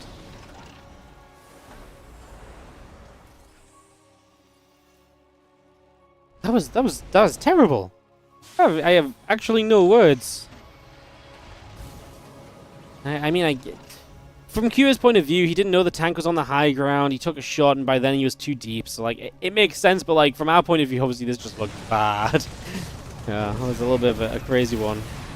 He was in too deep before he realized the situation, so, like, I get it, but, like, man, it just looks terrible. As now Gumiho cleans up the Raven as well. What a great sequence of events from Gumiho. Loses a handful of SCVs, but all of that harassing force and just units in general from Kira has now gone down. And Kira in a little bit of trouble here currently in Game 3. Something of a caster curse? Yeah, I know. Highest place in Terran, blah, blah, yeah, I know, I get it.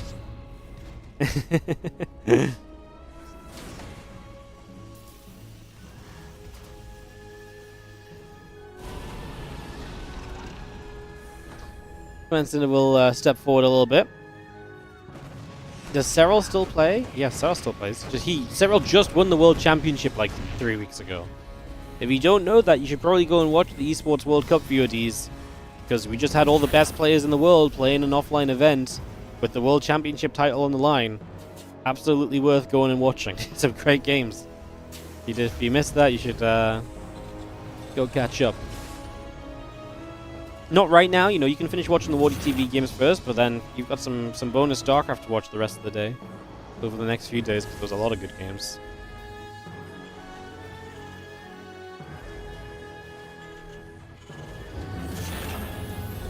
Does anyone's motivation fall off after EWC? Yeah, I think a lot of the players step back a bit after EWC.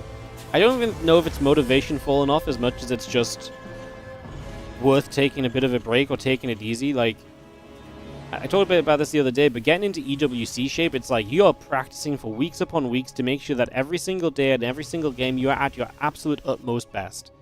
There's no game where you take it easy, because you've got to be ready to play the highest pressure games in the highest pressure circumstances and make every single move you're going to make in those games, right? So there's no just being like, oh, I'm just going to, you know, practice here and just kind of like, I'm not going to quite do that. Like, no, everything's 100%. So after EWC, there's definitely this cooling off period where players chill out a bit. They probably don't ladder or practice as much. They're still going to play in these tournaments because their skill is still there. But I'd be surprised if these guys were like grinding out ladder anywhere near as much right now, grinding out customs or anything like that. They're probably sitting back, playing the online events, and just having a good time of it in comparison. And like I said, obviously it's a bit of a motivation thing, but I think it's also just like, you know, coming off the World Championship, like, people deserve a break, you know? Like, they played to be at their very best for that weekend, and, like, keeping that level in StarCraft 2 is extremely difficult. Like, it takes so much to stay at that sort of level. So, yeah. I don't know if it's more of a motivation thing versus just, like, it's hard to be there anyway. And so, yeah, it is kind of a motivation thing, but not because the players are lazy, just because, like, it's so tough to keep that up, I would say. Fight from Kira, and actually does take a little bit of a supply lead here as Gumiho pushes him back. Bio versus Bio, by the way. Marine tank on Marine tank for this game number 3. So Gumiho and Kira coming up into the 3rd game of this series, and absolutely looking good for Kira at the moment. Going to see a style that we've not seen yet with the Marine tank on Marine tank, right? And Leyline's a great map for it as well. Fun map, large map, lots of pathways, lots of sieging positions.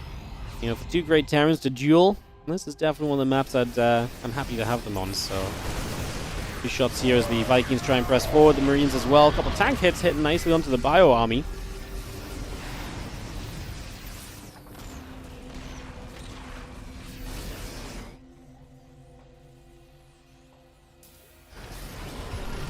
Couple tanks will unsiege, and we do see the rest of this force stepping forward. A little bit of Bio coming through. Tanks being chased. The Marines turn around, kill the Cyclone. Anti-arm missile is going to whiff. Only a handful of Marines caught there as Kira looks to push out and try and do a little bit extra.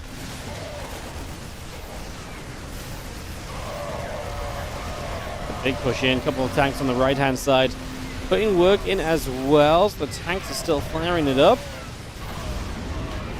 There's a lot of Marines that went down. Gumiho survived because of his tank line. Kira can't really go any further forward because of the tank line either, so we do kind of stop and sit for a moment there following this, and we take a couple.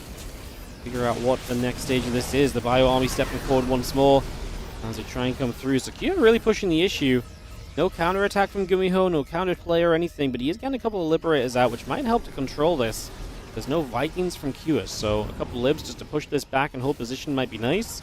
And Gumiho is starting to look kind of more around the center and maybe looking for the flank around or the wrap around on this army. Looking for that opportunity to potentially present itself. Gumiho knowing he doesn't want to fight straight into this from one direction, so doing anything he can to set those other directions of attack up if possible.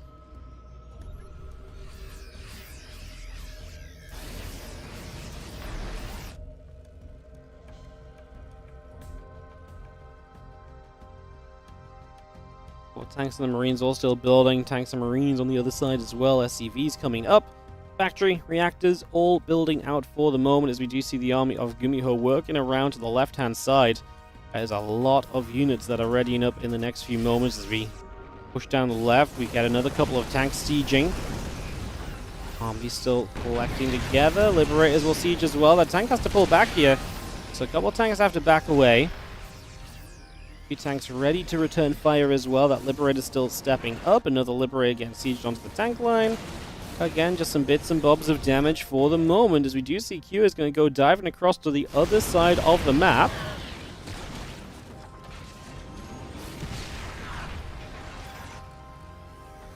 So Liberator wants to try and set up on the SCV line perhaps as we figure out where we want to go. I like the counterattack of Q, but obviously it's got to hit the right place. There's a lot of defense still at home from Gumiho. As Gumiho is just going to go into these tanks, he thinks he can fight this. Good decision, bad decision. Q's Marines on the left side get broken down. Here come the tanks stepping forward. I mean, Q just needs to collect up and get rid of that base and back away. Or just fight Marines on Marines. That part probably works as well. Chaos because both players are trying to figure out which fight they should pay more attention to. And so you see stray medevacs hanging around. Uh-oh, dropping the main base, and Gumiho is not moving here at all. So that is going to be Q with an opportunity to get a bunch of SCVs and probably some production as well. Gumiho will take some major losses. Tanks start to set up. Kyo does the smart thing again, just stepping out to the sides and just going to, again, take whatever production is easy to grab on the edges here. That is great damage, but he's still also got Gumiho sieging up on the other side. Gumiho's also still a 4-base Terran player coming out of this. If Kyo drops to the 12 o'clock after, that'd be nice, but Kyo's only got 3 bases, so Kyo, despite killing a base, is still down a base. Explain that to me, guys. That's really not ideal. Kyo just has never really looked towards taking a 4th base. Gumiho, I guess, better prepped for the longer game. Right now, Gumiho's army supply is popping a little bit as well when you look at the direct comparison. A few more tank shots, those Marines not getting anywhere. This siege is so difficult to break out of, and because Kyo is only a 3-base Terran, I don't think he's rich enough to kind of build what he needs to break out of this either. So I don't know how we get out of here. Like, it feels like we need libs or something, or like enough units to go wrap around the other side, or like he didn't break out of this already threatening with so many units to the other side of the map. So how does he get away from this siege? All that damage he did was great. But how does he stop Gumiho's amazing position from just controlling this game? He's going to try and build a couple of libs, but if Gumiho has any senses about him, I wouldn't be surprised if he starts building some Vikings, because the only thing that Kyo could do right now, probably, is to start taking air control and playing out of the air control. Maybe Gumiho doesn't even necessarily care about that. These Marines are going to see stim in. Tanks are going to fire back in return. We go back and forth. Medevac still overhead. Starport coming through. The Marines and the tanks still building. There's a single Marine here just hitting that fresh CC that's landed to the left side. There's Liberator. Gumiho will actually have to pull back, so he did not get an answer to the Liberators out. And he will be on equal supply as we kind of peel away from here as well.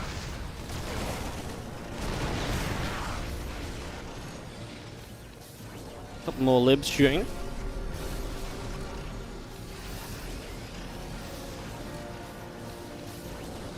Bio gathering. Rocks on the side, taking some shots.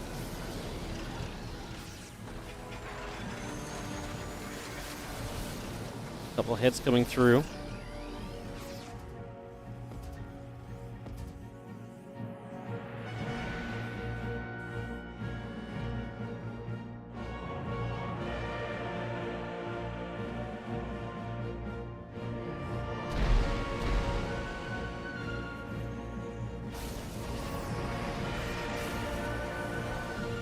Couple libs peeled back up to the top side. Couple tanks gonna get sieged. Libs gonna try and siege as well.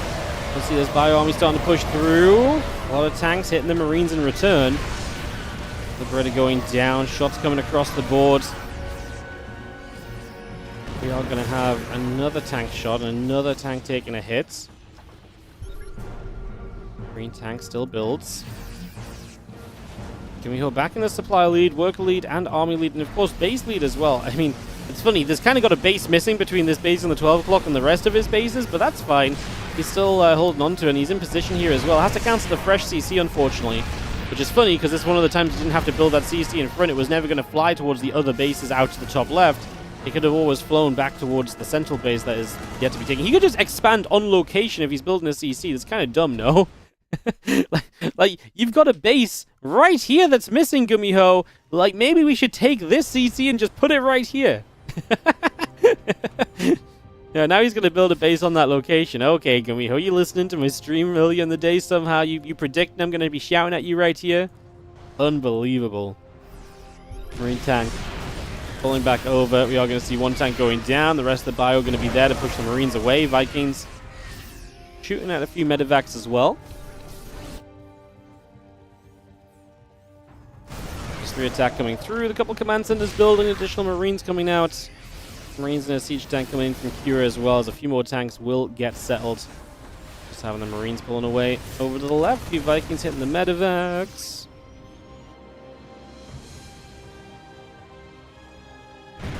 Engineering base settling up. The army continues to fire as we do see a few more shots coming around. 10 additional Marines coming up from Cura.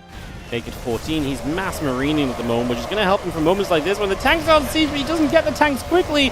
And if he keeps going, there's more and more tanks, and Gumiho is going to start doing mega damage at the end. He will lose the tanks, though. Cura just had enough Marines to brute force his way through, and he's got 3-3. So he is actually winning Marine versus Marine fights a little bit more comfortably because of that.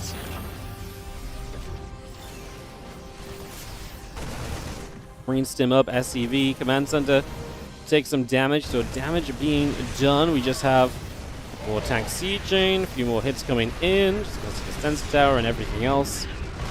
Taking shots as well. The Marine's gonna unload onto the siege tank here as we just have those few Marines gonna go back the other way. Medevac goes down. I just don't... I guess my issue is I feel like Kira right now is... I mean, at this stage, he's just building mass Marine. Okay, he's going to add some tanks on the game, but like his army right now is mostly just Marines. So this does a lot if Gumiho's out of position, but if Gumiho just stabilizes to any extent, this stops being effective. How many tanks on each side? 4 against 10. Yeah, Gumiho has way more tanks, just needs to get them in the right places. He's a little bit more spread out as well, because A, he's the defender, and he's obviously got a good amount of bases to be defending as well.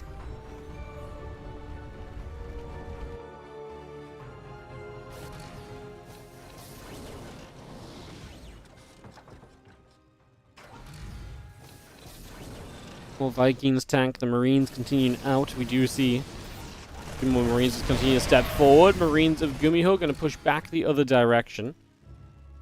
And the army wants to go to the bottom right-hand side to try and see what else we can do. So, just going to spread it out for the moment.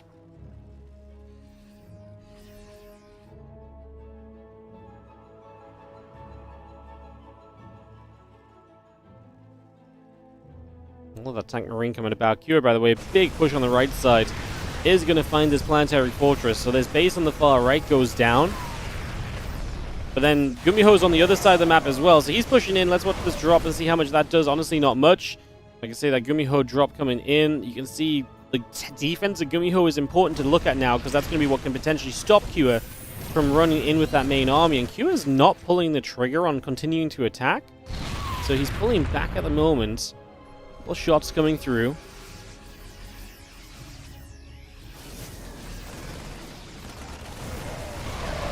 More tanks sieging up. We're going to see the wraparound here. Sakuna just pulls back to try and wipe Gumiho's army out. He's going to lose on the left-hand side, but he does have a lot of Marines chasing in on the right. Wow, the low HP Medevac lifts all of those Marines up. Uh-oh. Those units maybe not in the most comfortable spot right here. Love the Liberator is going to deny a bit more of the mining. 23 SCVs only for Kua, so he does not really have that many workers to keep on working with at this stage. Oh, the low HP Medevac is going to go down. Oh my god. So Gumiho loses everything from those Medevacs. He's got more units moving out. Remember, army supplies are still fairly similar. It's mostly the worker count that's heavily favoring Gumiho. He's 4 tanks ahead, he's 14 Marines behind, but Gumiho also has the air control in the game. That does stand for a lot. Having the Vikings to shoot at Medevacs and obviously potentially able to protect a Liberator siege up is big as well. So there's a lot of benefits still, I would say, for Gumiho at this point in time.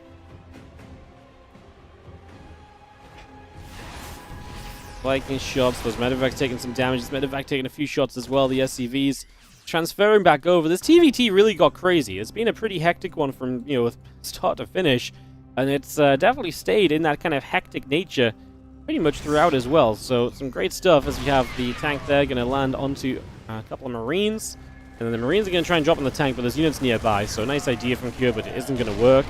He's now 50 army supply down. And I think just that economy is, you're really seeing kicked in now from Gumiho.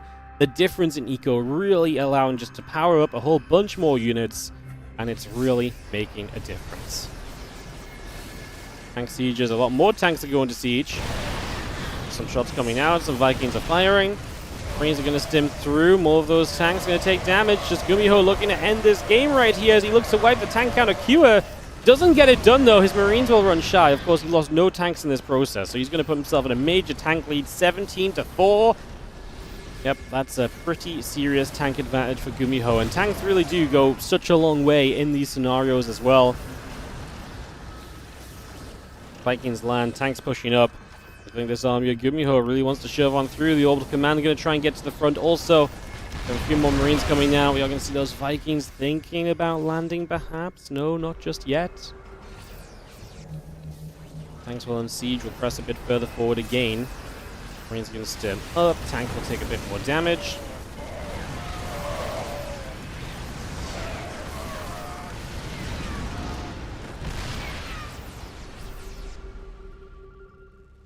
Tank siege. Marines will be in position. Medevac Marine tank coming around. So Marines coming through. The tank's going to fire Planetary Fortress. Going to be taking a few more shots here. As you have the hits coming about. CC on the bottom side. Setting up as well. A couple of Vikings going after the medevac. You're going to say GG. He's been kind of bullied out of this game in the end. A great TVT between Gumiho and Kua. And Gumiho gets the win. You know what? It was a while ago because the series has been going on a while. But like we mentioned, this is important for Gumiho because he's 0-2. Winning this puts him at 1-2. And boy, we have a bit of a series continuing to happen. So what have we got? We've got... I mean, we're going to do Hero versus Kua next. I mean, basically, we've got the Hero matches remaining. So we'll go Hero versus Kua, Hero versus Mana, Hero versus Gumiho. And all three of these matches are super important. They are super valuable because map score means everything. Tiebreakers could come around. They might have to be broken out of as well. So I think there's a lot to discuss coming into this. I'm going to need a few minutes break, guys. I'm just going to go grab myself a drink, and we will come back in for the final 3 best of 3s. So do not go far. We'll be back real soon. We'll run a set of ads and make some money for us to support more StarCraft. I'll see you guys after this. BRB.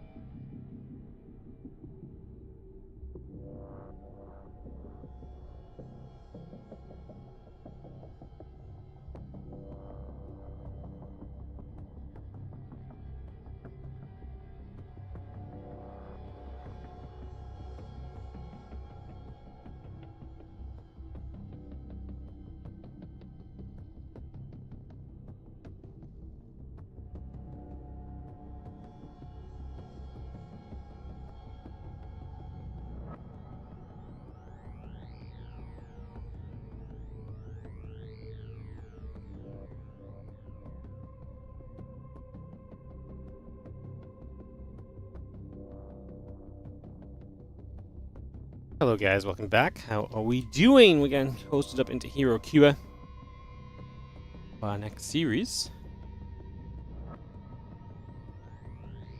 3 best of 3s remain. Hero Cure, Mana Hero, Hero Gumiho.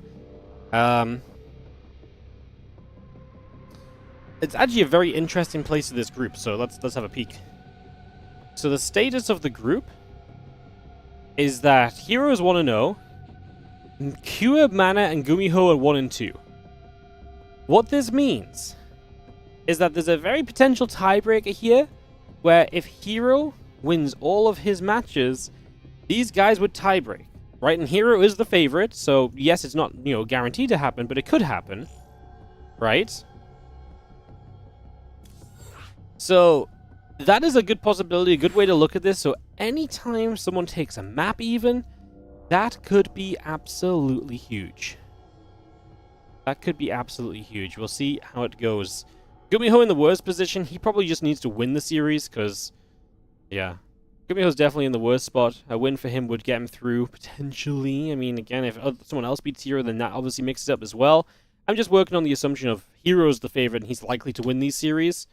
So yeah, basically Cure in the best spot, but we'll find out how it goes as we get into these games right now. So we'll go Hero versus Cure first. Then we'll sprinkle a bit of PvP in the middle.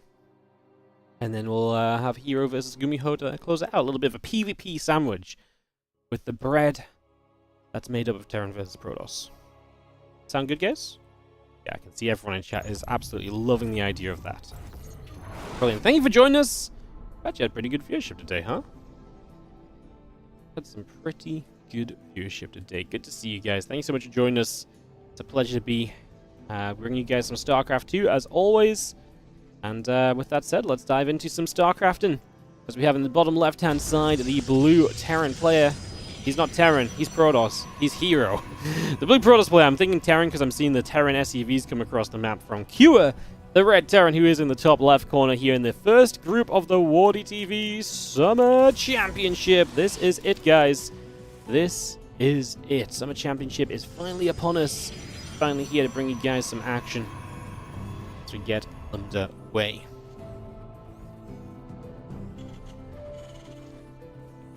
Yeah, Nightmare going 3-1 is kind of crazy. Yeah, I mean, we didn't mention that because you already knew he was advancing, but yeah, kind of wild. Nightmare just popping off today as well. Absolutely loving seeing his games. He retired 2 months ago, and here he is popping off in a pretty darn difficult group. It's pretty sick.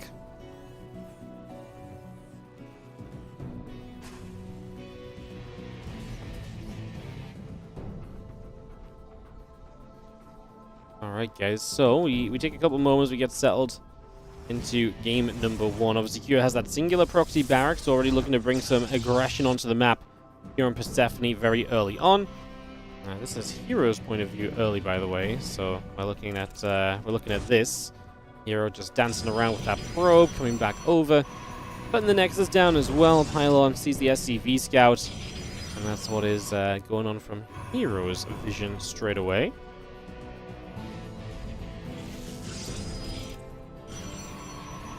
Pretty hectic, as obviously we do have the factory on the way up from Cure, so Hero realizes there's no barracks here, and that's now information he can work with, and he is going to be just chrono boosting out this Stalker to try and get this defense going, but the Reaper heads into the main base already, and it's going to have the chance to kill at least a couple of probes before it's contested. Let's see how good the probe micro turns out to be, as we have the first probe going down immediately, the second probe in some trouble, and the Stalker pops out and is going to push the Reaper away.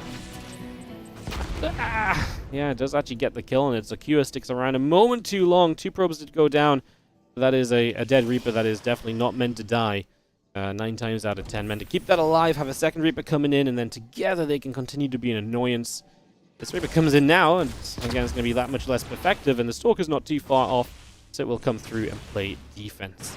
Also, Blade Zip, thank you so much for the 3-month resub. Not the 3-month resub, sorry, for subscribing for 3 months in advance. Again, all my words wrong today. I even read that twice and then still said it wrong. My bad. Thank you so much for subbing up and subbing in advance as well. Showing the love. Appreciate it. Thank you so very much. Thank you, thank you. Robo facility building, by the way. A couple of probes in the Stalker coming up as well. Add that warp gate on also. Widowmine, Command Center, Starport. A little bit of everything. Continues through. Let's just have the Stalker getting there. Pushing the Reaper back.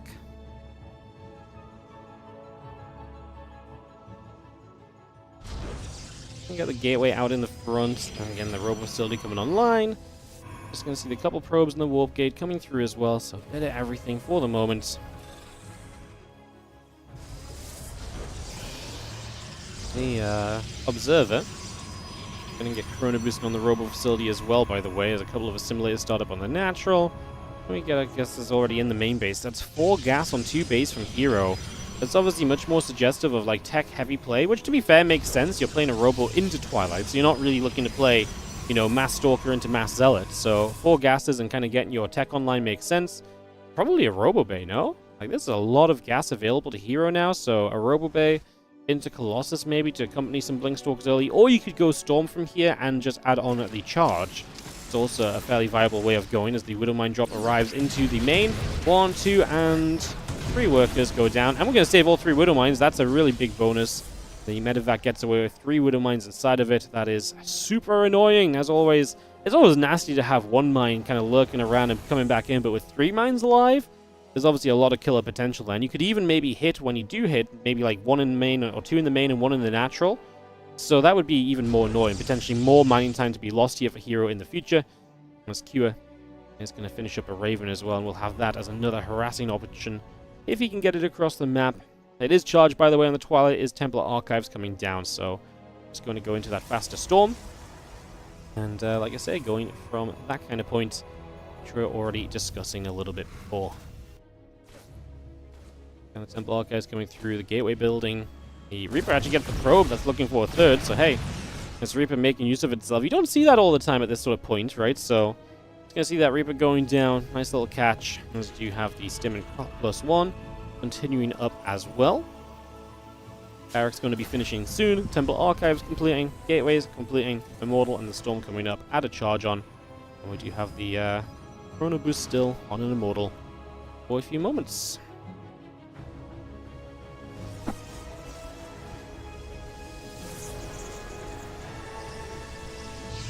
So Chrono that Storm out. Nexus drops down onto the 3rd base. Raven coming around the left-hand side as we just see the Stim Combat +1 all building up. Again, Storm and the charge coming through. Couple of shots coming out. Stalker's hitting the Medevac. Widowmines. It's about going to get away. Oh, we do get a few probes in the end, though. So Stalkers and probes. 2 Stalkers, 3 probes is a very effective drop, considering it's the second coming of these... considering it's the second coming of these Widowmines as well. That's really, really nice.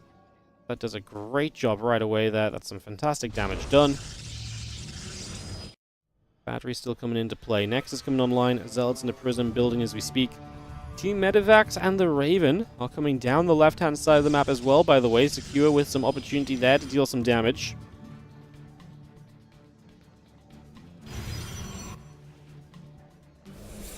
Feedback's the Raven, and Medevacs will just go straight up for the upload. Secure looking to see what he can do.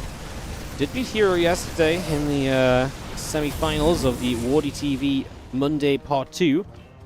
So did get that victory. And definitely capable of beating Hero. Worth mentioning, because I think a lot of people just see Protoss and against Terran, they're like, Hero, he's won already. It's definitely not the case. This is 100% a competitive matchup between these guys. As the Bio will gather onto the natural. Again, +1 attack coming online. The few additional probes are building.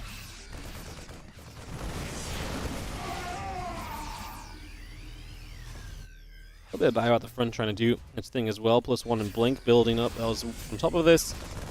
4 Marines get in position, and it's a Storm drop. Not exactly do much as the units just back away out of it. That Raven, by the way, feedbacked earlier, so it's low HP, but it's still alive. Hello? My name is Mr. Immortal, and I walk across the map and do what I want. It's funny because, like, you can say the Prism's here to lift them up and do something, but that means 2 High Templar are just roaming home on their own. By the way, Hero's just being very adventurous with his tech units. He's not keeping them on a short leash. They're allowed to roam, apparently, as that is bad. 2 Immortals and the Prism just go down. This drop is a disaster, and Hewer shuts this down without blinking. Well, he might have blinked, I don't know, but it didn't feel like it. It was a swift KO on the Prism, and good zoning as well. Just put the Marines in a good place where the Prism could not really get back on top of lifting those Immortals. May as well leave the Immortals on the ground at that point and just get a few more shots with them, right? Hero is heroing. But what if Hero just accidentally walked those immortals across the map? It's like, you know what? Let's just, you know, ad-lib a cheeky little drop. You know, let's just ad-lib an immortal drop. It's just like, oh, well, no, shouldn't have ad-libbed anything. Should have just stuck with my plan and walked the immortals home.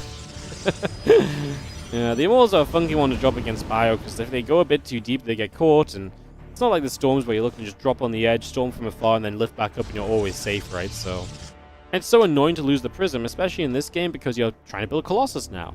And anytime you want to build a Prism, that's going to stop the Robo from building a Colossus. So you can see now, no Prism in production, because we're going to prioritize Colossus. That's nice for Hero, having the Colossus on the way, but now you've got no map control because your Prism is gone. And you're not replacing it. So there's definitely, you know, big kind of costs here, especially in this specific game, to this shutdown, as we do find the forward pylon and gateway too, so that's going to be a nice shutdown from Q. He tries to dive into the main. Units nearby, and a cannon, and feedback, and storm. I mean, that's just a disaster. Full medevac actually dies to the cannon shot in the end, and we got more units looking to flank the exit. Yeah, it doesn't want to go for the storm on top of those medevacs. The bio on the bottom right gets deflected by the army. That base will be kept safe. The double medevac drop of Marines alone will not get it done. +2 attack, +1 armor, extended thermal lance, all building out. We have a few more goats building into play from Cure as well, so just getting those up and running. With an armory joining us as well. So all of that coming through with the command center. Also not far from finishing. The few Zeldas are going to charge forward. A storm hits a couple of units. Now Hero's going to build a Stargate.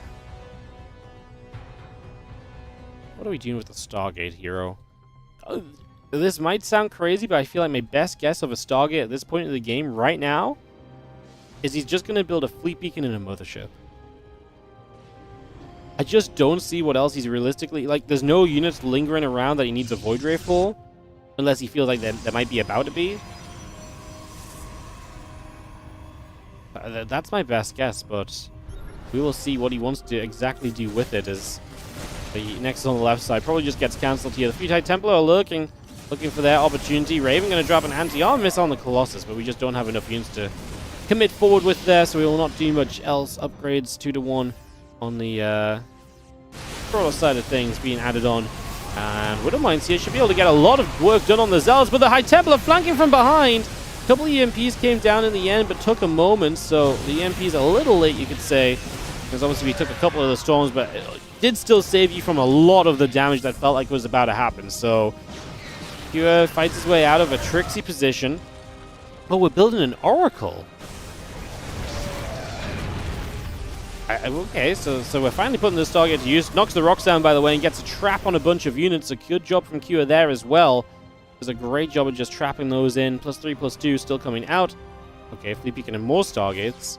So an Oracle just into basically an air transition is what Hero's going into.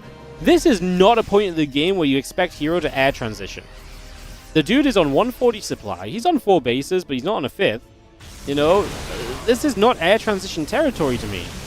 Like, air transition territory is when you've got a bank coming out the roof and you're maxing out.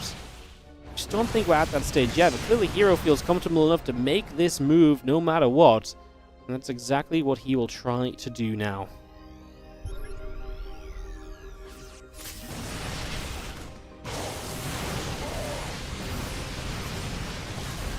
More shot stalkers getting beat up. USCP's repairing the medevacs during this is always a lot of fun as well. Gravitic boosters on the way, the +1 air weapons coming online.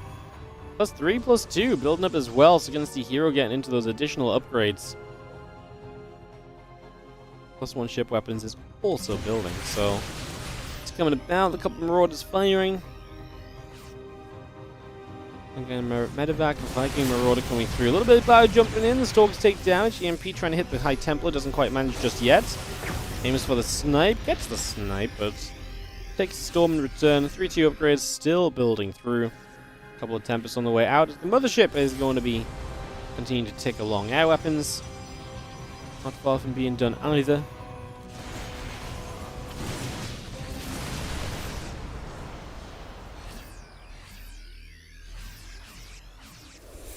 The Templar gets triple feedback, so just keeping the Ghost low on energy. There is the mothership alongside Tempest, so we're going to see that kind of combination here. Mothership and Tempest together. As we just head into the later stages of this game, and EMP looks like it clipped a couple of those high tempo that are low on energy now.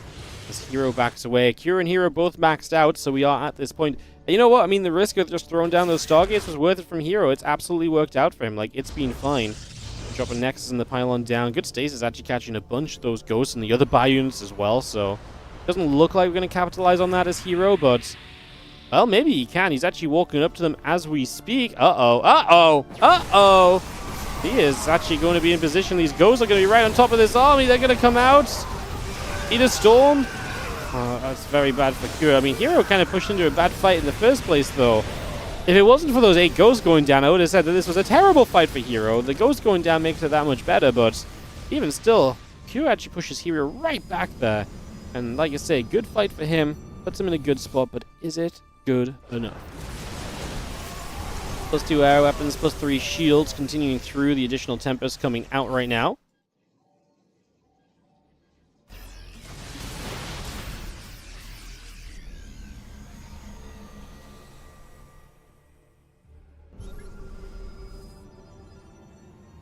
Need to settle as the 3/3 upgrades come up. Again, +2 ship weapons coming through. A couple of EMPs will go down on that army. A few Vikings continue to move out as well, as you'll see the +3 armor upgrade. The +2 air weapons continue to build into place. The bio army will settle down here as well.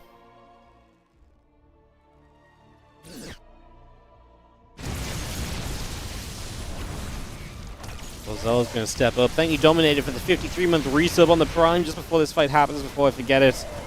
As the Marines step through, looking to defend that Zealot run by. Hero's supply trailing, but man, he's got the money.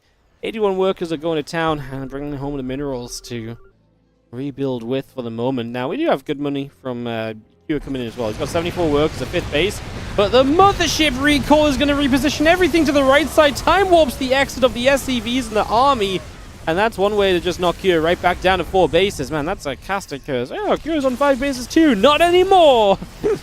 Not anymore. Tempest shot still firing.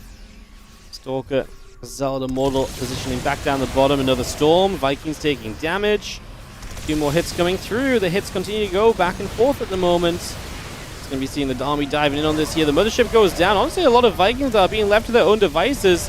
Could be good enough. Do we have enough on the ground? I actually don't think we do have enough bio. We kind of have too many Vikings somehow. Oftentimes, there's not really a thing as too many Vikings, but they're pretty much all of the supply that remains from Kyo, who's then lacking in supply anyway. As he gets chased home, a lot of his ground army already fell. The SCVs are pulling, and Kyo is just going to say GG as Hero does manage to caress his way into a 1-0 lead in this best of 3. We're going to be having a great map coming up next, by the way. We're going to be heading to Last Fantasy. Wow. Not every day you see a Last Fantasy coming online. Hero gets the 1-0 lead. Like we mentioned, Hero, we're kind of expecting to have a good run towards the end of this group here. It's so important for Q to try and get at least a map, because that could change everything when it comes down to the tiebreaker factors a bit further down the line as well. So, things to think on as we'll take a moment or two to get this ready. If he landed Vikings, he could have won the fight. No, there's too many Zealots. The Vikings don't do anything against the Zealots, unfortunately. Zealots are way too tanky.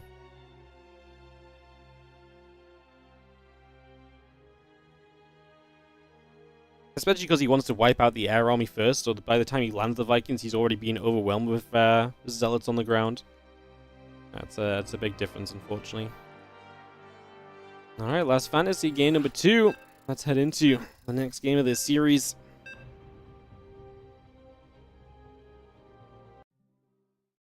As we have, yeah, this map does not get played a lot, but trust Hero to find himself in a best of 3 with this one. I always find it amazing when a best of 3 comes around with this map in it. Ooh, we're going to get good spawns as well. We are not going to see the top left spawn, which is worse for you, worse for anyone who is mining from that, basically. So, yeah. In the bottom right, our blue Protoss play here is going to be Hero.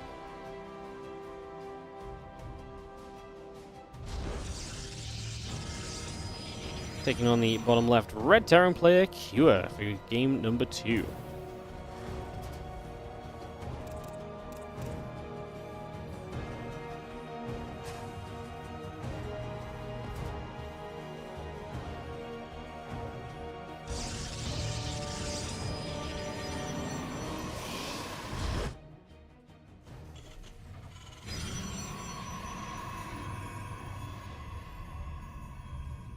Some later comes down, gateway over to the side.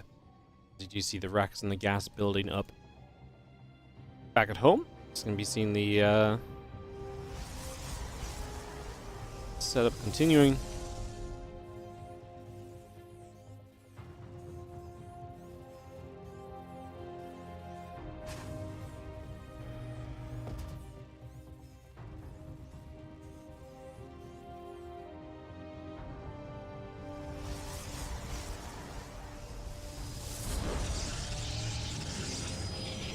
Cybercore drops into place. Reaper is on the way. SCV begins to move out onto the map. The other SCV hanging about for a little bit here. Ready to build a command center. So, CC starting up. We do have the scout from Kua pathing through the acceleration zones, checking for proxies it seems, and it's going to end up heading to the upper left-hand side first, which is not where his opponent is at. Well, then obviously no, his opponent has spawned to the right-hand side instead, so getting to the point of picking up on that information.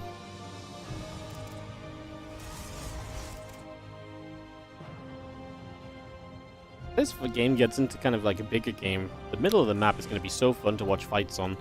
Watching fights basically played at, 2x speed, and it's not quite 2x, but, units being able to move around so quickly always creates some pretty silly moments, like disruptors firing through the acceleration zones and so on. Always a little bit of silliness there. As that Adept wants to trace around the Reaper. Just going to be seeing the Adept shading. Reaper will take a little bit of damage. As the Nexus is about to finish on the natural. Twilight Council will build as well. And again, the Adept just firing the Reaper. Firing at the Reaper, pushing it back the other way for a little while. Stalker building. Twilight Council on its way. Giving us the chance to see some tech. Well, we are just waiting to see what Q wants to do. Factory, 1 racks. Starport does indeed build. Just because we've seen a couple of interesting builds that have skipped the Starport today in TVP, was just wondering. Maybe Last Fantasy is one of these maps they go 3 racks on, like 3 racks factory and gets aggressive. It is no ramp into the natural on Last Fantasy, and Q is going to be able to... Q's push is going to be quite nice on Last Fantasy as well, with these spawns, because Q would be pushing from the natural. He would push past his opponent's main and then onto his opponent's natural entrance, which is kind of a big deal, because what that does is it means that he can threaten the main base while also getting into position on the natural. And that makes it much more complicated for Hero to defend than if Q was coming from the top and he would be kind of running just toward the third base in general. Or you'd have to go the longer way around to threaten the main and do the same thing, which then obviously makes it awkward for reinforcements. So the base positioning I actually quite like for Q.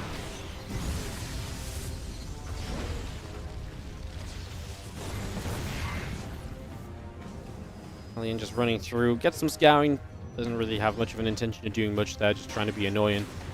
And use up that early unit for some info. As the medevac comes across double Widow Mine, he'll head directly toward the main base. Hallucination wants to try and figure out what's going on as well from Hero, so he would like to try and get that info going as he brings the Hallucination to the bottom left side.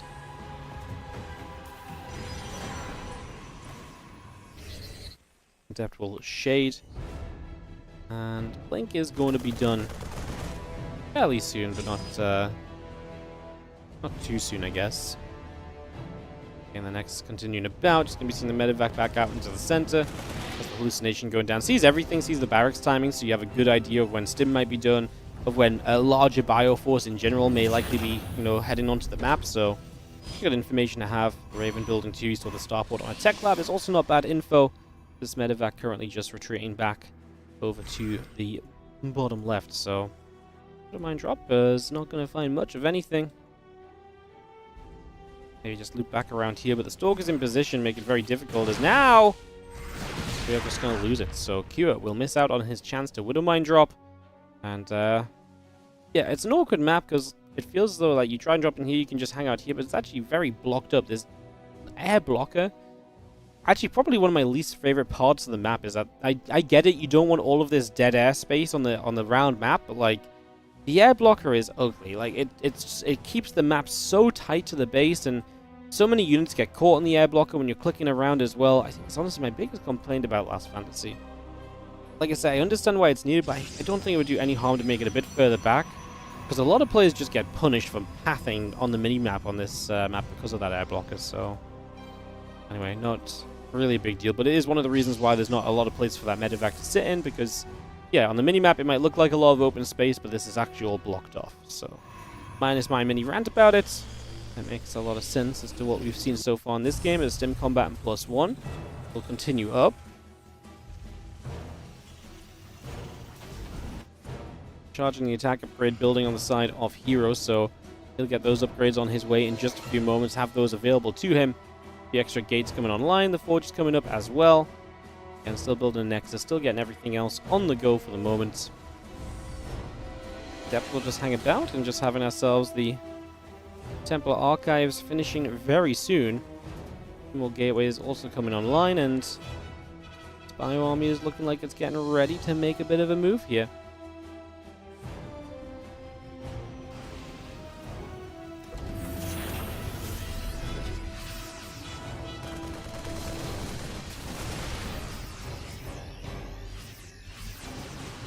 Just stepping out a little bit. There's actually going to be the two Stalkers down here. Need to be careful. Are they going to get trapped? They might. Uh-oh. That's not a good sign. Stalkers, a few of them going down. Going to recall. Still being chased. Going to lose 2 more. Yeah, he did get both of those kills, so no fortune there for Hero. Split second sooner. Maybe 2 more Stalkers live. Get a little push around from Cure. 30 army supply lead right now from Cure. So actually has a lot to work with. You hear those medevacs loading, so he's going to have the idea of, again, pushing toward the natural, threaten to drop into the main. That combo attack is going to be one of the main things you can play with here. The medevac's already moving over to that right side. Hero's already warping into the main base to help deal with it. Widowmines are going to be huge. It's a very Zealot-heavy army. Uh-oh, armor upgrade would be huge for the Zealot-heavy army as well, so if we lose the Forge, that's not pretty. Warriors coming down. The medevac's being very patient. Widowmines do explode. Some of the bio getting caught amongst the friendly fire there. Gonna back away. Forcefield putting some work in. There's the drop into the main base. Everything pulled to the low ground to deal with this main army, so Hero has nothing in the main base. Probes going down. Pylons will be next. We did at least protect the Forge. +1 armor will finish. That'll be great for the Zealot count, which obviously diminished a little bit here, but not overly so. We're trying to aim for the next as he decides not to commit for it. Pulls back with the units and just trades out with other units. At the same time, we do get Forge here. Pylon will go down. +2 attack. That is a hopeful idea on the Forge. That one will go down. That one is denied. But the +1 armor did complete at least. As Cure is not wanting to give up the position, but he is going to start getting flanked by the reinforcements. Widowmines are good again. Softens up the Zealots immediately, put them on lower HP, and make life a little bit more difficult as the army steps away once more. Oh, units just showing up. A couple Widowmines potentially could bow her up as well. Kira trying to keep the momentum going. Supply is actually pretty close right now, 106 to 90. Hero has a base in the top left, by the way, so he's got a hidden base over here. And that's going to be huge. If Kira doesn't figure this out, and Hero's just sitting on 4 bases while Kira all-ins him from 2, if Hero, if Kira misreads this because of that base, this is absolutely a possible turn point, because Kira's decision-making is based on the fact that he thinks Hero's a 3-base Protoss. If he thinks he's a 4-base Protoss, he's likely going to make different decisions, right? So that hidden base could actually be pretty huge here further down the line. Check in on it in a bit. Obviously, for now, Hero just setting it up and getting it mining. These few Zealots go down as he try and run forward. They're still unsuccessful. 1-1 upgrades each. Kira is going to start building up the armory, by the way. So armory in a second engineering bay. Actually going to just load into the main base again and threaten the main. Remember, that main base is low from before, so that's absolutely a base we can probably just kill. Recall on cooldown, it's just being used, so he just recalled a bunch of probes to the top left-hand side. The machines you do not have recall available otherwise. And as we lift up, empty medevacs are the ones going down, so it's not going to be any major grabs out of Hero, playing the defense in the main base. Now, a little bit more bio moving up into the center. I'm going to try and get between the main natural and third here. A couple of Stalkers going to get caught as bio units jump.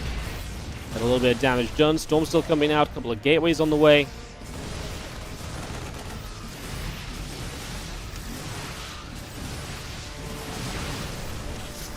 At this point, Kyo probably just feels like he can keep on trading. He's definitely had some good trades. Resources lost 10.2 to 6.8k. So Kyo will feel that as well in these fights.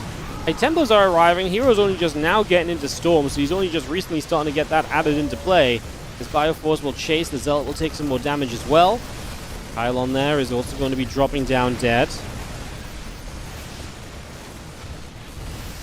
Kyo putting some pressure onto this natural expansion. Is going to be able to work his way through this. So the natural is going to begin dying. Kira is going to get it. Hero gives it up. Now Hero still has the top left base, so Kira is going to a third and now thinks he's going to be 3 base versus 2, but the reality is it's more 3 to 3. We'll see if Hero can maybe still squeeze something out of this. It doesn't look likely just because Kira's A still right here and is still obviously playing great. Storms do start to arrive. That might scare Kira a little bit. Since Hero tries to push this back, the Stalkers will be good to try and chase away themselves. One more Storm. We split away from that a little further. Another Storm. We do the same thing. There's just no follow-up, right? We are going to have the High Templar in trouble. Going to morph the Archon here, recognizing that they were going to go down no matter what. The Zealot warp in to try and save the day. Stalker's blinking forward. The Bio's still going to be right there for the moment. More probes going down. Stalker's still being killed. The Archon will fall. The Zealot will fall. The Stalkers will be chased. Kira sits 103 to 56 supply. Looking absolutely great for the moment.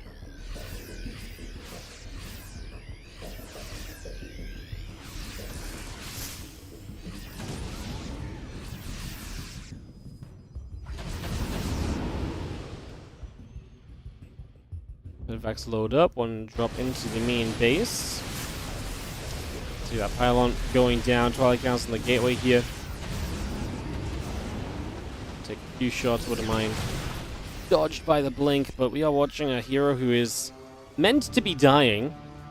Upgrade. Where's Kyo going? He is just heading directly toward this base. I'm like, does he know something?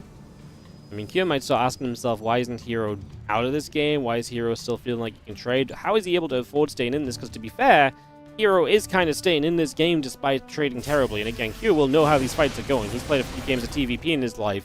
He knows these fights are trading well for him. He's landing the 4th base, which is his main relocated. So he's going to keep the economy booming in his favor. So Hero's got to ask again. Surely Hero is on his last legs. I like that he stops and waits for some ghosts right now. He knows storms are up, so he's going to be very cautious about it. Drop. Oh, he scanned it. So he scanned up here, wondering, have you just taken one of these bases? And the answer is yes. So knowing that, the drop heads in that direction. I mean, if Hero wants to defend this, he'll have to recall. There's not really another route to protecting that base, realistically. Fortunately, he just warped in some Zealots up here, so he's going to get a little bit of pre-warning about the drop. So he could actually really recall. I mean, I guess the unit's already up the ramp, though. Storm comes down. He already had one High Templar there. He actually recalls anyway. The problem with recalling to the top left means the right side is going to be even more exposed than before. He sent a Marine up there. He didn't scan. Okay, send a Marine, guys. My bad. So he sent a Marine to scout it. Either way, he figured it out, and that's important as Hero just going to end up fighting and losing. The thing is, Hero is almost more forced into fighting now because that base is figured out, and he just doesn't have anything going his way. Obviously, with a dead main base, a dead natural, and a proxy base, which was the only reason he really stayed in this at all for a while, Kira is going to be able to cruise himself into victory position. And it is going to be going to Maganatha for Game 3 of this series. So we will have one more map coming up between Hero and Kua. So Hero Kua, one more map, and then we're going to have some Hero mana action. We might do...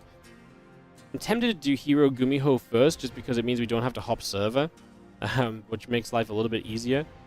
So we might just do Hero Gumiho first, then end the day on the PvP. That's also a little possibility that we have. So maybe we'll kind of take that approach, but we shall see. Shall see.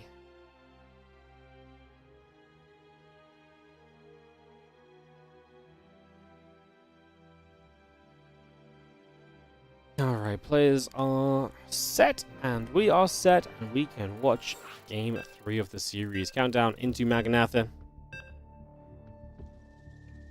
We will see.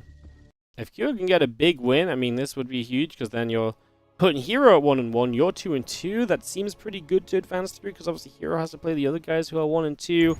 If Hero loses to one of them, then yeah, they get 2-2, but Hero's 1-2, so I feel like you're putting yourself in a really good position to advance if you can win this series right now. And obviously now Kira is just a map away as we're all tied up. Big map, game number 3. In the bottom right-hand corner will be the blue Protoss player. This is Hero.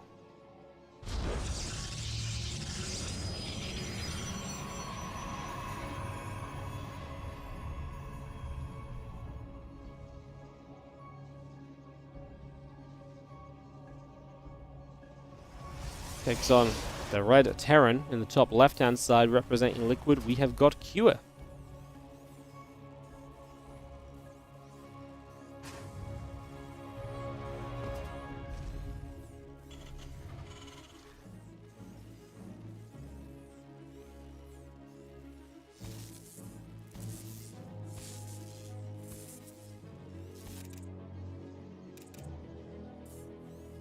Probe showing up super early, wants to ensure there is no super proxy happening. You basically guarantee complete info of your opponent's build in terms of knowing that there's a barracks at home, knowing the exact gas timing, etc, etc, etc. So you just get a lot of info with that is the idea there. As the SCVs will nibble, probes will take some damage.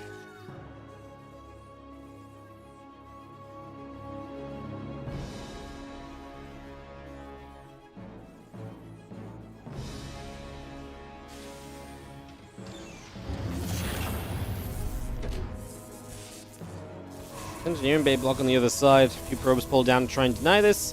Hero would like to not build his Nexus out of position because that would likely just net him into a little bit of danger, so ideally just cancels that. He did find it early enough to pull the probes and justify that without it being too costly.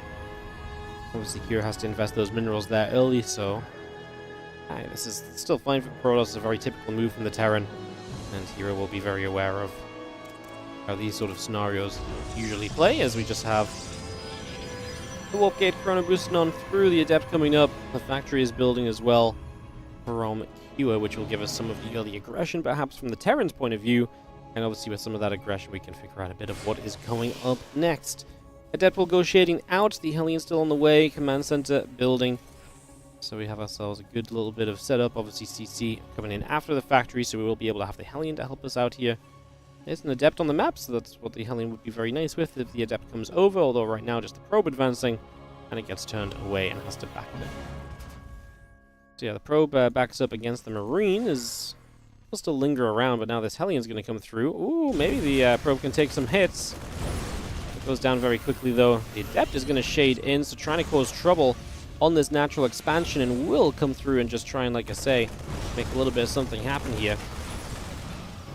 Adept goes down, the other Adept continuing up to the top. Moving straight over as the Warp Gate, Twilight Council all coming into play. And the Stalker still building as well. There is the Hellion forcing the Adept backward for the moment, so again, just chucking this out of here, pushing it back the other way. And yeah, Medevac and a few Marines will continue to produce in the main base. That command center now completing on the natural as well is going to be also a major bonus, so we like that. And the two Adepts will look to try and pop into the natural here. There's a Widowminder zone, and a few Marines still gathered up, so what do they want to do? They're just going to shade backward, actually. Don't mind actually Unburrows and Reburrows, not going to get Adept shade tricked or anything as well, which is nice. Adept's going to try the same thing again. Oh, not going to try it. The idea is that if you kind of, the Widowmine fires at the Adepts, but the Adepts shade at the right time, they dodge the Widowmine shot, which is exactly what Hero is still trying to do, but the Widowmine's not here anymore! He's going to realize they cancel the shade and step into the natural, because the Medevac's obviously going across the map. A couple of Marines will start to take some damage right away, so they're going to be in some trouble. And the Hellion actually comes back to help out. The SCVs pull in, but both of those Adepts are going to be able to shade out of there alive. Two SCVs going down, a couple of Marines going down, good little bit of harassment. And I'm not sure if this harassment over here is going to do that much. The Medevac already turned away as Stalkers got into position. And so we will see Cure not wanting to commit this Medevac for the moment. Going to bring it around elsewhere. Heads towards the natural, where we'll be able to unload straight into this mineral line. A couple of Stalkers warp in response to that. 5 probes going down, make it 6. The Marines will continue onto those Stalkers. A little bit more being done. Medevac just boosting away over to the left. And out of there for the moment. Blink still building, Observer on the way.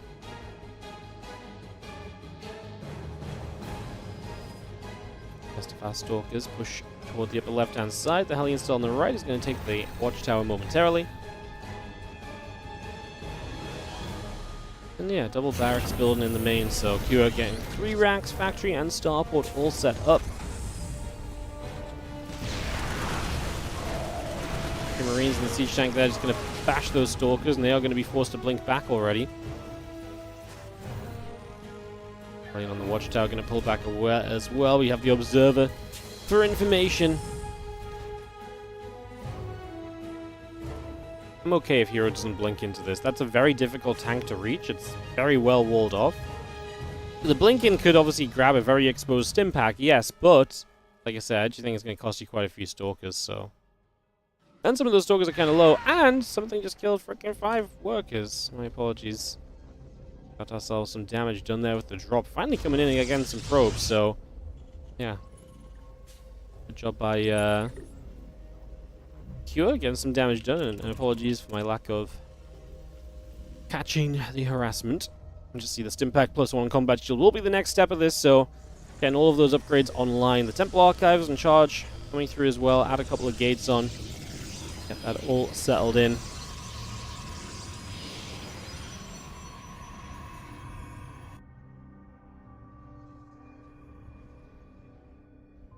Probes just mining on the 3rd base. The Prism is going to step forward.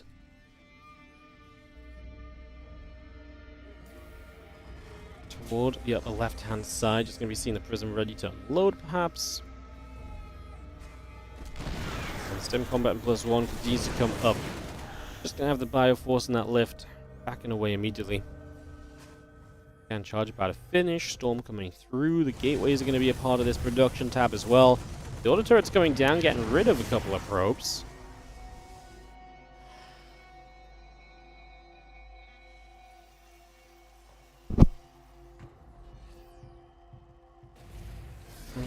And combat shield finishing soon, the +1 attack upgrade finishing soon. The stalkers are still pinging away a little bit of the bio at the front. It's going to be seeing the Marauder going down. The rest of this army still stepping forward. And Storm coming up as well, as we have the really the answer to what Kira is doing coming in with that Storm. I know what Kira's doing, like the push out is nice. 3rd CC landing behind it, the Ghost Academy coming in at the right time. He has got some advantages to play with here in general. He's going to have the upgrade lead, because Hero's going to delay the Forge play for now, so you just don't want to get overly involved, and it's always going to be, the main fear is going to be kind of get, you know, a massive Zealot kind of showing up, and you just don't really have enough Marines to truly contest with the massive Zealots right now, so you got to be pretty careful about that. For the moment, as the extra Vikings come through, Marine Marauder still producing up.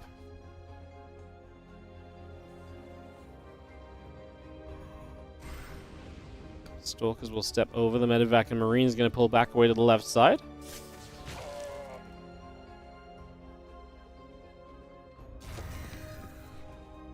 Stalkers will just blink, and that's going to be a dead medevac. A couple of Marines go down as well. Nice little catch. The Storm comes in for a couple of those SCVs.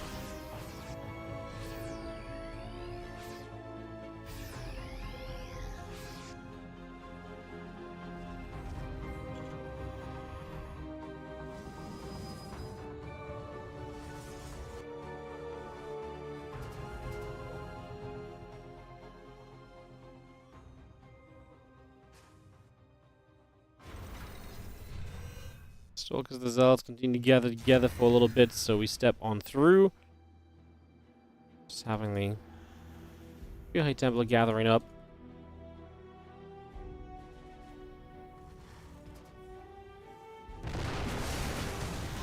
Nice Storm coming in onto a few of the Marines. I mean, this is where Hero just feels like he's confident enough to push in.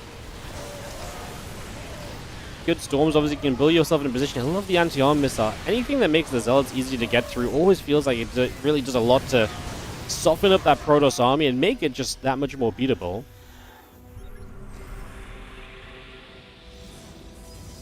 Extra Zealots warping in, Archon coming through, the Colossus and the Extended Thermal Lance coming up as well, +1 attack upgrade will come in alongside that. So we've seen the Zealots going to charge up into the rest of this army. Siege Tank is going to drop. Continue to fight for the moment or two. Just going to be seeing a couple of Archons and so gathering. Bio steps back away from a couple of those Zealots. I mean, this is one of those fights from Hero where it's like, do we really want to fight this? And he's like, yes. And I think a lot of pro players would be a little unsure about it. He gets so many SCVs, though. And that's the issue that Q is going to have, is now he's got to rebuild SCVs. His army coming out of this is fine, but it's not healthy. You know, it's a good size, but it doesn't have a lot of HP on it, so at the very least you've got to stop for the medevacs to heal it up as well. That's also just going to be a problem. That's also not going to make this a lot of fun. As Extended Thermal Lance, +2 attack, +1 armor. will continue into play, and a few more Zealots continue up as well. So again, a bit of everything continuing for now. Because of shells, the armor upgrade still building too, and Secure just trying to get some finishing touches on his build. He actually gets the 4th base about to finish, so it's just that, looking at that worker difference, that 20 worker lead from Hero feels so good in this moment of time. It feels great, right? So Hero looking good in terms of the economy, and just feels like he's going to be able to build so much from this stage. Now Kyr's tries to force Hero back a bit. There's still a big map, and maybe Kyr's best chance would be to just kind of play for a very long game, where you just sort of sit back, you start him, you know, eventually try and get toward Libs. Let's see if you can get something like that happening. The Prism's going to hit him in the main base, though, because he's moving to the center. He's going to find some Zealots on that gold, but the rest of the army is coming as well, so this is really a question of what is going to happen.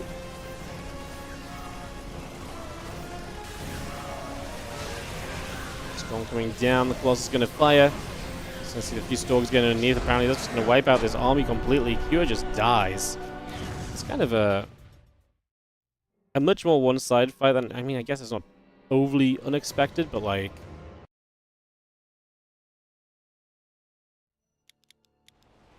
so you got the, first of all, you got the Prism in the main. It actually gets dealt with pretty well. He just doesn't have much yet. And all of these mines, it's like 10 supply that's just not in position. He just doesn't have a good enough answer to the Zealots. Like, Zealots are actually just so good in this scenario.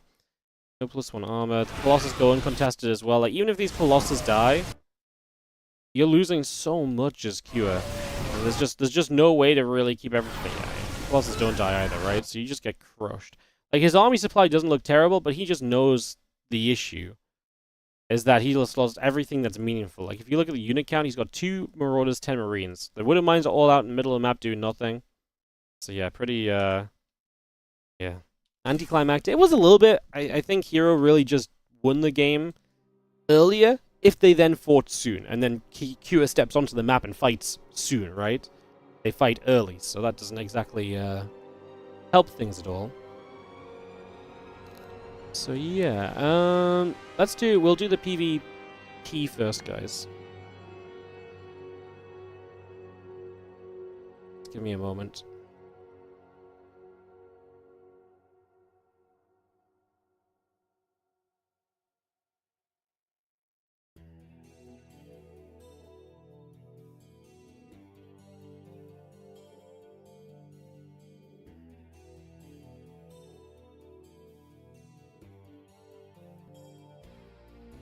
All right, we'll do the PvP first. We'll keep it in order of the Wikipedia. I want to catch a TVP at the end as well.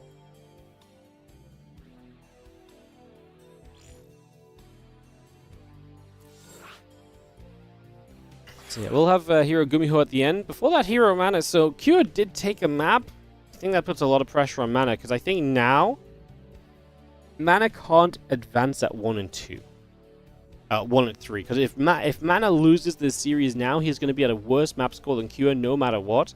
Because Kua had the best map score at 1 and 2 going into the versus Hero games, and him taking a map means that now Mana, like if Kua got 2-0'd and Mana took a map, it might have been possible, but now it's just, now Mana must beat Hero. Mana has to beat Hero. If he doesn't beat Hero, Mana is going to be eliminadoed from this group and from this competition. So we are going to have Mana versus Hero, Mana fighting for his tournament life. And then after that, we'll have Gumiho Hero, where Gumiho is potentially still going to fight for his tournament life as well, depending what else is going to happen.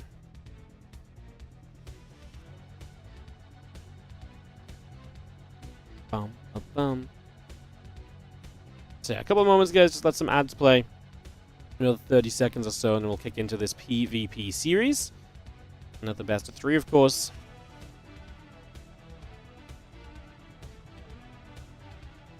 They're so good at finding those fights as well, where you attack into that third base. And like I say, I think a lot of people don't really like that fight, but Hero just sees the opportunity in it, and just the SCVs that go down just make it so tough for Q to recover from. And like I say, I think in that scenario on a big map, it's scary just to sit back and let the pros take the map and you try and play the libs and stuff, but I just don't think that was a moment where Q could realistically step onto the map, unless his opponent was out of position and so on. He just wasn't doing anything else. And his army's not big enough to split in half just yet either, so it's a very difficult part of the game to navigate through.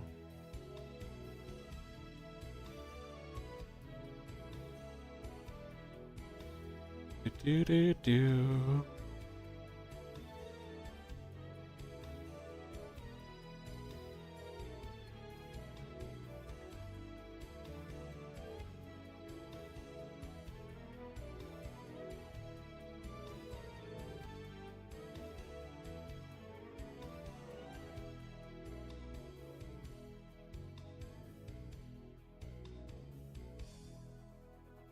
Yes, I think we're pretty much good to start us off. Let's do this. Let's jump into the PvP.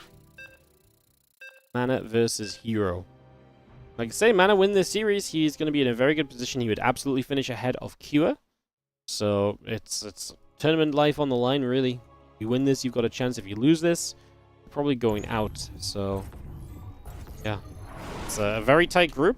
It's been very close the whole way through. Hard to really say where it's going to end up for anyone. But what we can say is that we've got a PvP right now. And in the bottom left, our red Protoss player is going to be Hero. He takes on the blue Protoss. In the top right corner of the map, repping Team Liquid, it is Mana. And you're watching the WardiTV Summer Championship first day of action. We are back tomorrow with Group B as well. So if you're enjoying the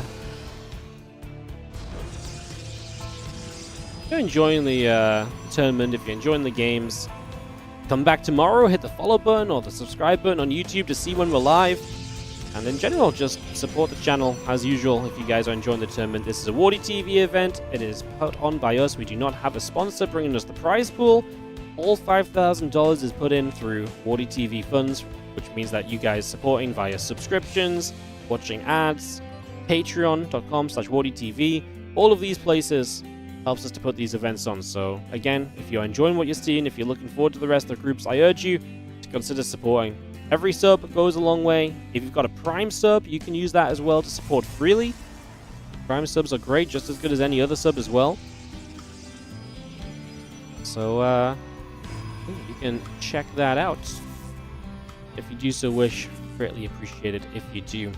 It's our third PvP series of the group. Obviously 3 Protoss players, 2 Terrans. So we had a couple of these PvPs we knocked out of the way super early on. And we get back to this one now, as Hero throws down the expansion. Mana is going to be on a single gate as well. I was going to say, Mana was actually, when he was playing the PvP earlier, was looking for a lot of one-gate expands, and this looks like he might get the opportunity to do just that. As Hero is patrolling with the probe, though, which is a problem, because that is obviously something that could absolutely deny the... that's something that could absolutely deny this from kind of taking place, so... It might be a little bit awkward. Stargate starts up for Mana as well, so that's going to be his initial choice, and he will do it before expanding, so Hero's going to have a real nice fast expansion to kick this off. As the Adept will go and hunt down the probe, but the probe is gone. They left a pylon behind, so Mana will find himself blocked for the moment. Hero will not let him take that natural expansion freely.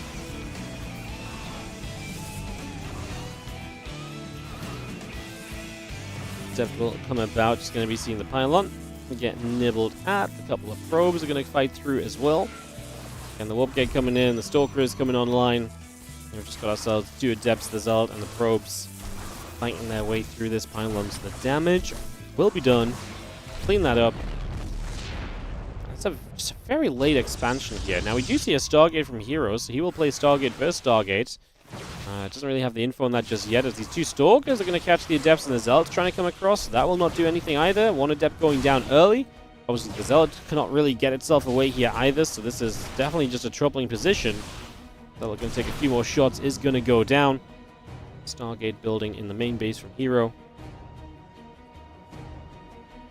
And Oracle and the Warp Gate still coming up. Oracle actually going to get to activate and go after a few Stalkers. Go back and forth a little bit. The Adept will take some damage. Again, the Oracle still coming through. Obviously, the Oracle revealing itself on those Stalkers as well, so now Mana has shown his hand, and so Hero knows exactly what Mana is playing into here. He knows it's an Oracle, and he's going to start building Phoenix, which gives him the edge in the Phoenix War. If it turns into a Phoenix War, at this point it probably doesn't. Mana probably going to drop a Twilight. He's going to be investing into something else before he even knows that this could have been a Phoenix War, right? As this Oracle swings around the left side. It's actually going to come through for a couple of probes right off the bat. 3 workers go down instantly. Wow, 5 workers. It's going to be a dead Oracle, but 5 probes. It's nice, but at the same time, I don't love the Oracle going down, because now you still only have 1 Oracle. That said, if Hero just assumes it's only 1 Oracle, and the second Oracle is not going to come, then this mineral line is still exposed. 2 Stalkers move in position. That's obviously very nice, and should help us to shut this Oracle down from doing much. We made a Phoenix, but now we're making an Oracle from Hero as well, realizing he's not going to need Phoenix in this game. Because, well, the first one's just going to get rid of this Oracle, and now he can just build an Oracle of his own. As Mana going to go Glaives. Oh. Well, I like it as a follow-up just because I feel like this opening didn't really do what he wanted it to do. And so if you go Glaives, maybe it's just surprising enough and different enough that it actually has a chance of catching Hero off guard. Because I don't look at this game and think, yeah, Mana's loving this position. And I don't really love Mana's position. I don't love Mana's position. I don't really love the Glaives in like a normal game. If this was like, you know, just even and Mana starts up Glaives right now, I'm like, what the hell are we doing, bro? You know, Glaives, no Immortals. That's not a PvP build. Yeah, Indy dropping from the replay. Oh, it's a classic. It's not a PvP build, and so when it's not a PvP build, you kind of worry, but like I say, I like it because Mana's not in a good position anyway. So I kind of like it as more of like a Hail Mary, like let's try something a bit crazier, and maybe if we do something a little bit crazier, it might just stick. Like, it might just work out, you know? It might just work out.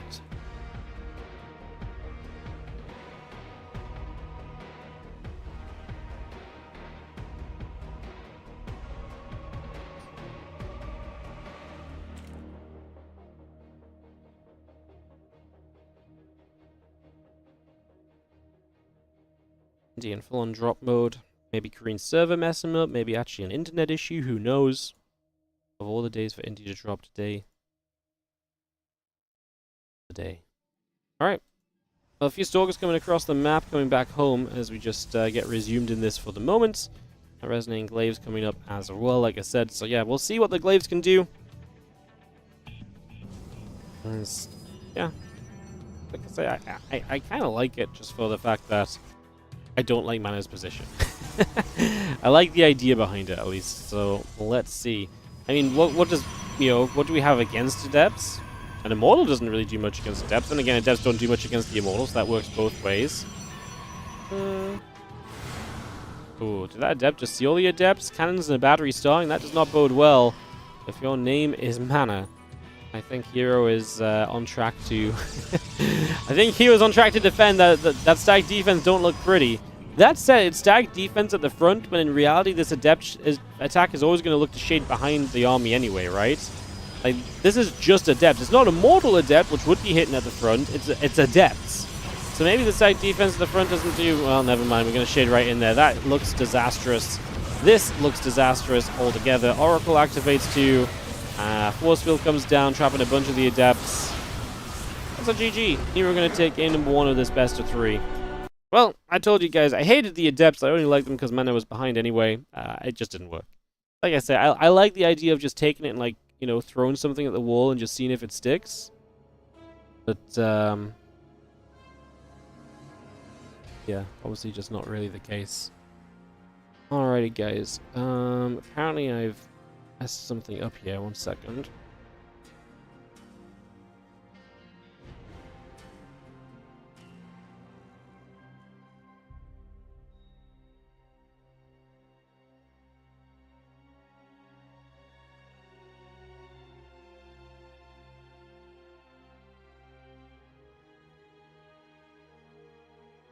Alright, 1 second, just gonna have to sort something out quickly. Give me a moment.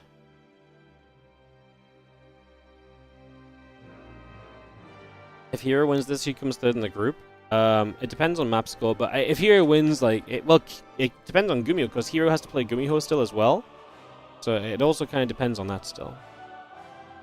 So yeah, we don't know yet. We don't have all the information necessary to make that call. If Hero beats Mana, Mana is out. It would either be Q or Gumiho. I didn't check on the Gumiho situation if Gumiho loses necessarily, for example. So yeah.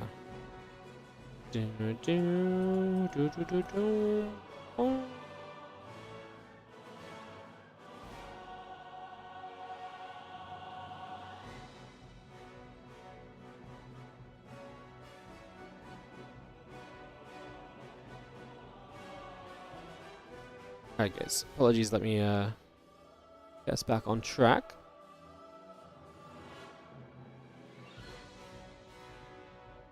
Minor issue. Bum, bum, bum, bum, bum, bum, bum, bum, bum, bum. Alright, heading into game number 2 here. Get this on the way. Down into this next map. Can Mana take one off of Hero? If Hero wins this, isn't he statistically guaranteed to be in top 2? Yes. We're not talking about who's going to be top 2. We're talking about who's going to be 3rd. That part is unknown. Hero is... If Hero wins this, he's very likely just to win the group, because he also has the head-to-head over Nightmare. And he would probably have the map score advantage over Nightmare going into the final match as well. So I'd say it's very likely that if Hero wins this, he just advances. Well, I mean, it's not guaranteed yet, but like Hero's already in a good place to advance with the fact that he's 2-0, right? Like, all he has to do, like, if he wins, like, yeah, I mean, Hero's in a great spot. So, but yeah, 3rd place is really up for grabs, especially if Hero does win out. Then it comes down to map score. So that's what we're kind of wondering and thinking on a little bit. As we just have Chrono Boost and some probes continuing through for the moment.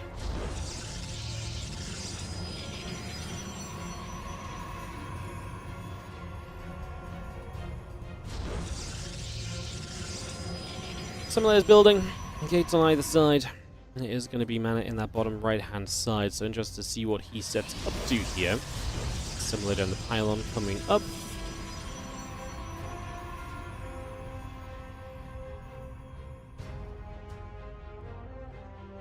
Why does Wikipedia have only the Twitch link? What, for the stream? I would imagine because linking YouTube streams to Wikipedia is very awkward, because every YouTube stream is on a different link. So they could link to the YouTube channel maybe, but yeah, I guess that's just not built in, because 99% of tournaments happen on Twitch anyway. It's really only the last few months that people have genuinely started to watch stuff on YouTube for StarCraft. So I think it's just something that's been designed much longer ago than YouTube has really been used to watch live streams. So they just don't have something in place that kind of matches it, you know?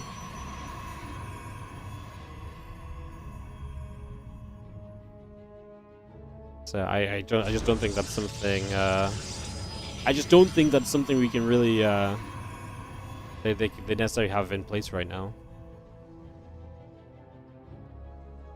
The Twitch links for the channel as well, not to the event. Yes, but but what I mean is, like, so for Twitch, if you link to my Twitch channel, right?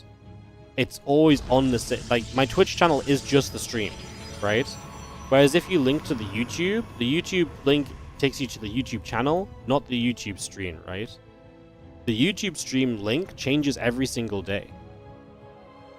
So it might be a bit more complicated to add in because of that, because then you're essentially just linking to YouTube that does not necessarily link to the thing that you're kind of meant to be pointing people towards, you know?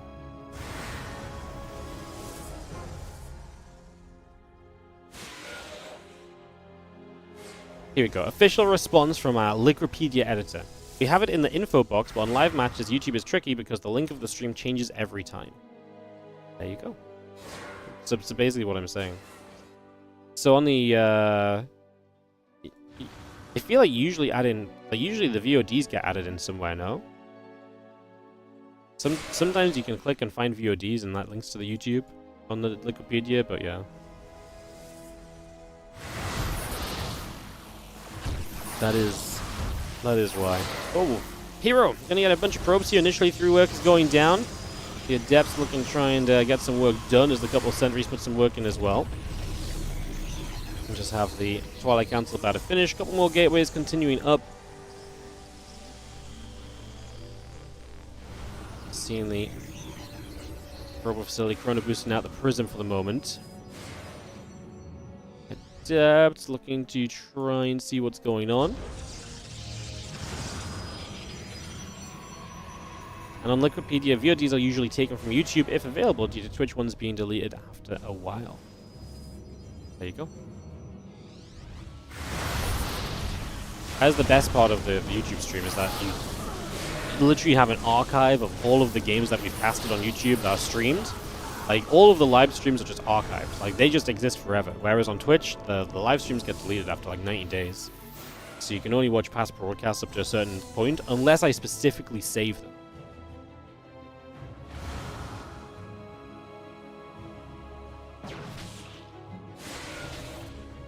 So yeah. The YouTube will be linked there essentially just for the VODs. It's fine as well. Some work is going down on the other side. Mana actually going to get some aggression of his own. We've kind of watched Mana taking a bunch of damage. Now he's going to deal a bunch of damage. As the Blink is coming online from Hero, the Robo Facility finishing. And we just see Mana is still kind of techless in this game. A couple more depths just get warped in. He's on a Robo, he's got an Immortal, so he's not techless. Okay, so it's going to be Immortal versus Blink. That's a much more... It's a very powerful army from Mana, but it's always going to lack in mobility. It's not going to love fighting against the Depths. The Depths are still going to be walled out. There's still probes in the low ground that are going to get hit here as well, that are going to take some pretty serious damage. A couple of shots coming through. The Adept's going to shade out. The units continue to go up to the top side.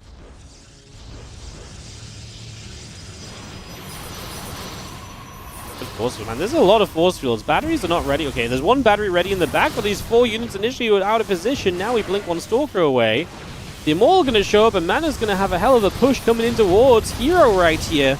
It's going to be seeing the Sentries, and the Immortal continue to fight. A couple of Adepts will take some damage. The Prism loads up and continues to micro around a little bit as well.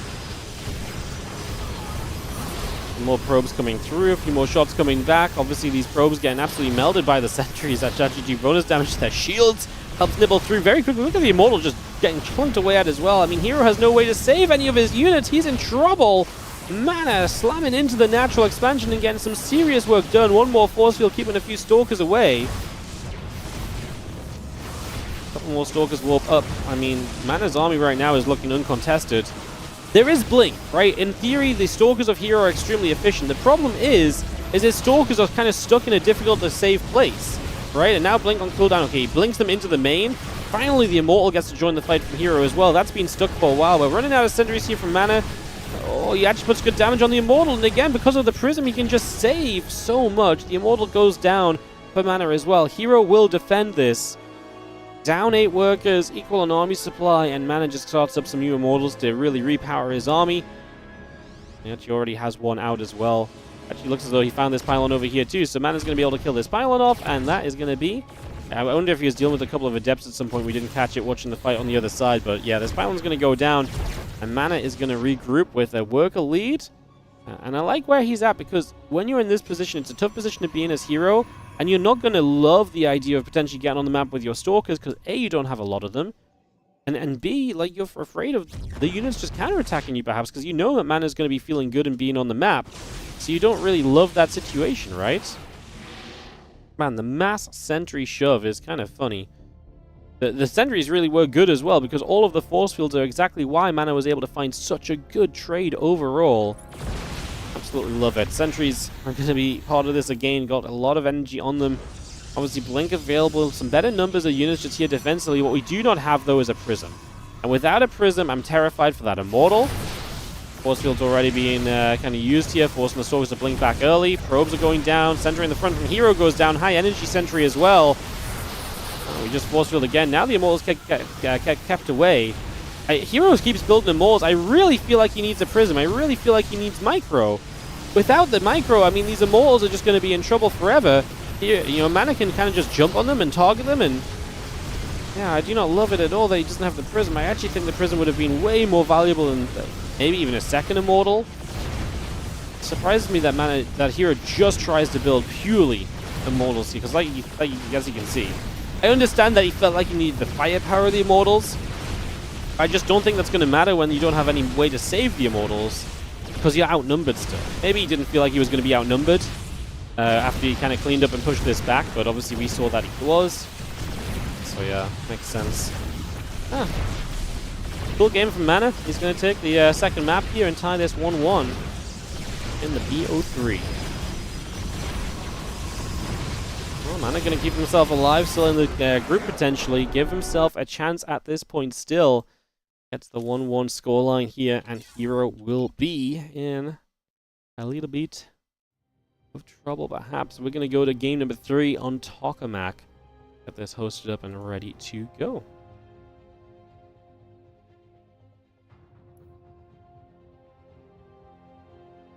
Boom, ba-da-boom.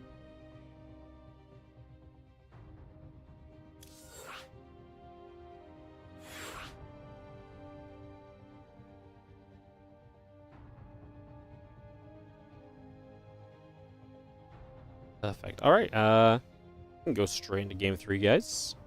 Lovely.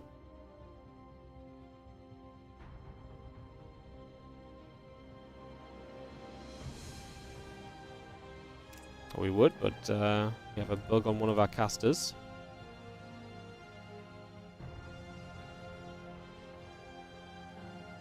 Do, do, do, do.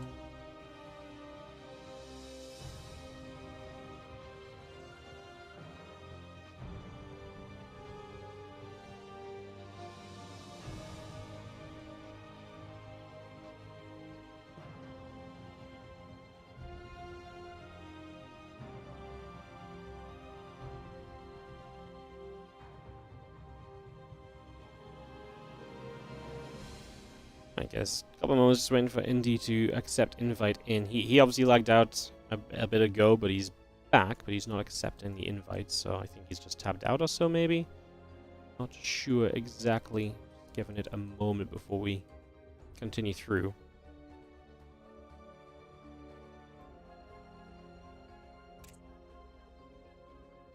He is back live on Twitch, so I imagine he wants the invite. Just waiting. Apologies, guys. And we have Hero Gumiho coming up after this as well as we get towards the conclusion of the WardiTV Summit Championship. I think Indy might be bugged, so he's just going to re-log, maybe. Give it another second or two, figure this out. Boom, boom, boom, boom, boom, boom, boom, boom. It's worth noting as well is that map win for Mana could also be influential on the 4th to 5th place, even if he doesn't win this series. Because there is also just the world where, you know, maybe Mana doesn't win out or whatever, blah, blah, blah. But, like, there is that 4th to 5th place kind of difference in prize money as well, so that does count. You basically double up from $25 for entering the competition to $50 if you finish one step further.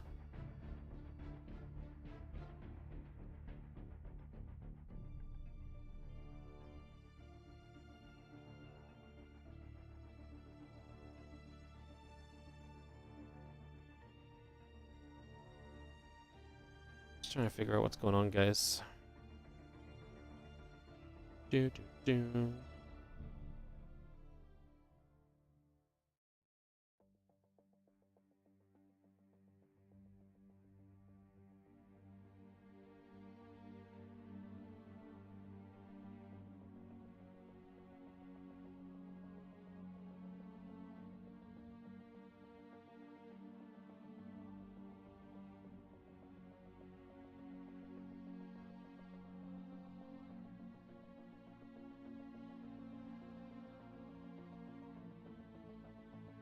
And he's just not replying to me at all. I'm just gonna presume he's not joining. Alright, we're gonna go. We waited long enough. Alright, game 3 coming up, guys. Sorry for the delay. I was just trying to give another caster a chance to return, but not gonna happen, it seems. So yeah, I appreciate the waiting. Can you message me on Discord, ask something about tournament organization? Absolutely. Go wild. Do you have my Discord, or can you find my Discord? Or do you need the tag? If you have it, just message me. Go wild. It's all good. If I don't reply, message me again after like a few hours. Because I have a big tendency of reading Discord stuff and then telling myself I'll get to that soon and then not getting to it. So if I don't reply, just tag me again or something. It's no worries. I'd rather you tag me again and I answer than Don't feel like you're bugging me, is the TLDR. All right. We have in the top right-hand side Hero, the red Protoss player, as we enter Tokamak. Entering the bottom left, the blue Protoss is Mana.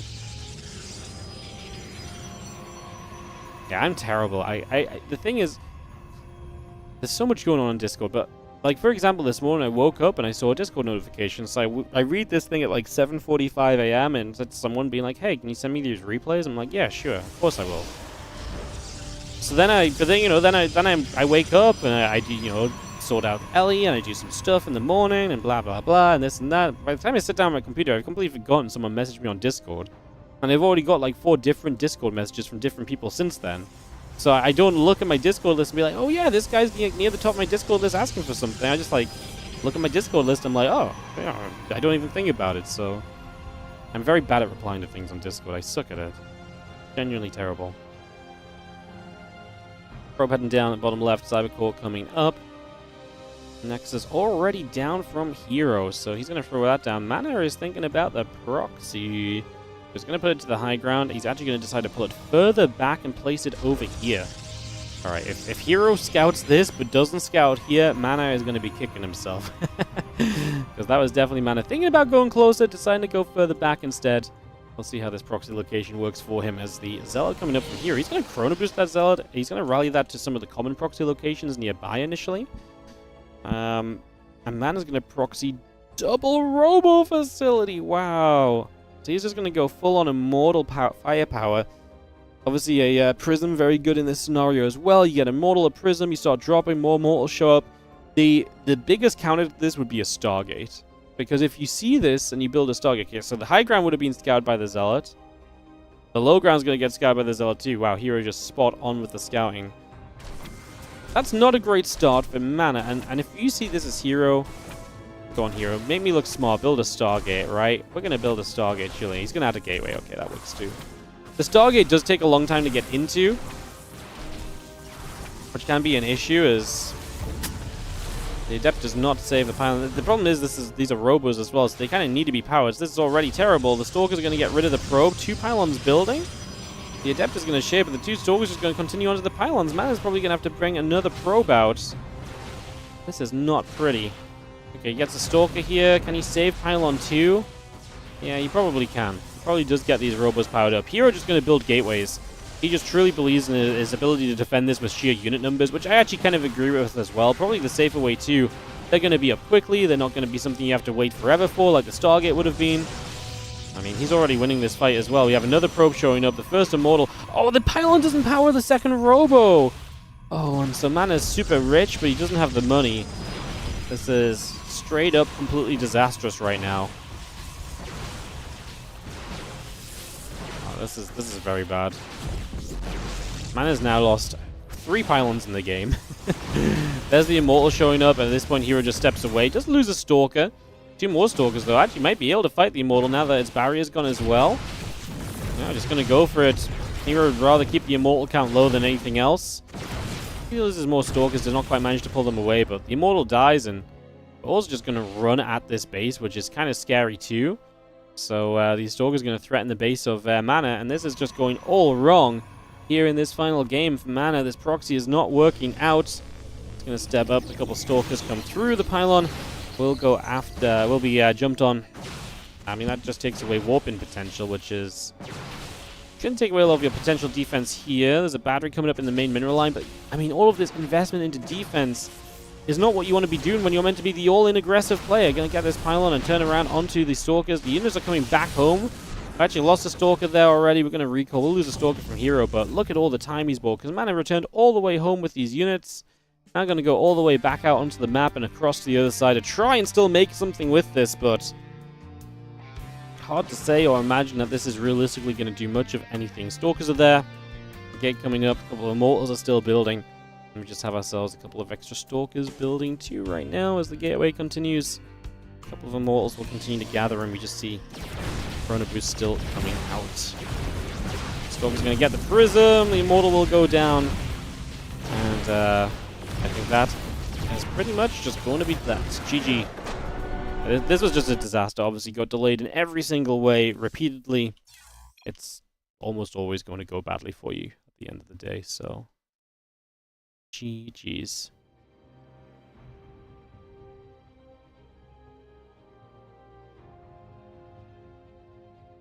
Alrighty.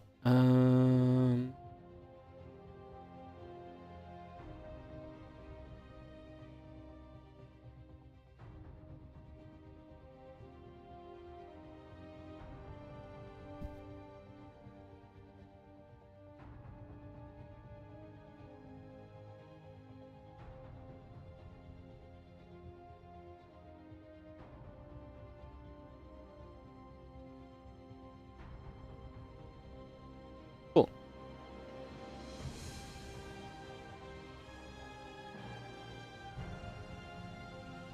Alrighty, that's gonna be that. So, we're gonna run some ads, and we're gonna get into our last series of the day, which is going to be Hero versus Gumiho. Banger final series. Let's hope it's a good one.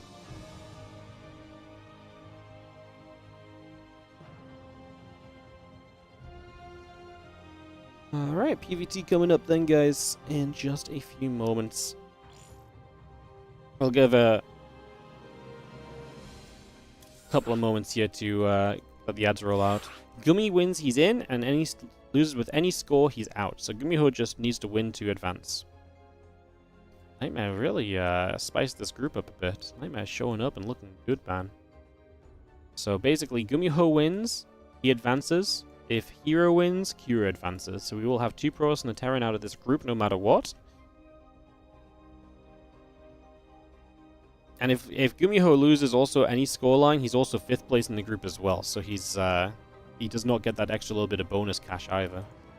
And this group's been kind of wild. It's kind of crazy that we actually casted Nightmare's games first. Like, we did all 4 of Nightmare's games first. I feel like this took so much excitement out of this group because, like, I feel like Nightmare winning all these games, like, in the later part of the group would have been like, oh my god, he's doing it. We thought Nightmare would be out, but, like, he actually just went 3-1 early. We're like, oh, Nightmare advanced. I guess that has added a lot of excitement to all of these other guys who we thought would probably advance, but now we know that he probably can't. Has obviously made that a little bit crazy as well, to be fair, so... Nightmare ruined the plot. It's fun, I just didn't expect him to go 3-1. Like, you know, imagine Nightmare went 2-2, then obviously his chances of advancing is much more up in the air for so much more of this group as well. So, yeah, it's kind of a little bit amusing. A little bit amusing. Is Clam having a break or vacation? He's literally on vacation right now. He's just on holiday. If Hero loses, Nightmare is first. Wow, that's crazy as well. It's funny. Alright, where are we at? 1 minute on the ads. Let's click the watch button. Let's go into ley lines. Best of 3 TVP. Hero versus Gumiho coming up.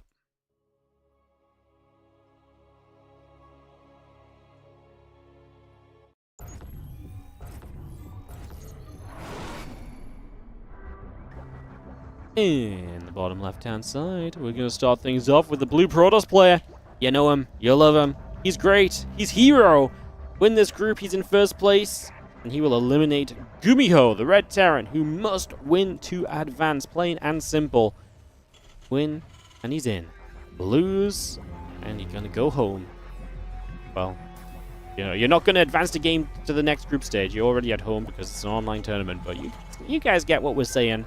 You guys get what we're putting out here.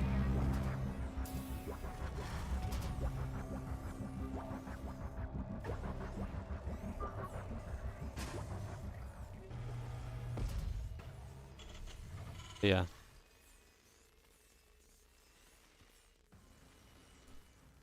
He goes next stage also if he loses. No, he has worse map score. His map score is -3. So he cannot possibly get a better map score than Cure. So he is always behind Cure on map score. So he is out if he loses.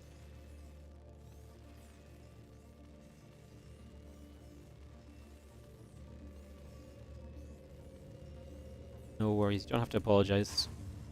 It's my job to know the dealio with the groups, so... And sometimes I'm wrong, so I appreciate the questioning, because sometimes it's good to double check. But yeah, Gumiho is -3 map score already. Kua getting the map off of Hero helped him a lot. Basically made the difference. If Kua doesn't get that map off of Hero, it's a very different situation, so... I mean, Mana as well getting the map off Hero, but then Mana didn't get the map off of one of the guys he lost to. He lost O2 to a bunch of guys, whereas Kua also got the map of Gumiho. So Kua really doing a lot of work himself. Like, you know, you can say, it's just map score, but it was actually map score in very important matches. Like I say, against each other and also against the guy who is looking to top the group right now in terms of Hero.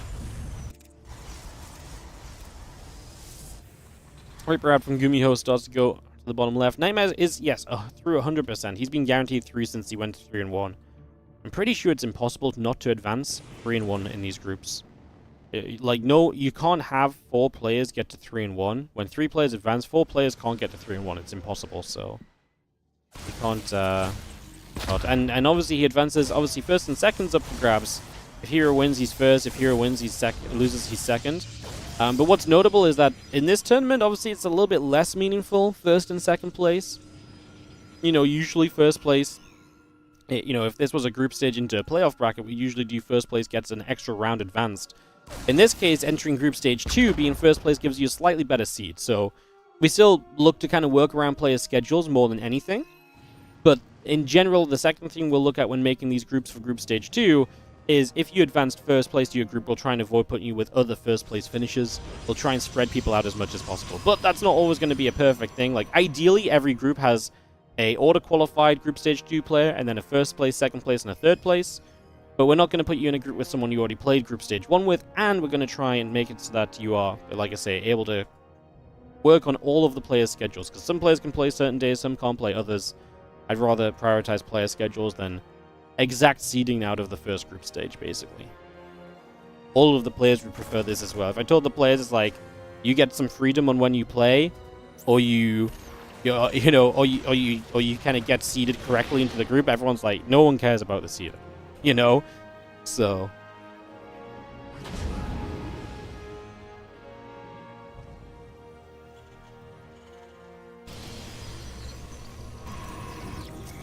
Well, Stalkers in the Sentry and Gathering. We do have the Robo Facility building, Viking and Tank on the way with a Marine coming out as well. Just going to get a couple of batteries building through. We've seen just a lot of blink play from Hero today.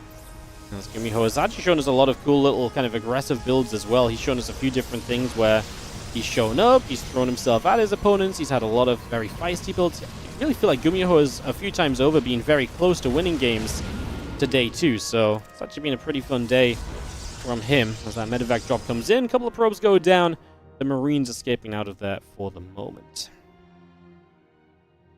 Ripping the Cyclone, pull back, the Stalkers get across. Want to see a bit more army coming in from the upper right-hand side, heading down to the bottom left. Do I have a favorite player to watch? I mean, I wouldn't say I have a favorite player in Bjorn, but, you know, fun guy, always been very supportive of him. I mean, I wouldn't say I have a favorite player to watch necessarily, because like I enjoy watching most of the players that play StarCraft. Anyone that plays fast, that plays good, it's hard not to like watching them, you know? Obviously, I have a little bit of a preference to Terrans. I'm a Terran main, so my preference is maybe a bit more toward the Terran players, but you know, I watch a lot of StarCraft. It's hard not to appreciate good games being played when good games are being played, you know? It doesn't matter what race it is, so...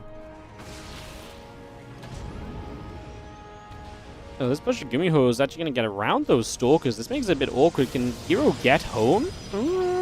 Kind of not. Has an Immortal to help him out. We're actually going to see a Dark Shrine building as well right now, so Gumiho gets into a pretty good position to start off with. Battery is going to go down. A couple of Stalkers taking hits. The few extra Stalkers from the top. I think we're in an okay enough position to actually just kind of make this a continuous attack with everything coming in at once. Second tank took a while to go down, though, and the Marines will target fire down some of the low HP Stalkers. Makes this a pretty effective trade, I would say. Like, yes, you break out as Hero, but you lose a lot in the process. Those couple Stalkers still low. Will not be something these Marines should ever be able to catch up on, but we get one more. Yeah, I mean, like I say, just capitalizing a little bit. Resource loss is actually pretty even. Look at that, 2105, 2105. It was actually dead even until a couple more Marines went down. So we'll try and chase for one more Stalker. They won't get it, but not a bad trade at all for Gumiho. Knocking Stalkers down. It was a lot more gas as well for Hero that died than what Gumiho lost, I would say. So, well, actually, we can check that. 695 to 550. I am completely wrong. I didn't account for the 2 Vikings, actually. They were actually very, the extra 150. Yep, that would have put him behind.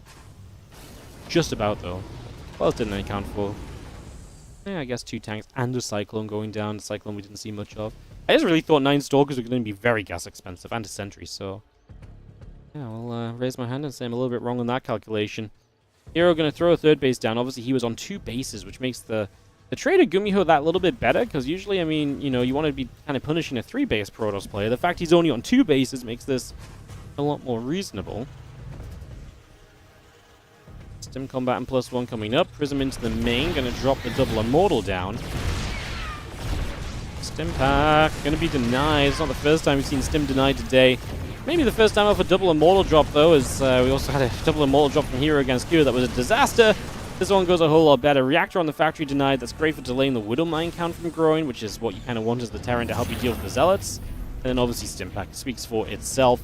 We're not even building a new tech lab yet. We've got them further back. I mean, yeah, build it on this one here. Build it as far back as possible. This is the negative of kind of walling like this. This wall initially is to help you with some of the Blink Stalker attacks. But obviously it means that your tech labs, because all 3 barracks are in the wall, your tech labs are super exposed. So you get that denied. And that means that Gumiho is not moving out for the next 90 seconds or so, because there's no way he wants to try and make a fight happen without Stim. Which gives Hero a lot of freedom, because now he's going to get to Storm before Stim is up. He's going to have DT harassment to poke about with.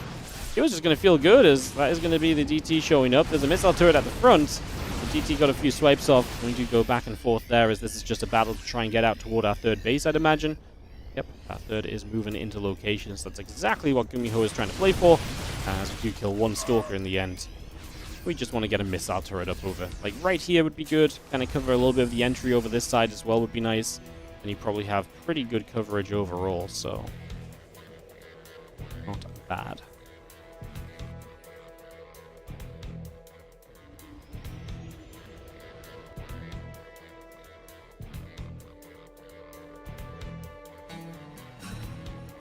Moving on the top, the few Stalkers still in the center. See the Stim and the armor upgrade building up as well. Bio pushing down the right side. You see a DT starting to swipe through a little bit. Loses a Medevac. A little painful, and the DT gets scanned, so at least we get the Dark Templar. But yeah, Medevac going down, and then the Storms show up. High Templars getting feisty as the Prism was just like, I want a piece of this. High Templars, do your thing. And to be fair, it gets the tanks very low, hits a lot of the bio. Especially when you've just sniped a Medevac and you've reduced the healing of this army, forcing the 1 Medevac that remains to start using all of its energy healing. It's pretty darn good. We're actually going to jump on this army before some of the reinforcements get here. Now we're going to start storming as well, as Hero looks to capitalize on what he set up for himself. Oh, Gumiho survives with a lot of bio. Is that the last storm? If it is, we might actually be in trouble here from Hero. The Immortals get jumped on and Gumiho comes punching forward. The Archon goes down as well and Gumiho kills so much. Prism does survive. High Templar gets an energy recharge. It's going to be full of energy here. That's the 2 storms that we're going to have are from that High Templar. This is the one thing that I think is most frustrating for Terrans at the moment, where it feels like you win that fight, and then boom, 1 High Templar that's freshly warped in gets 2 storms, and Storm is so powerful when it comes to defending in these moments, and so it becomes so much tougher for the Terran to capitalize. Gumiho, though, still trading well. 53 to 29 army supply with 1-1 upgrades in his favor right now. Widow Mines will be blinked away from. They will not go off on anything meaningful, but it does put the blink on cooldown at least. But a new Immortal showing up. Hero might just about scrape together a defense for the moment. But this was all about Gumiho. What a fight for him. Coming through and looking good. Resource velocity is still pretty even in the game. But Gumiho's economy is good. 3 bases versus 3 bases. 67 to 70 workers. Obviously, Gumiho has a few mules on his side. That's going to be one of his benefits. This few Archons still building up.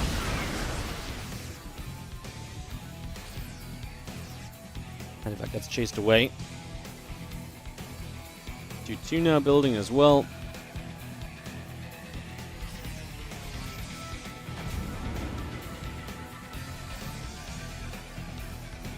Bit of bio just pulling back. A few Stalkers get into the center.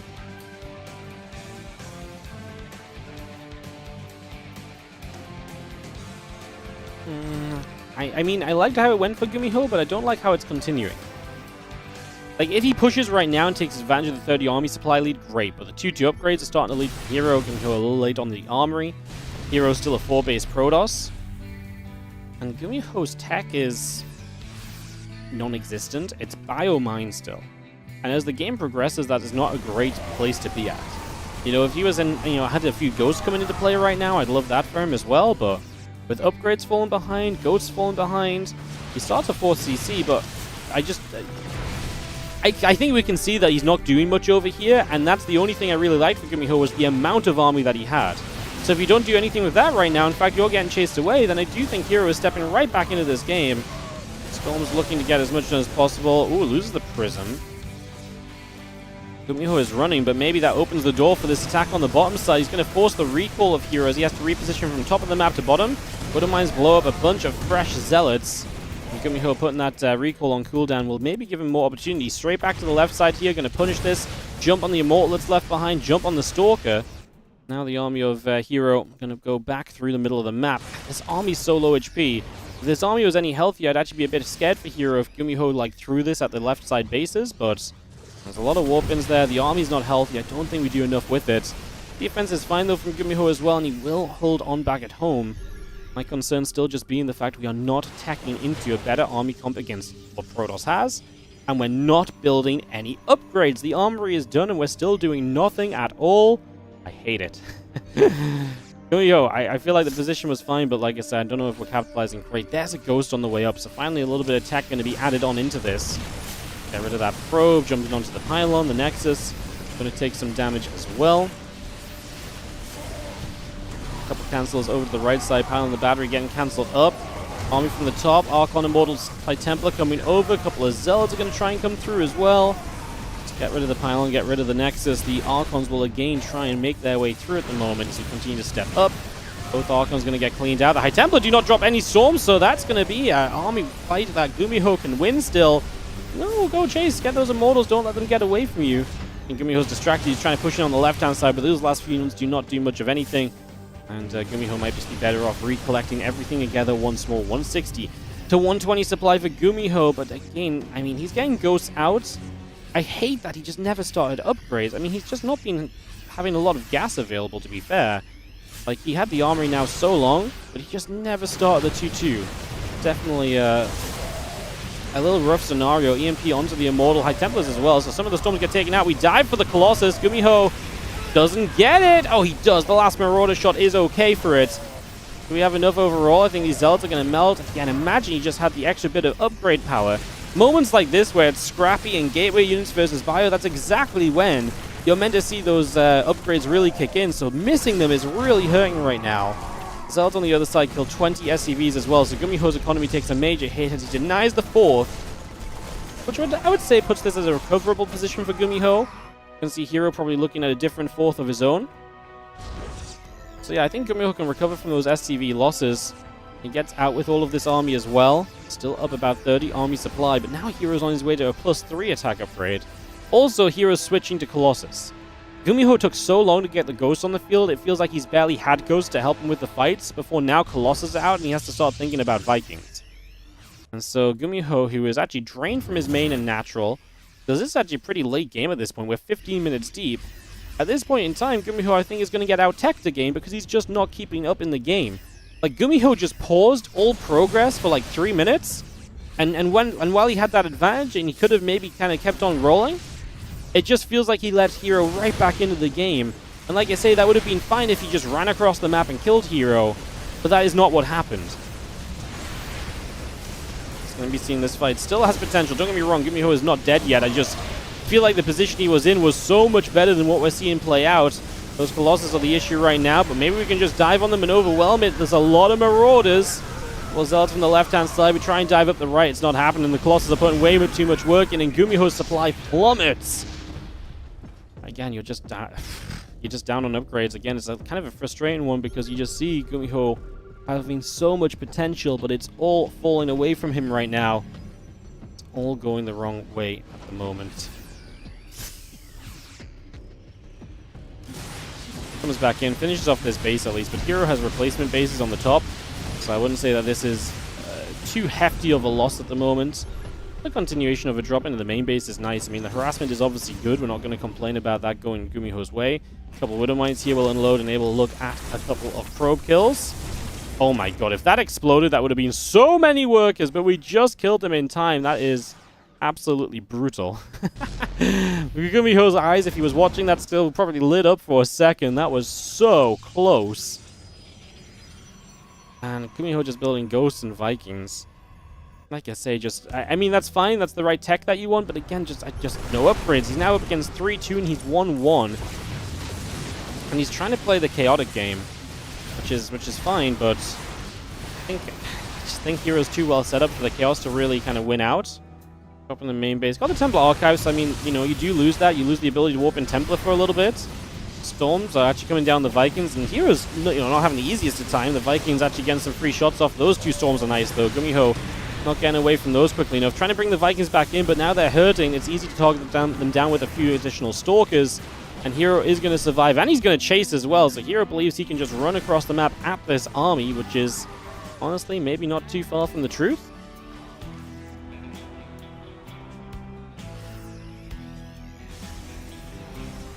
Stalkers out, Colossus joined together. EMP coming out toward the Stalkers as well.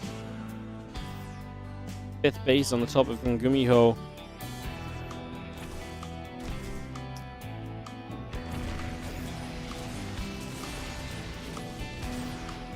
Sums up all my TVP.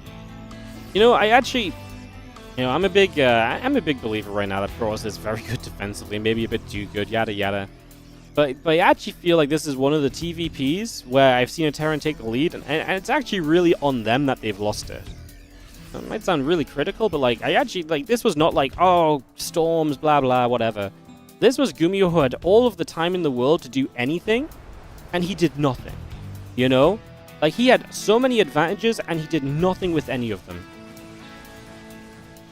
And he allowed Hero to get all of the advantages back into the game.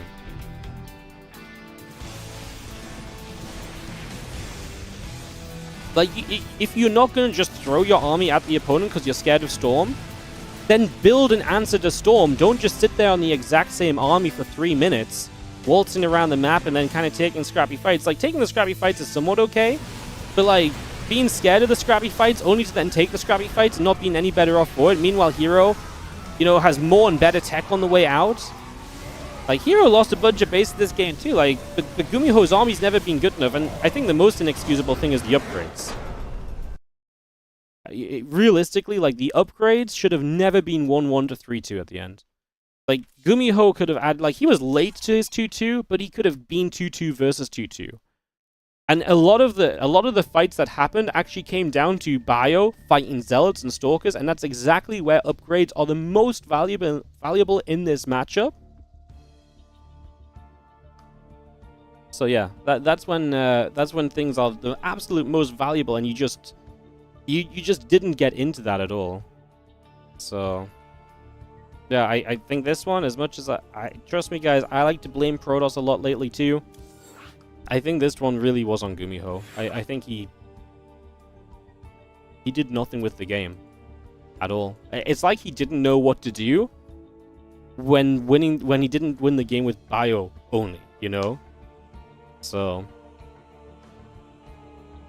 we're gonna get into game 2. Hero takes the 1-0 lead. Gumiho must win to stay in the tournament.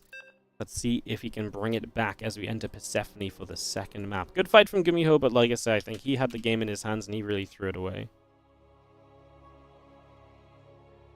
Let's get into it as we have second game starting up. In the bottom left-hand side, the blue Protoss play with the 1-0 advantage. This is Hero.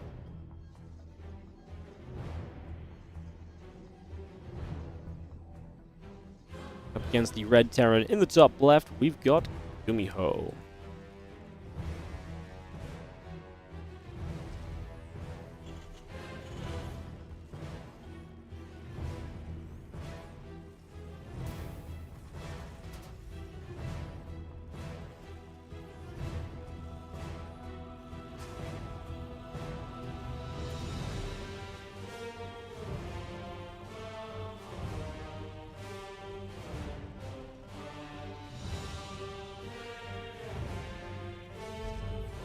Gumiho attacked non-stop. How is that nothing? Because he didn't attack non-stop.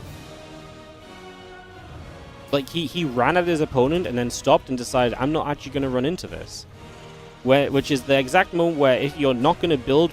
And you know what? That was fine. if he then pulled back and then traded and what, but like he then just, there was a significant period of the game where he really did nothing. He just sat back, built up, and maintained a 20 supply lead without doing anything to actually help his game, you know? Like that, in that moment, he could have just split up his army and fought. He could have pushed and fought. He didn't attack non-stop. He stopped for a period of time that let Hero get back in while doing nothing to better his army. When you're in the game, you don't know you have a 30 supply lead. You're meant to, though. Like, Gumiho should absolutely know he has a supply lead when he wins a fight like what he won. You know? That's also a pretty major factor. Like, yes, we obviously have better vision of it, so it's easy for me to be annoyed about it for him or whatever, but he should also know that some of those fights were absolutely, you know, winning fights and putting him into good positions. I mean, even more so, if you don't think you're ahead on army supply and you don't think you have that lead, then you should be even more aggressive, or you should be even more ready to tech up. You shouldn't just be sat there doing nothing, you know? I think that this plan from Gumiho just had nothing coming through. This is a fun build then. Proxy Marauder, Hellion. So the Marauders deal with the Stalkers. The Hellions can obviously help with Adepts and Zealots a lot more. And if a probe pull comes in to help defend, the Hellions really punish it. And we are going to commit right now. Hero is aware of the, you know, with the hallucination, a little bit of what's up. He already built the Nexus on the low ground. He's going to pull a few probes. He's going to have a sentry to warp in a force field with, and that's obviously going to be probably a big part of this defense. As a couple of Marauders will ping through the Nexus, the Hellion joining together. We'll get a cancel on the Nexus, the few Marauders joining up, and we are going to see potentially move toward the main. Well, Stalker, Sentry, the few probes. It's going to gather right now. Hallucination going to come up as well. Gumiho's committed to one base. He's proxied everything here, so he needs to win this game as the Marauders ideally need to hit the Stalkers during this. He's going to get the hallucinations at the front there. He wants to get that sentry. If he gets the sentry, you get rid of the force field, so then you can't force field a defense together.